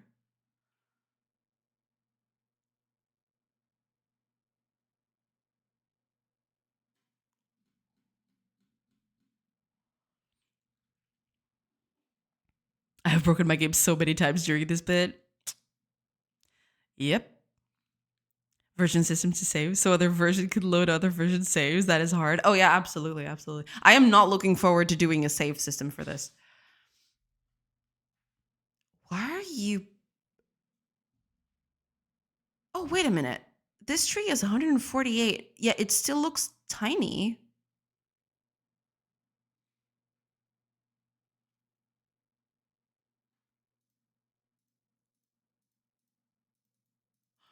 Oh, I think I've just done a terrible thing. Didn't I?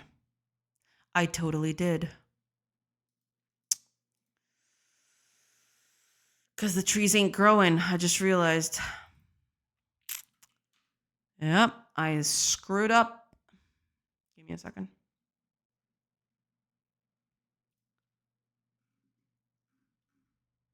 Yeah. There is something here. Yeah, it was this. I commented this because of the humans. I can't do that though, because otherwise trees won't grow.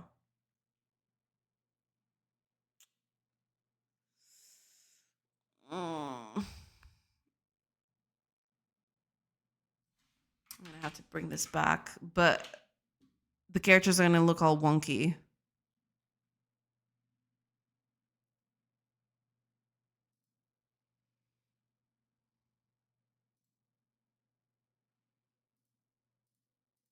Yeah, there we go. But then it has this thing where the characters just change their visuals every time. It's because of the whole system I made.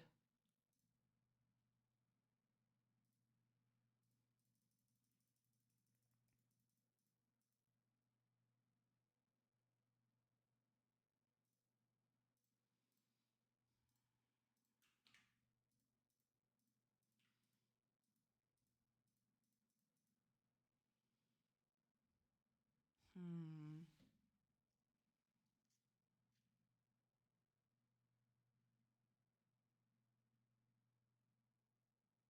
I have to do this slightly differently. I'm going to filter this for people for now. But yeah.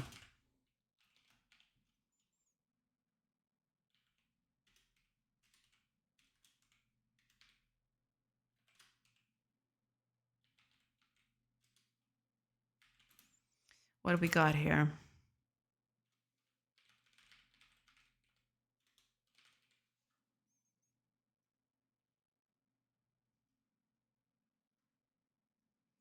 I got a human component. I won't update humans. Could do that.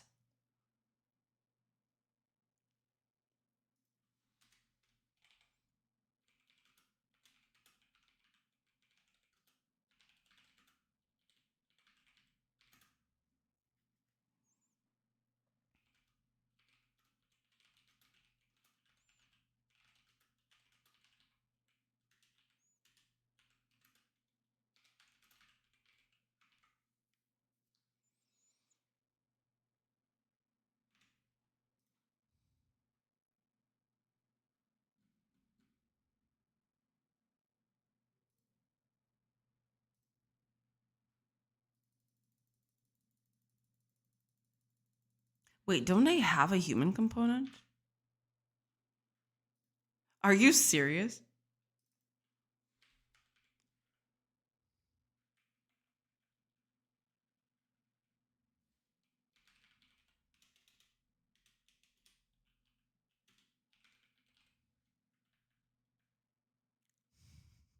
They don't have a human component.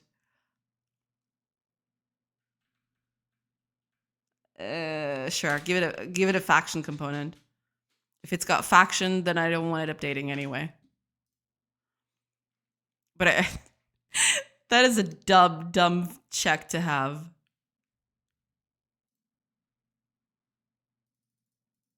Yeah. But now everything's all good. All good. But yeah, I need to fix this.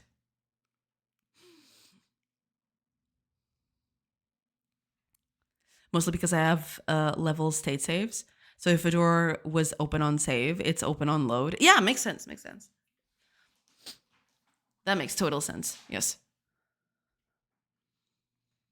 That is a good reason to keep the game in closed beta until finished enough of the game and I have safe systems that can survive from changes. Yeah, if you can do your safe systems early, and sometimes it's a good thing to do so. But yeah, it will go through heavy changes depending on what the game entails. Sure, in some games, save is just this level is completed and this is unlocked when it's easy. Yeah, it depends a lot on what the game needs. Everything seems to be fixed now. I just have a bug in the system that deletes save data on new game. Ah, gotcha. Okay. Anything complex like this, it will need a bit of thinking, sure. Oh, absolutely. You got to be careful with that because those save systems can get really complicated real fast. I have to restart the entire game for it to fix itself. Yee. Hopefully you'll be able to fix that. That seems like a fairly easy thing to find the problem. Maybe not fixing, but at least finding the problem should be easy enough. This is the most work I have put into a save system ever. I feel like solo Bethesda right now. Let's go. Not quite that good at saving level state, or advanced rather. It's not going to save things like the junk you can toss around the physics system or anything. Yeah, I mean, I don't think most players would expect that sort of intricate detail. So you're good. It's really good for learning things because it's not a simple thing of making a game complex first. Exactly, yeah. I told myself never to make games this big, and here I am. Well, yeah, I believe we all fall into that at some point. I get it.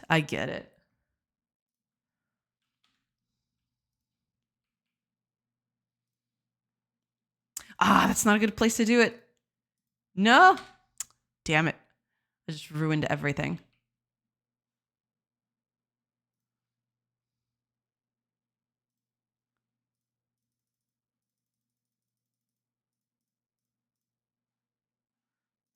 should start building now. There we go.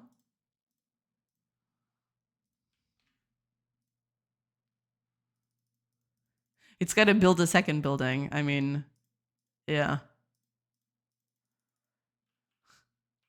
But at least it's built.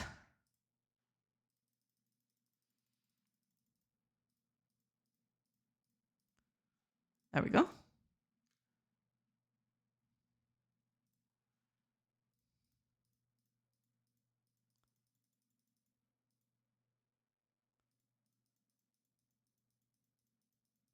I really do need to make this a bit more performant. But for now, so long as it works, I'm okay with that.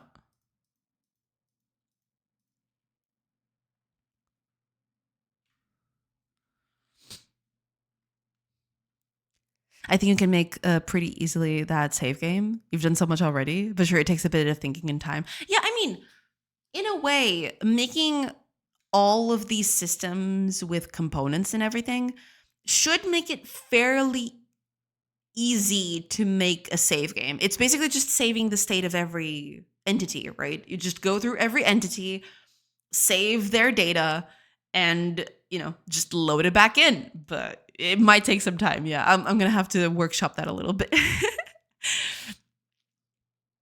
It was smooth sailing up until I decided to add throwable items because they're both consumable and they respawn after consumed. Yep, there you go. It's funny when earlier thinking two different things can not be the same time. When we find out it can and should happens a lot in other coding than games too. Oh yeah, absolutely, absolutely. I wanted it so rocks can exist in two forms, basically a virgin rock and a rock that has been interacted with. So rocks that spawned in the level that the player never touched get spawned back in, but if a player picks it up, it does not. However, you can throw a rock and pick it back up and it will save to your inventory. Makes sense, makes sense. So 3 states, I guess. Yeah. Never touched, but thrown on the floor, and touched and picked up, basically. Makes sense, makes sense. Makes absolute sense.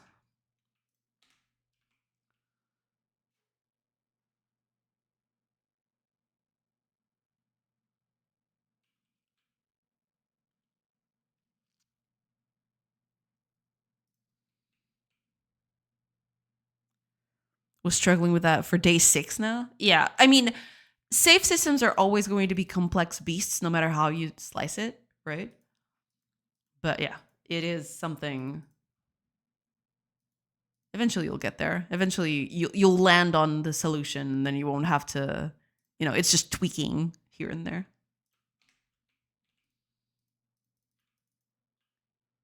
This thing was getting full. Damn. Look at all that wheat. Jesus. That's a lot of wheat. I don't even know. Yeah, sometimes it gets the best of you. It sure is basically the save game, but I want to be prepared to saves to be used when different versions. There needs to be some split between loading and API of both directions or something to handle that. API interface. Yeah, right. I mean, in a way, you'll have to, if you want to keep your game backwards compatible, or even, anything resembling compatibility between, versions and the saves and everything, you'll probably need some sort of way to keep the versions of your save, or rather keep versions of your loading system so you can load stuff from different versions. So it's going to be a complex thing no matter how you slice it.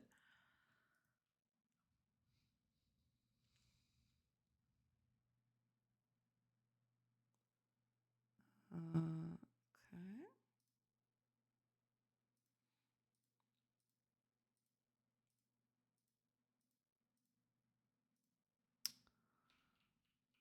Yeah, the wheat starts getting to you. Okay, take it off.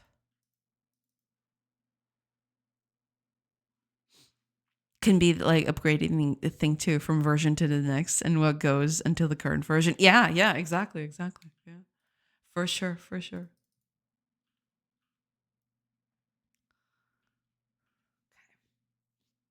I believe everything is working okay now. So that's good. What I need right now, though, well, I need a few things.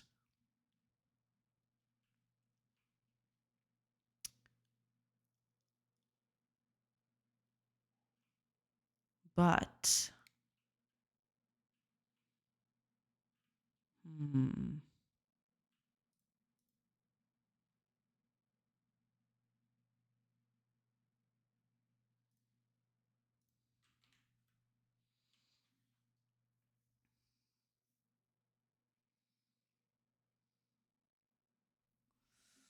in a way,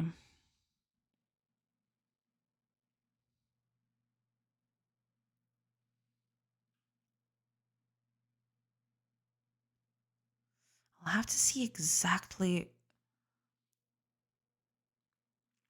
Could do a few other things. And I will probably need to do those few other things.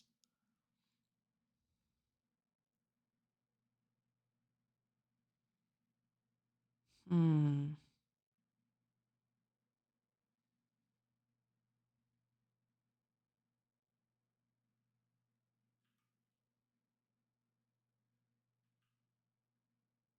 She's picking up stuff from there.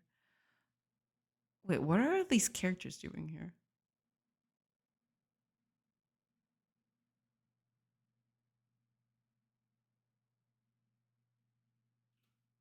Is that our party? Oh, it's our party. Yeah.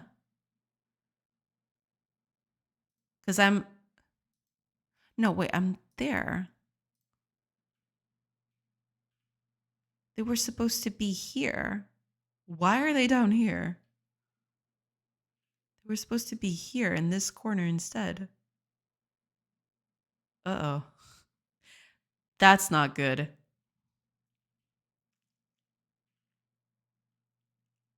That's not cool.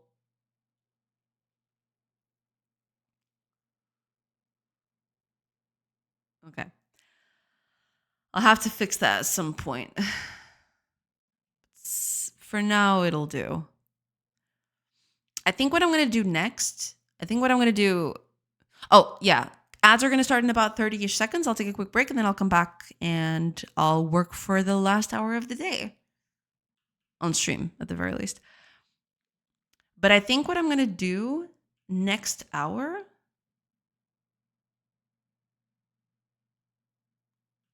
is just going to work on some fixes. I have to think very carefully what I'm going to do next. Because right now I can't afford to just work on things that don't matter for the trailer. There's a lot to be done. That is fair. But for the trailer, I need to focus. I need to pinpoint stuff.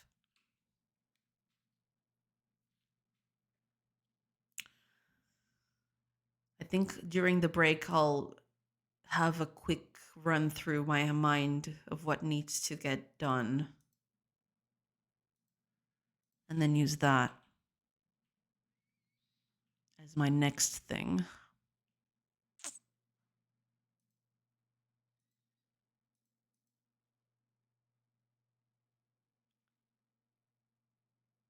Oh, I wonder what happens if I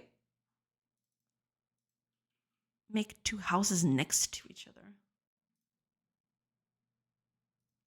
What happens to the roof?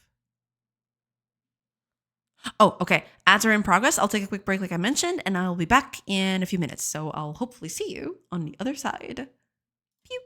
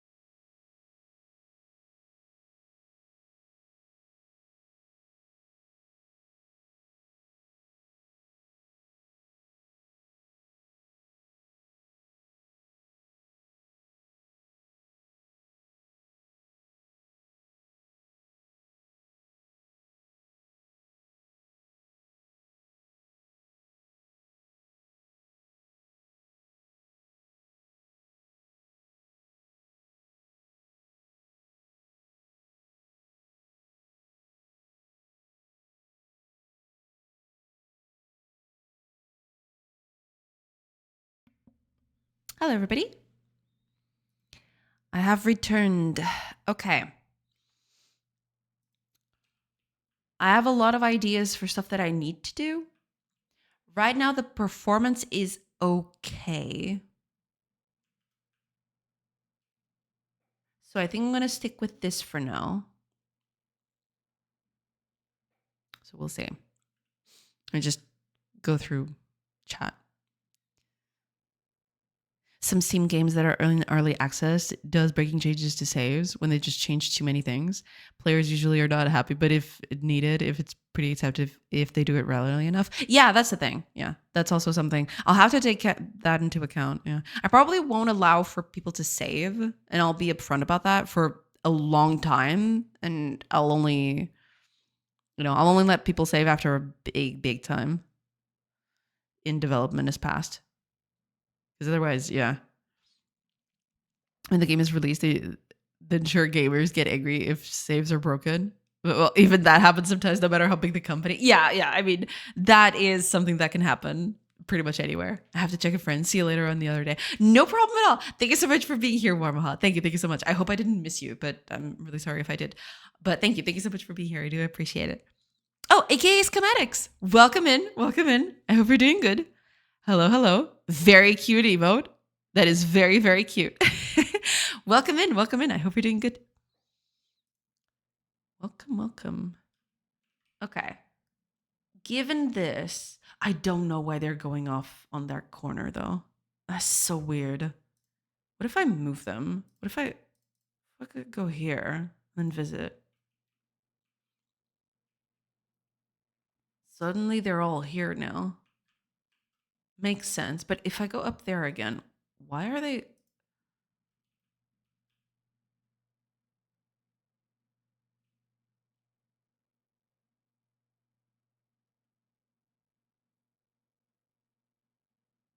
Oh, that's why.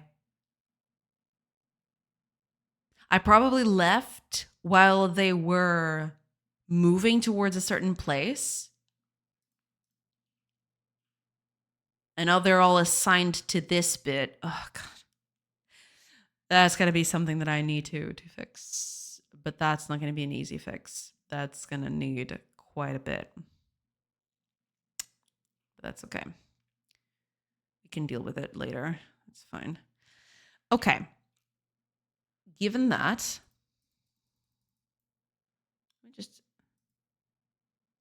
one is always going to be on top of the other. I guess, with the changes to that. That makes sense.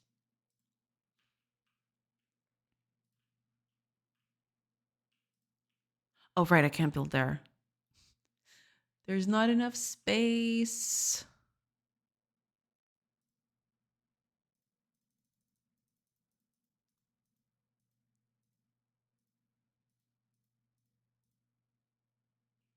There we go. House for everyone. Pretty good.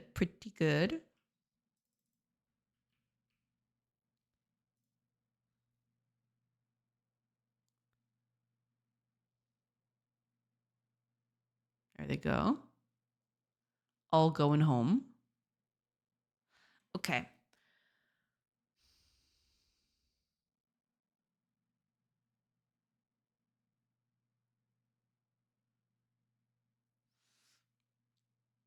Are the stuck ones going home?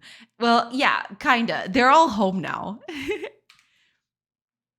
They usually just hang around at the town center if they don't have a home during the night. But if they have a home, they just, hang around here. I still don't have animations for anything.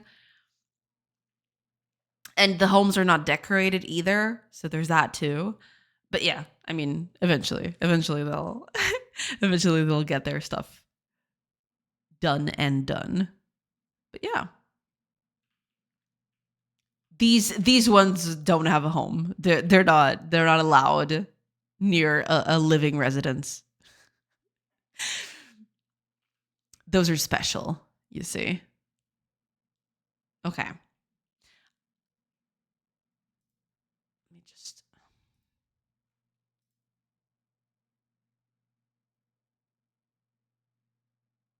wait. 0. Oh, right, because no one's there. That kind of sucks. Okay, if I do combat here, then darn outcasts. Yeah, they're supposed to be our adventuring party. Eventually, I want them to have a home, right, in places, in villages and stuff. But right now, because they're in our party, they're considered kind of not part of the village. So that's why they live in an off place, I guess. Is this thing still working? I'm assuming it is. Like taverns or something? Yeah, something like that. No, but I mean, even people that are in your adventuring party, they can have a home in your village, right? They can live there. It's just that I don't have the setup for that yet. That's just the thing. Most of the when I remove them from the village to come with me, I remove all of their their information about if they had a home, if they were working somewhere. They just become part of the party, and that's it. Suddenly their connection to the village is completely gone. So they're followers, but also civilians. Exactly. Yeah, you're kind of promoting them in a way. Basically, you can transfer people from up here. What you're basically doing is either turning your party members into civilians or turning your civilians into party members. It goes both ways. Yeah. That's basically what's happening. But because they're part of, the party, I remove I did this fairly back in time to prevent me from having trouble with the code and, assigning stuff erroneously. But yeah, I need to bring that back. Eventually, I need to have people that are in the party also have homes and everything. But I haven't done that yet. That's for later.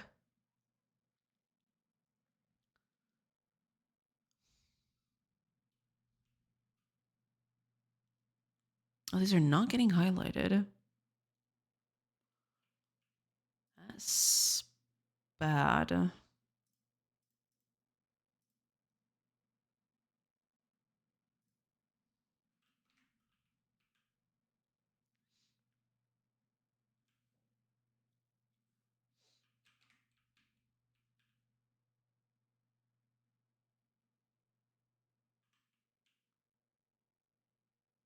Wait a minute. What the heck was that person doing over there? Are they cutting these trees? Is that what's happening? What? Okay. Anyway. Yeah, this is starting to become a problem. But eventually I'll fix that. Not right now though. I want to fix other stuff. That person really does not like trees. Oh yeah, people here can decimate forests in seconds, in mere seconds.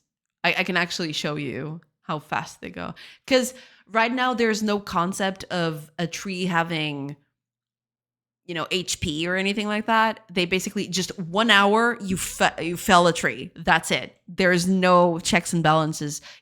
It could be the smallest tree in existence or the biggest tree you've ever seen in your life. They both take 1 hour. There's no checks, right? So if I pass hours up here, you'll see every tree is just getting devastated. So in a single day, a person can cut upwards of, I don't know, 12, 14 trees sometimes. So yeah, the trees go away pretty quickly. If I pass days up here, you'll see that the trees are getting decimated. And eventually, they just disappear from the face of the planet. It's not supposed to be like that in the final version, but yeah. And that happens with everything, not just trees, every other extractable resource. If I put up a miner here for rocks. Oh, don't I have a warehouse? I don't have a warehouse. Okay, give me a second. house, please. Thank you.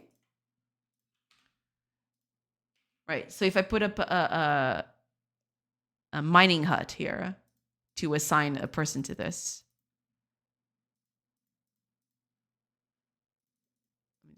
It needs to finish building. There we go. So if I assign someone here, you'll see that suddenly all these rocks are going to start getting completely crushed.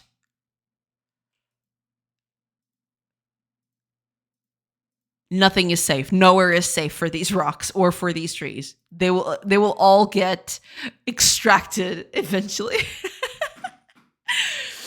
Because it's just, there's no consideration for the distance. There's no consideration for their health. It's just, you snap your fingers and the thing is done, basically. At least they'll be prepared for winter. Exactly, yeah. All the wood, all the firewood you can get. Not even a problem.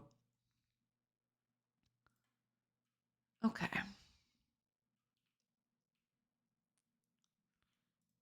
There's a few things to do. I'm trying to think of a thing that I can do because I have a lot of stuff that I want to do.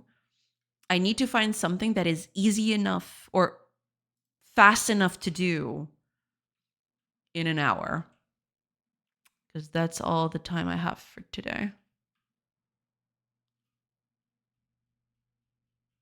Let me look up code here real quick. Because there is this, but I could do something. Let me leave.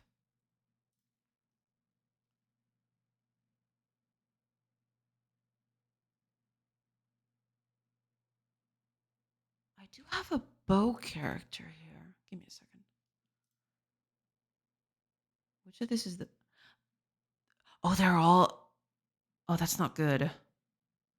Oh, I need to fix that. I completely forgot about that. I mean, I don't have animations for it, but...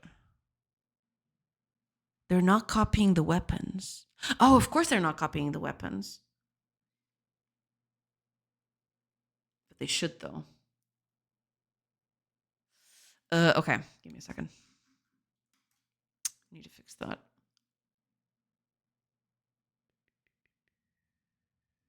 Here we go. Okay.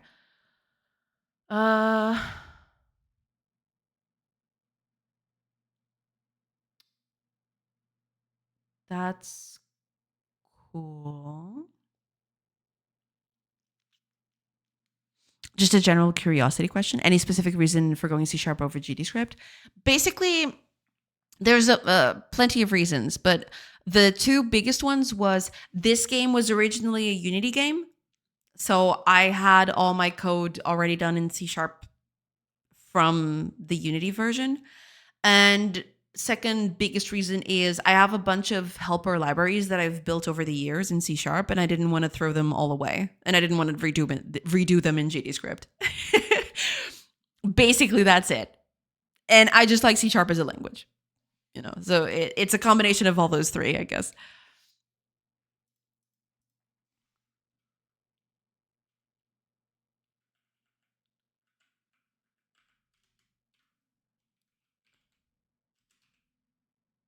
Because I have the equipment. Right, yeah. I need to copy this. Can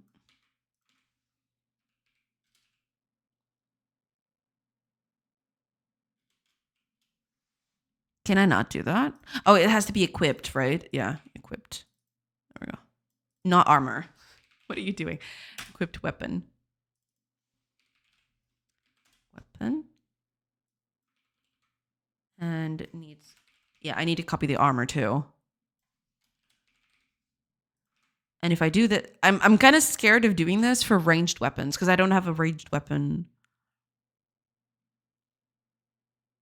animation. So that's going to be a problem.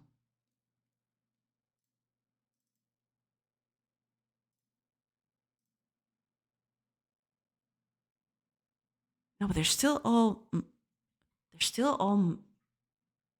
using fists still. Why? Did I not do that correctly?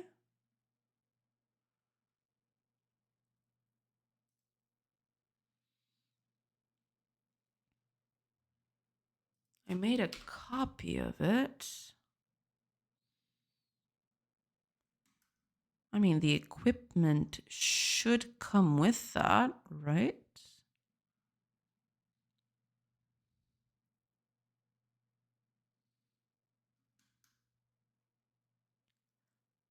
Uh,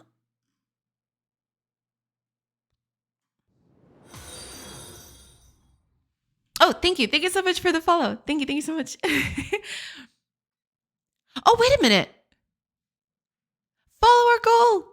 Let's go. Thank you. Thank you so much, schematics. Thank you. Thank you so much. Wow. Holy crap. I didn't realize I was so close to 2,400. Holy crap. Thank you. Thank you so much. That makes sense. I tested out Unity for a couple of weeks, trying out Godot at the moment. Kind of wanted to do Unreal Engine with C++, but that engine is so bloated. I feel like Unreal is very powerful, but in the hands of someone who is just starting out, it's a cannon to kill a fly in a way. It has a lot of potential. You can do a lot of neat stuff with it. But for someone starting out, it can be extremely off-putting. It can overwhelm you very, very quickly. I've actually not used Unreal Engine all that much. I've used it for a little bit just to try out to get a tutorial going, and I never managed to finish it, I don't think. It was just too different from what I was used to do. I mean, if I had to go back to it, I probably could be able to do that better now. But yeah, back then I just didn't. Back then I just did not care to do that. Are you just not?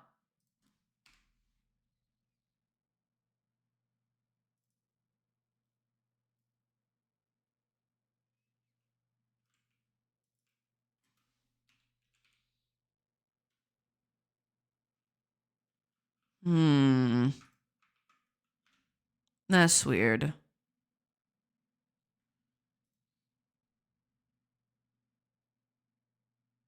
Did I just not do it correctly? Because it was supposed to copy stuff over. I mean, I am copying to the correct spot, right? Right, yeah. Weapon. I am copying it correctly.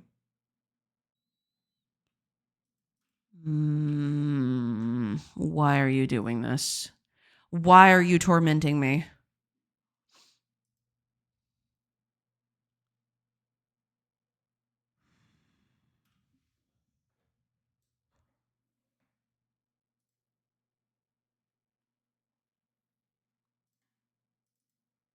Just a sec. Yeah, the weapon is still... Am I missing something?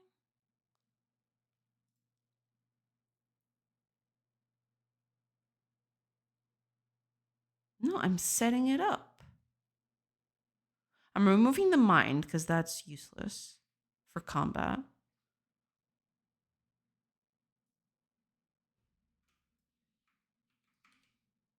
What if I put it here? What happens? I mean, technically it should work no matter what, but that is just... What?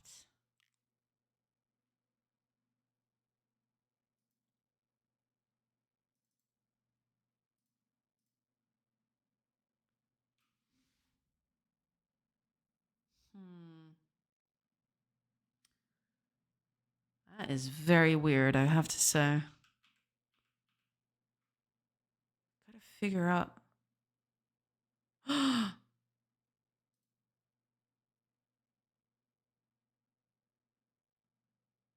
Well, I figured out the problem. Oh, I need to put this in the copy. I hate it. I have to. Fine.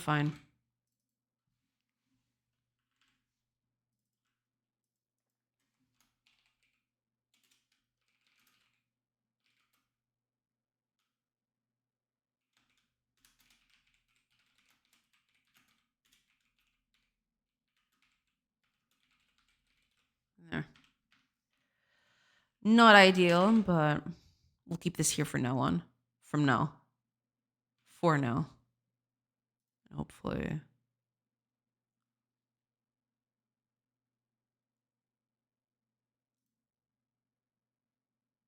Are you going to work? Okay, there we go. But now we have ranged weapons. Now that's the problem. Ranged weapons are going to be a huge, huge problem for animation at the very least. Which one of... There's only one... Oh, here's a ranged character. Okay. Let's see. You're a ranged character. So are you. Okay, let's have the enemy come closer. Okay. You can't reach. The other one can, though. Ouch. Okay. Move over. Okay. Okay, but at least it doesn't break or anything.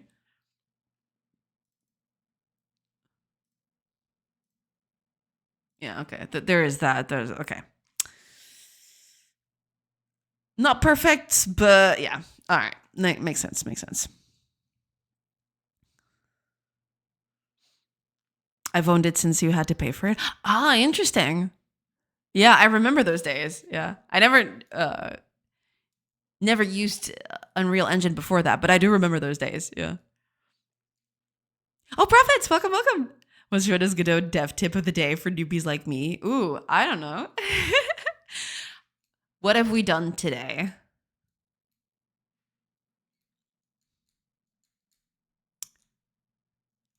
Dev tip of the day. That one's going to be tough. I'd have to...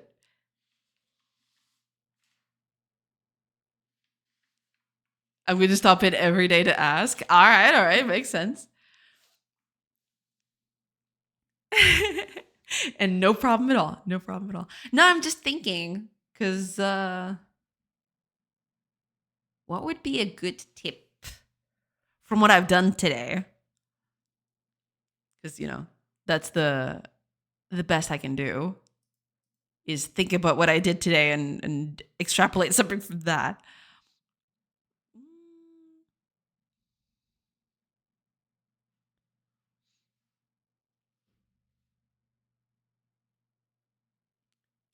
Give me a minute. I'll think of something.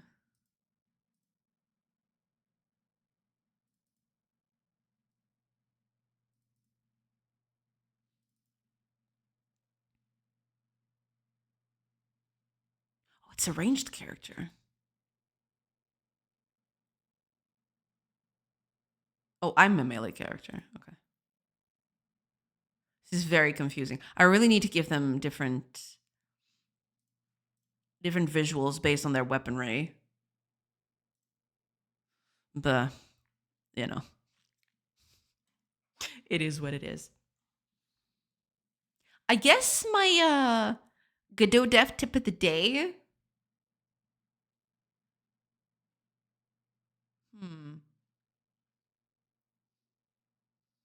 I guess it would be something, given that it's related to something I've done today, right?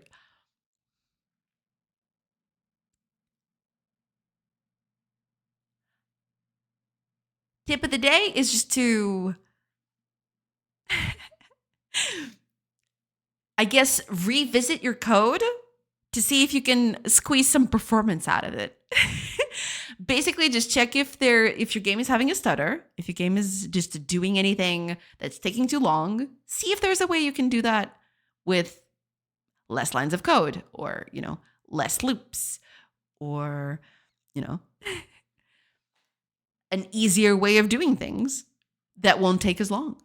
Yeah, because I had to deal with that today. The game was stuttering to a halt, and that's how the whole thing started. Excellent, thank you. No problem at all. But yeah, that was at the beginning of the stream today. Combat was crawling to a halt, and I figured out it was because of the way I was checking for things. It was just recalculating everything all at once. And yeah, I figured that at some point I had to change a few things. And just deleting a few lines of code and making some early exits on some, for loops helped quite a bit. That like refactoring a little bit. Yeah, I guess. Because you're kind of revisiting your code and improving it. So yeah, I guess it can be considered refactoring. Yeah.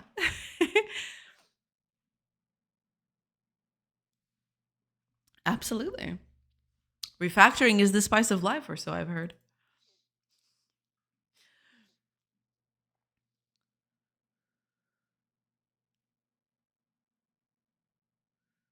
Oh, I really need to stop them from going into trees, though. Thing is, I can't do that. I mean, technically, I can. I would just have to make them cost extremely high.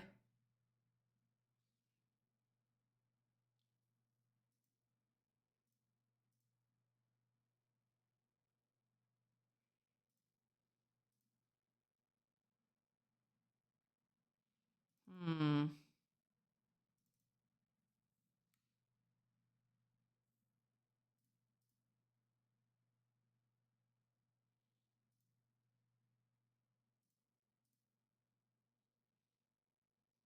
There we go.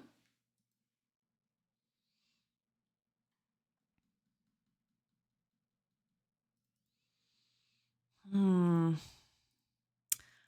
I don't know.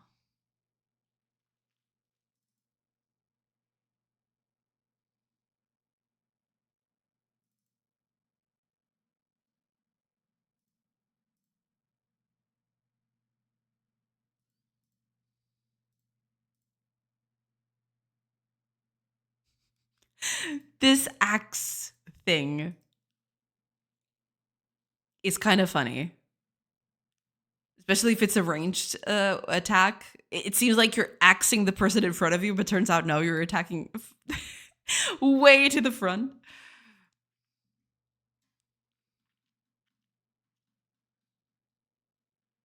Just thinking here.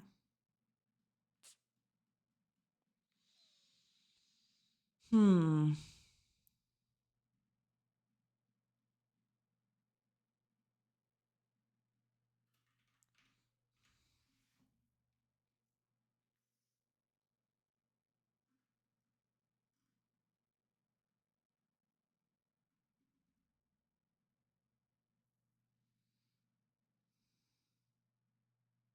Let's make so that trees cost a lot to go through. Trees and rocks too. I don't want them to be the primary movement focus here. So if we go here, that would be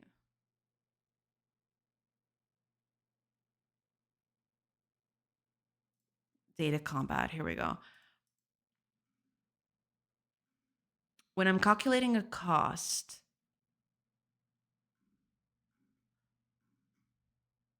yeah, get cost. There we go.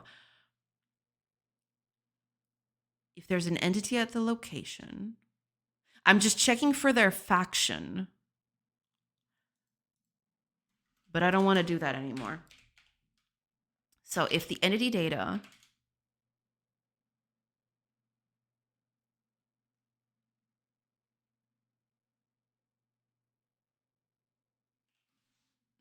uh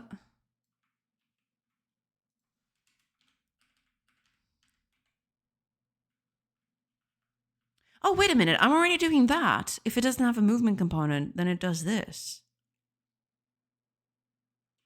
Wait, why is that not happening then? Is it never reaching here? Because it was supposed to do that.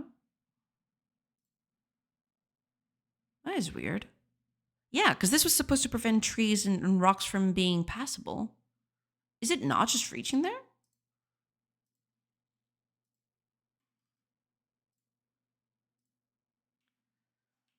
Let me check.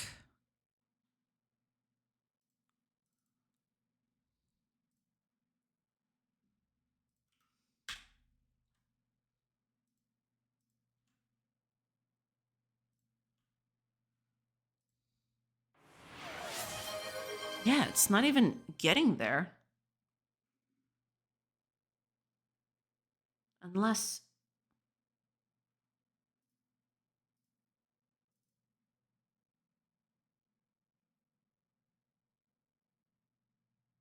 Oh.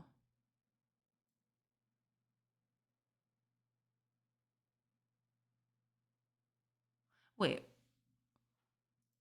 That's not how this should go at all. What? It was supposed to be here.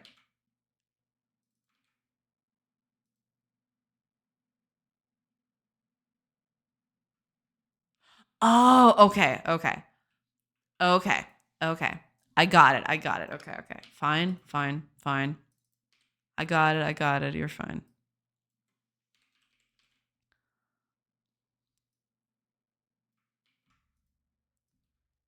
Fine, fine. You win.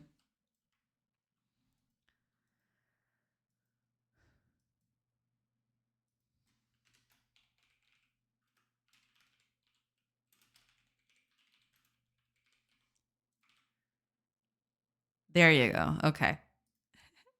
Oh, Dirk Glover, thank you. Thank you so much for the hydrate. Nesting nerve testing. True, true. Welcome in. Welcome back. Thank you. Cheers.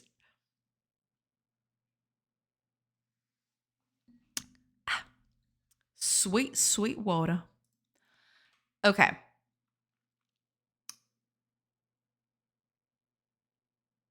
Cool. Not even a... Yeah, if it doesn't have a movement component, that probably means that it's a stationary object.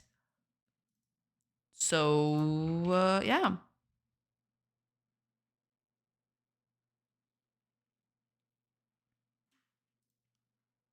That should fix it. Let's see if that fixed that.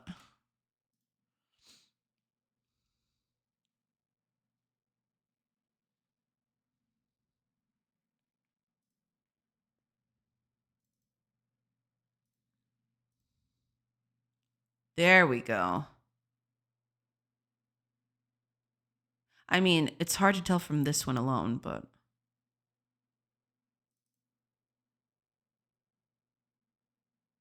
Oh no, it still lets me go here.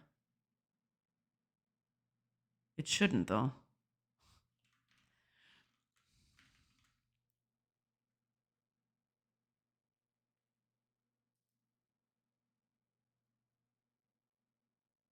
These are testing the factions from both of them. Makes sense.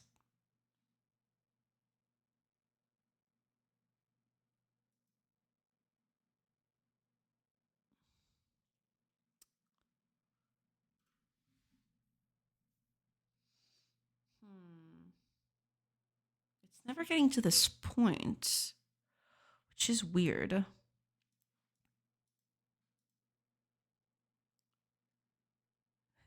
999F in chat. True, true. Yeah, this is something that I'm going to have to fix later. I'm not going to fix it now because it's not completely relevant for the trailer and everything. But this is my way of marking a cell as impassable. It's making their costs prohibitively high. But this doesn't work for certain things. So, for example, technically with enough movement points, you can pass a wall, which is absolutely ridiculous. You're not supposed to do that.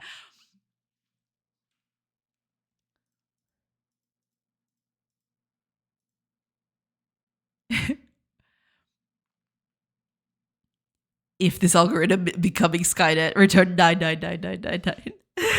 Exactly. Hi, Taurus. Welcome, welcome. Welcome in, welcome in. I hope you're doing good.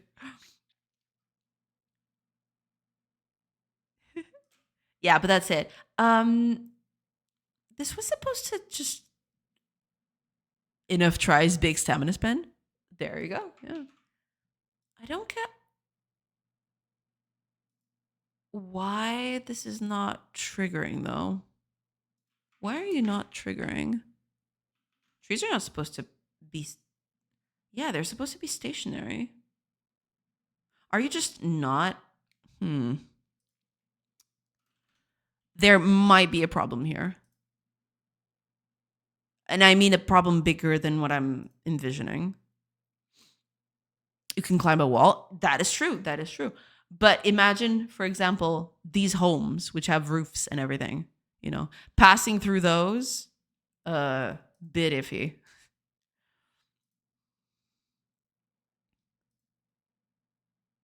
Yeah, it's still not doing it. Interesting. Why not? I mean, trees don't have that, do they?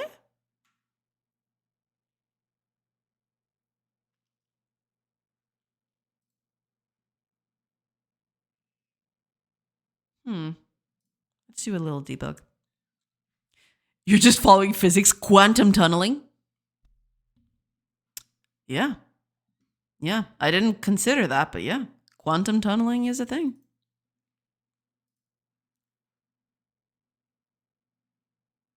What are you? Your character. Character.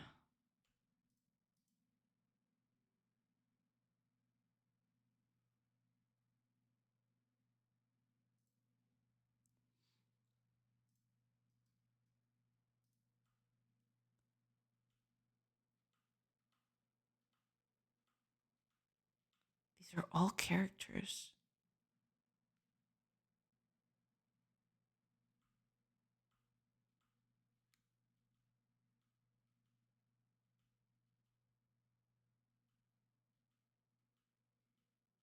No, but that can't be it. Are you seriously telling me? Because the entities in the combat data has everything from trees to everything. Yeah, minerals, trees.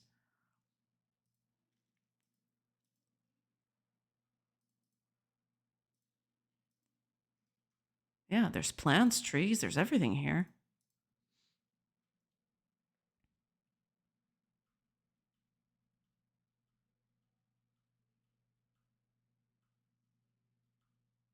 Are you seriously telling me that you're just finding characters there?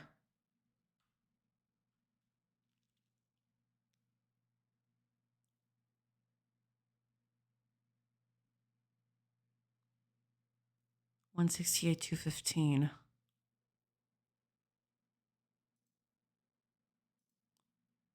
I mean, yeah, there is that, but you can't just be characters. That's dumb.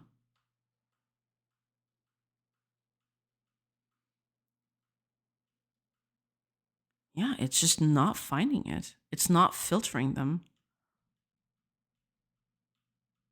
It's always characters, never plants. Why? That makes no sense at all.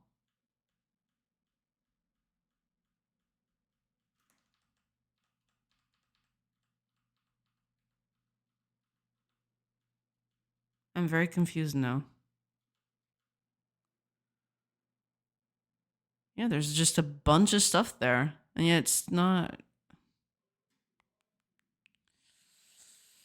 Maybe plants just aren't the same. No, but they are. The problem goes way further than that, though. When I'm asking for entities at a certain location, it's never returning plants for some reason.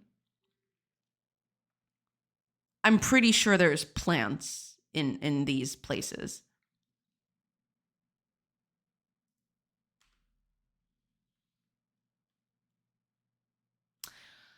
Oh, you. Okay. Of course, it's only returning people. It's only searching people with health. So, yeah.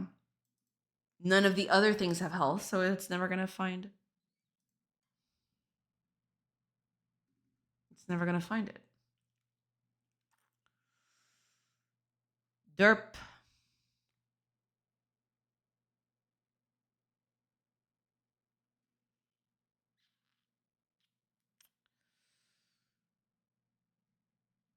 So now you have to give plants health. Sorta, kinda, not exactly. I don't have to do that. What I need to do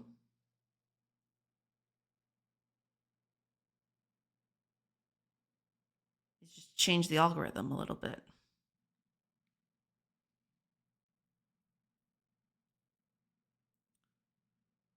But I have to be careful with that, actually, because right now there's nothing here that tells me that I'm getting an entity which is health.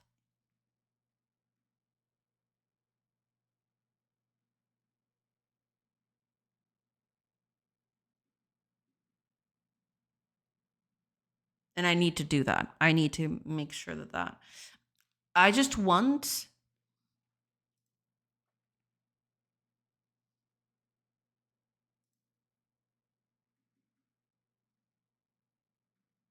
Yeah, I'm gonna need to change this a little bit. I'm gonna make a copy of this. Okay, just stop that.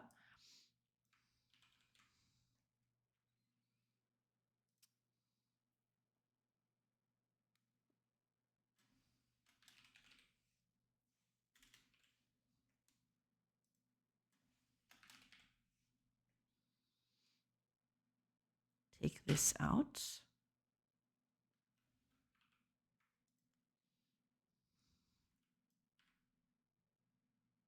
I just want any entity. It doesn't matter. I'm kidding. It's a typical OOP fucker. Yeah.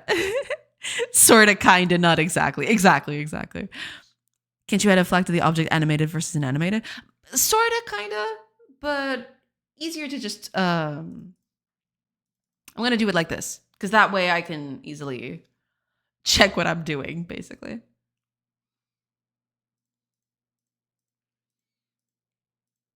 Because then I can just go like this.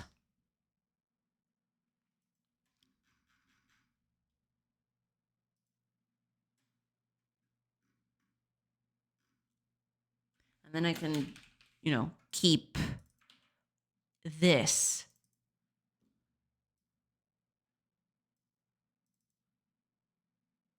There is this, but I wonder if I'm doing this correctly. Because this is going to bite me later, I feel. But I'll keep this as is. If I ever need to merge the two, then I can do that more easily if I do this, whereas the other time it wouldn't be... Yeah, it wouldn't be good. Okay, let's see if this fixes all of it. And now trees and stones should also be able to be,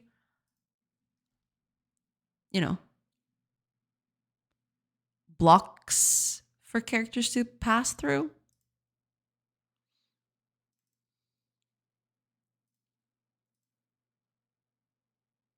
Okay.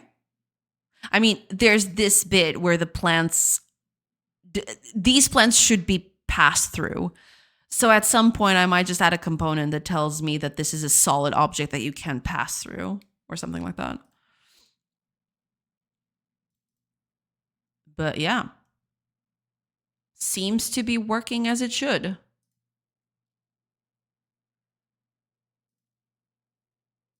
Oh, it's still allowing me... Yeah, that's not supposed to be the thing at all.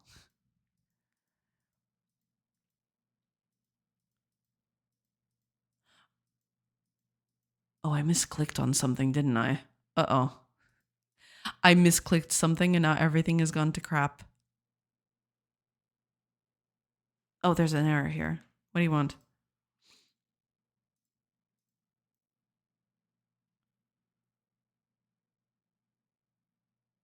Right. Okay. All right, fair enough. Here's what we're going to do then.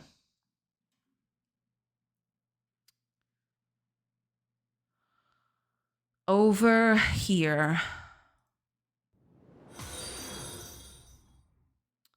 We're going to change things a little bit. Crash. Hello. Thank you so much for the follow. Welcome in. Okay, I'm going to do a bit of a change here. You.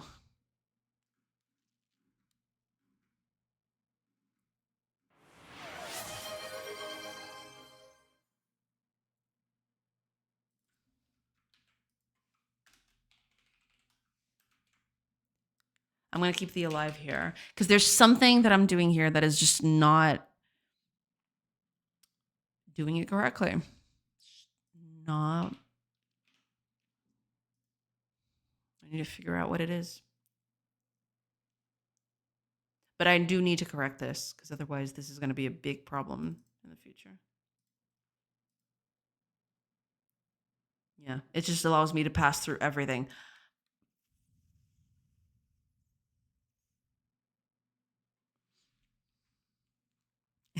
Oh, and thank you so much for the hydrate, Dirk Glover. Thank you, thank you. Hydrating with coffee, water, actually. I drink my water. That's all we do around here is drinking water and making code. Yeah, but something happened there that wasn't supposed to. That's what I thought.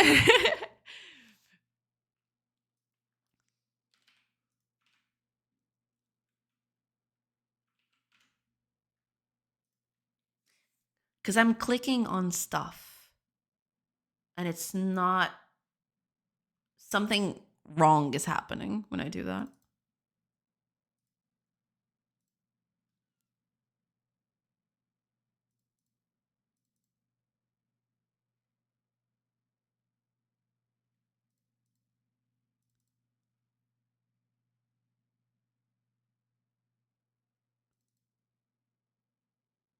Interesting.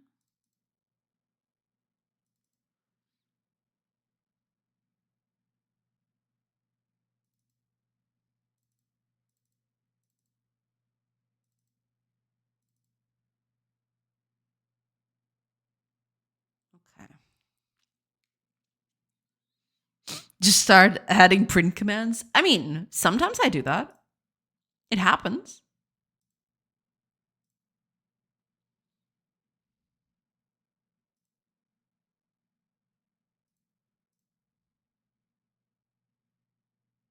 Wait, 0.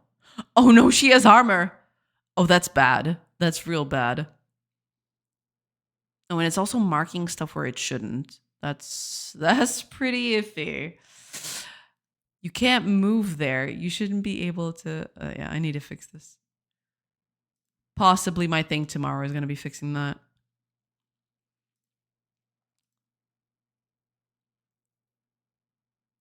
I'm pretty screwed. This armor is going to be the death of me.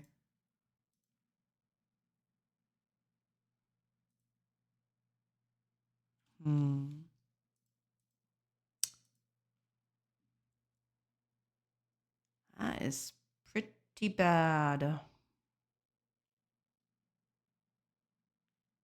Something is happening here. It's just not doing things correctly.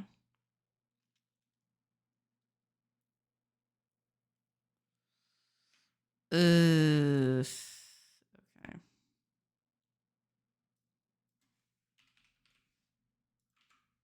Gonna keep it like this for now. Oh, snooze that. Oh my gosh, I almost let the ads play. Okay, snooze that, please. Thank you. I almost let the ads play. I was totally caught off guard by that. I just drink black coffee, so it really just colored water. I guess, yeah. I just like normal water. You know, just the water. Water. This is the number one solution. Exactly. I mean, print commands sometimes are useful. You know, I've used them in the past. Sometimes I debug, sometimes I do print commands. It very much depends on the problem. Hi, Abati. Welcome. I'm back. Encounter some problems. Yeah, I mean, I've sold a few, encountered a few more. You know, it's constant. It's happening all the time. Problems and then solutions and then more problems, basically. Never ending process. Exactly. Yeah. That's just how it goes. That is exactly just how it goes. I have to figure out why this thing is just not I wonder if it's the ranged combat that's doing that.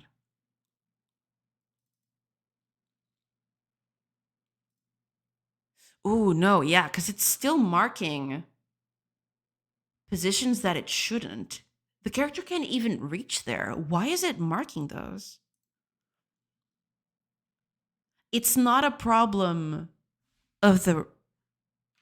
It's not a problem of this code specifically.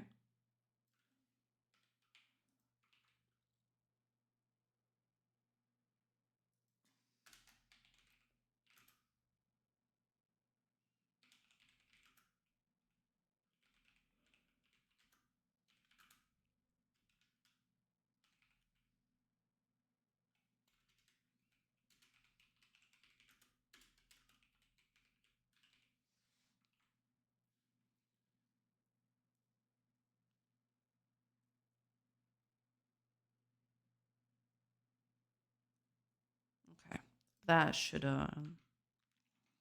So it's not just that, it's marking positions that it shouldn't.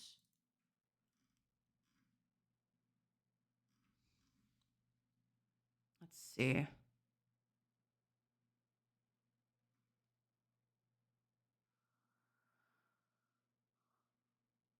Fix this broke thing to do, fix this broke ass. Exactly. I do that all the time. I have so many to-dos in this project. That's one of the things that I want to take some time off.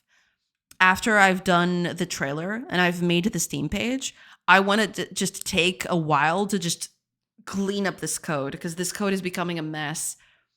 Every day I just add new stuff to it. And every day I just make it a bigger spaghetti. Time to make a custom to-do counter. Oh no, this thing has a to-do counter. Writer has a to-do counter on its own. It's right here. I have 670 to-do items. Yeah, it's been growing steadily, especially in the last few weeks. Oof, yeah. Hi, Triangle. Welcome. Yeah. This is my current situation. Updating stuff, fixing bugs, and adding new features. I think I'll never touch it anymore. Makes sense. Hi, Mateos. Welcome. Yeah, I mean, I have a lot of to-dos here. Bear in mind, some of them are probably obsolete and I can probably delete them. It's just a matter of, going through them. But yeah, it is a lot. There's a lot of stuff here. Get neighbors of target reachable. This is the problem. It's not giving me reachable targets, is it? This is not giving me correct things.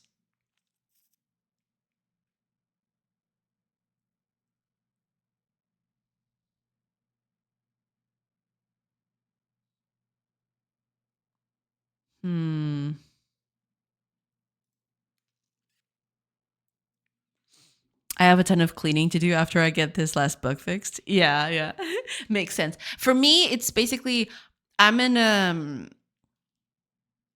against the clock right now to get a trailer going for the Steam page. After that, after I get the Steam page going, I'm going to take it slow and steady and I'm going to fix all of these bugs.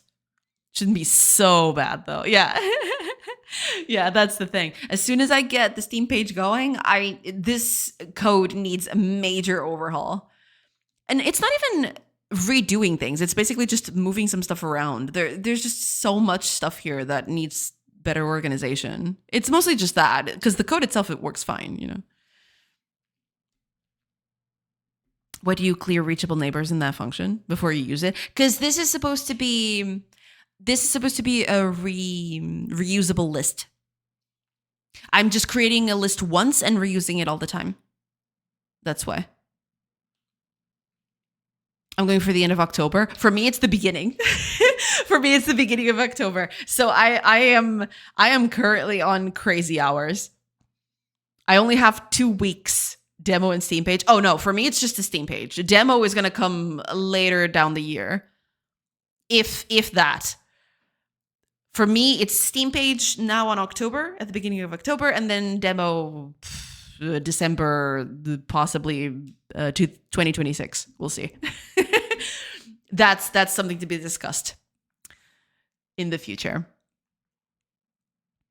Oh, okay. It is getting a bit late though, unfortunately. Okay. I will fix this tomorrow. No problem. I do have to fix this, but yeah. It is a bit sad though. I really wanted to leave here with everything fixed, but I've already fixed quite a few things, so I can't complain too much. Haven't started yet, so I got time. Well, there you go. Yeah. But you got to get started at some point. All right. With that, let me just snooze once more. There we go. And let me find a cool person to raid. Yesterday, I had a bunch of options. Let's see if today is the same. Who are we doing today? Who are we raiding?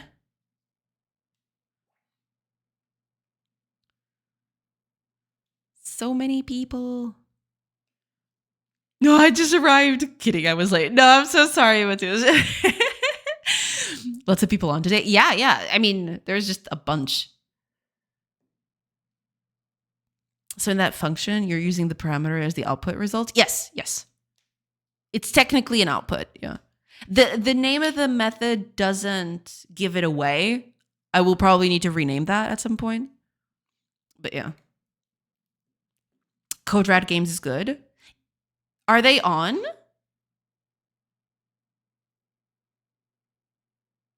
They should be here somewhere.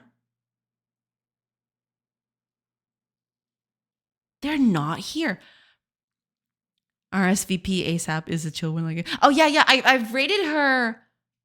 What, last week? I think no, not last week because last week I was sick. But before I was doing that, before I got sick, I can't see CodeRad though. Let me see.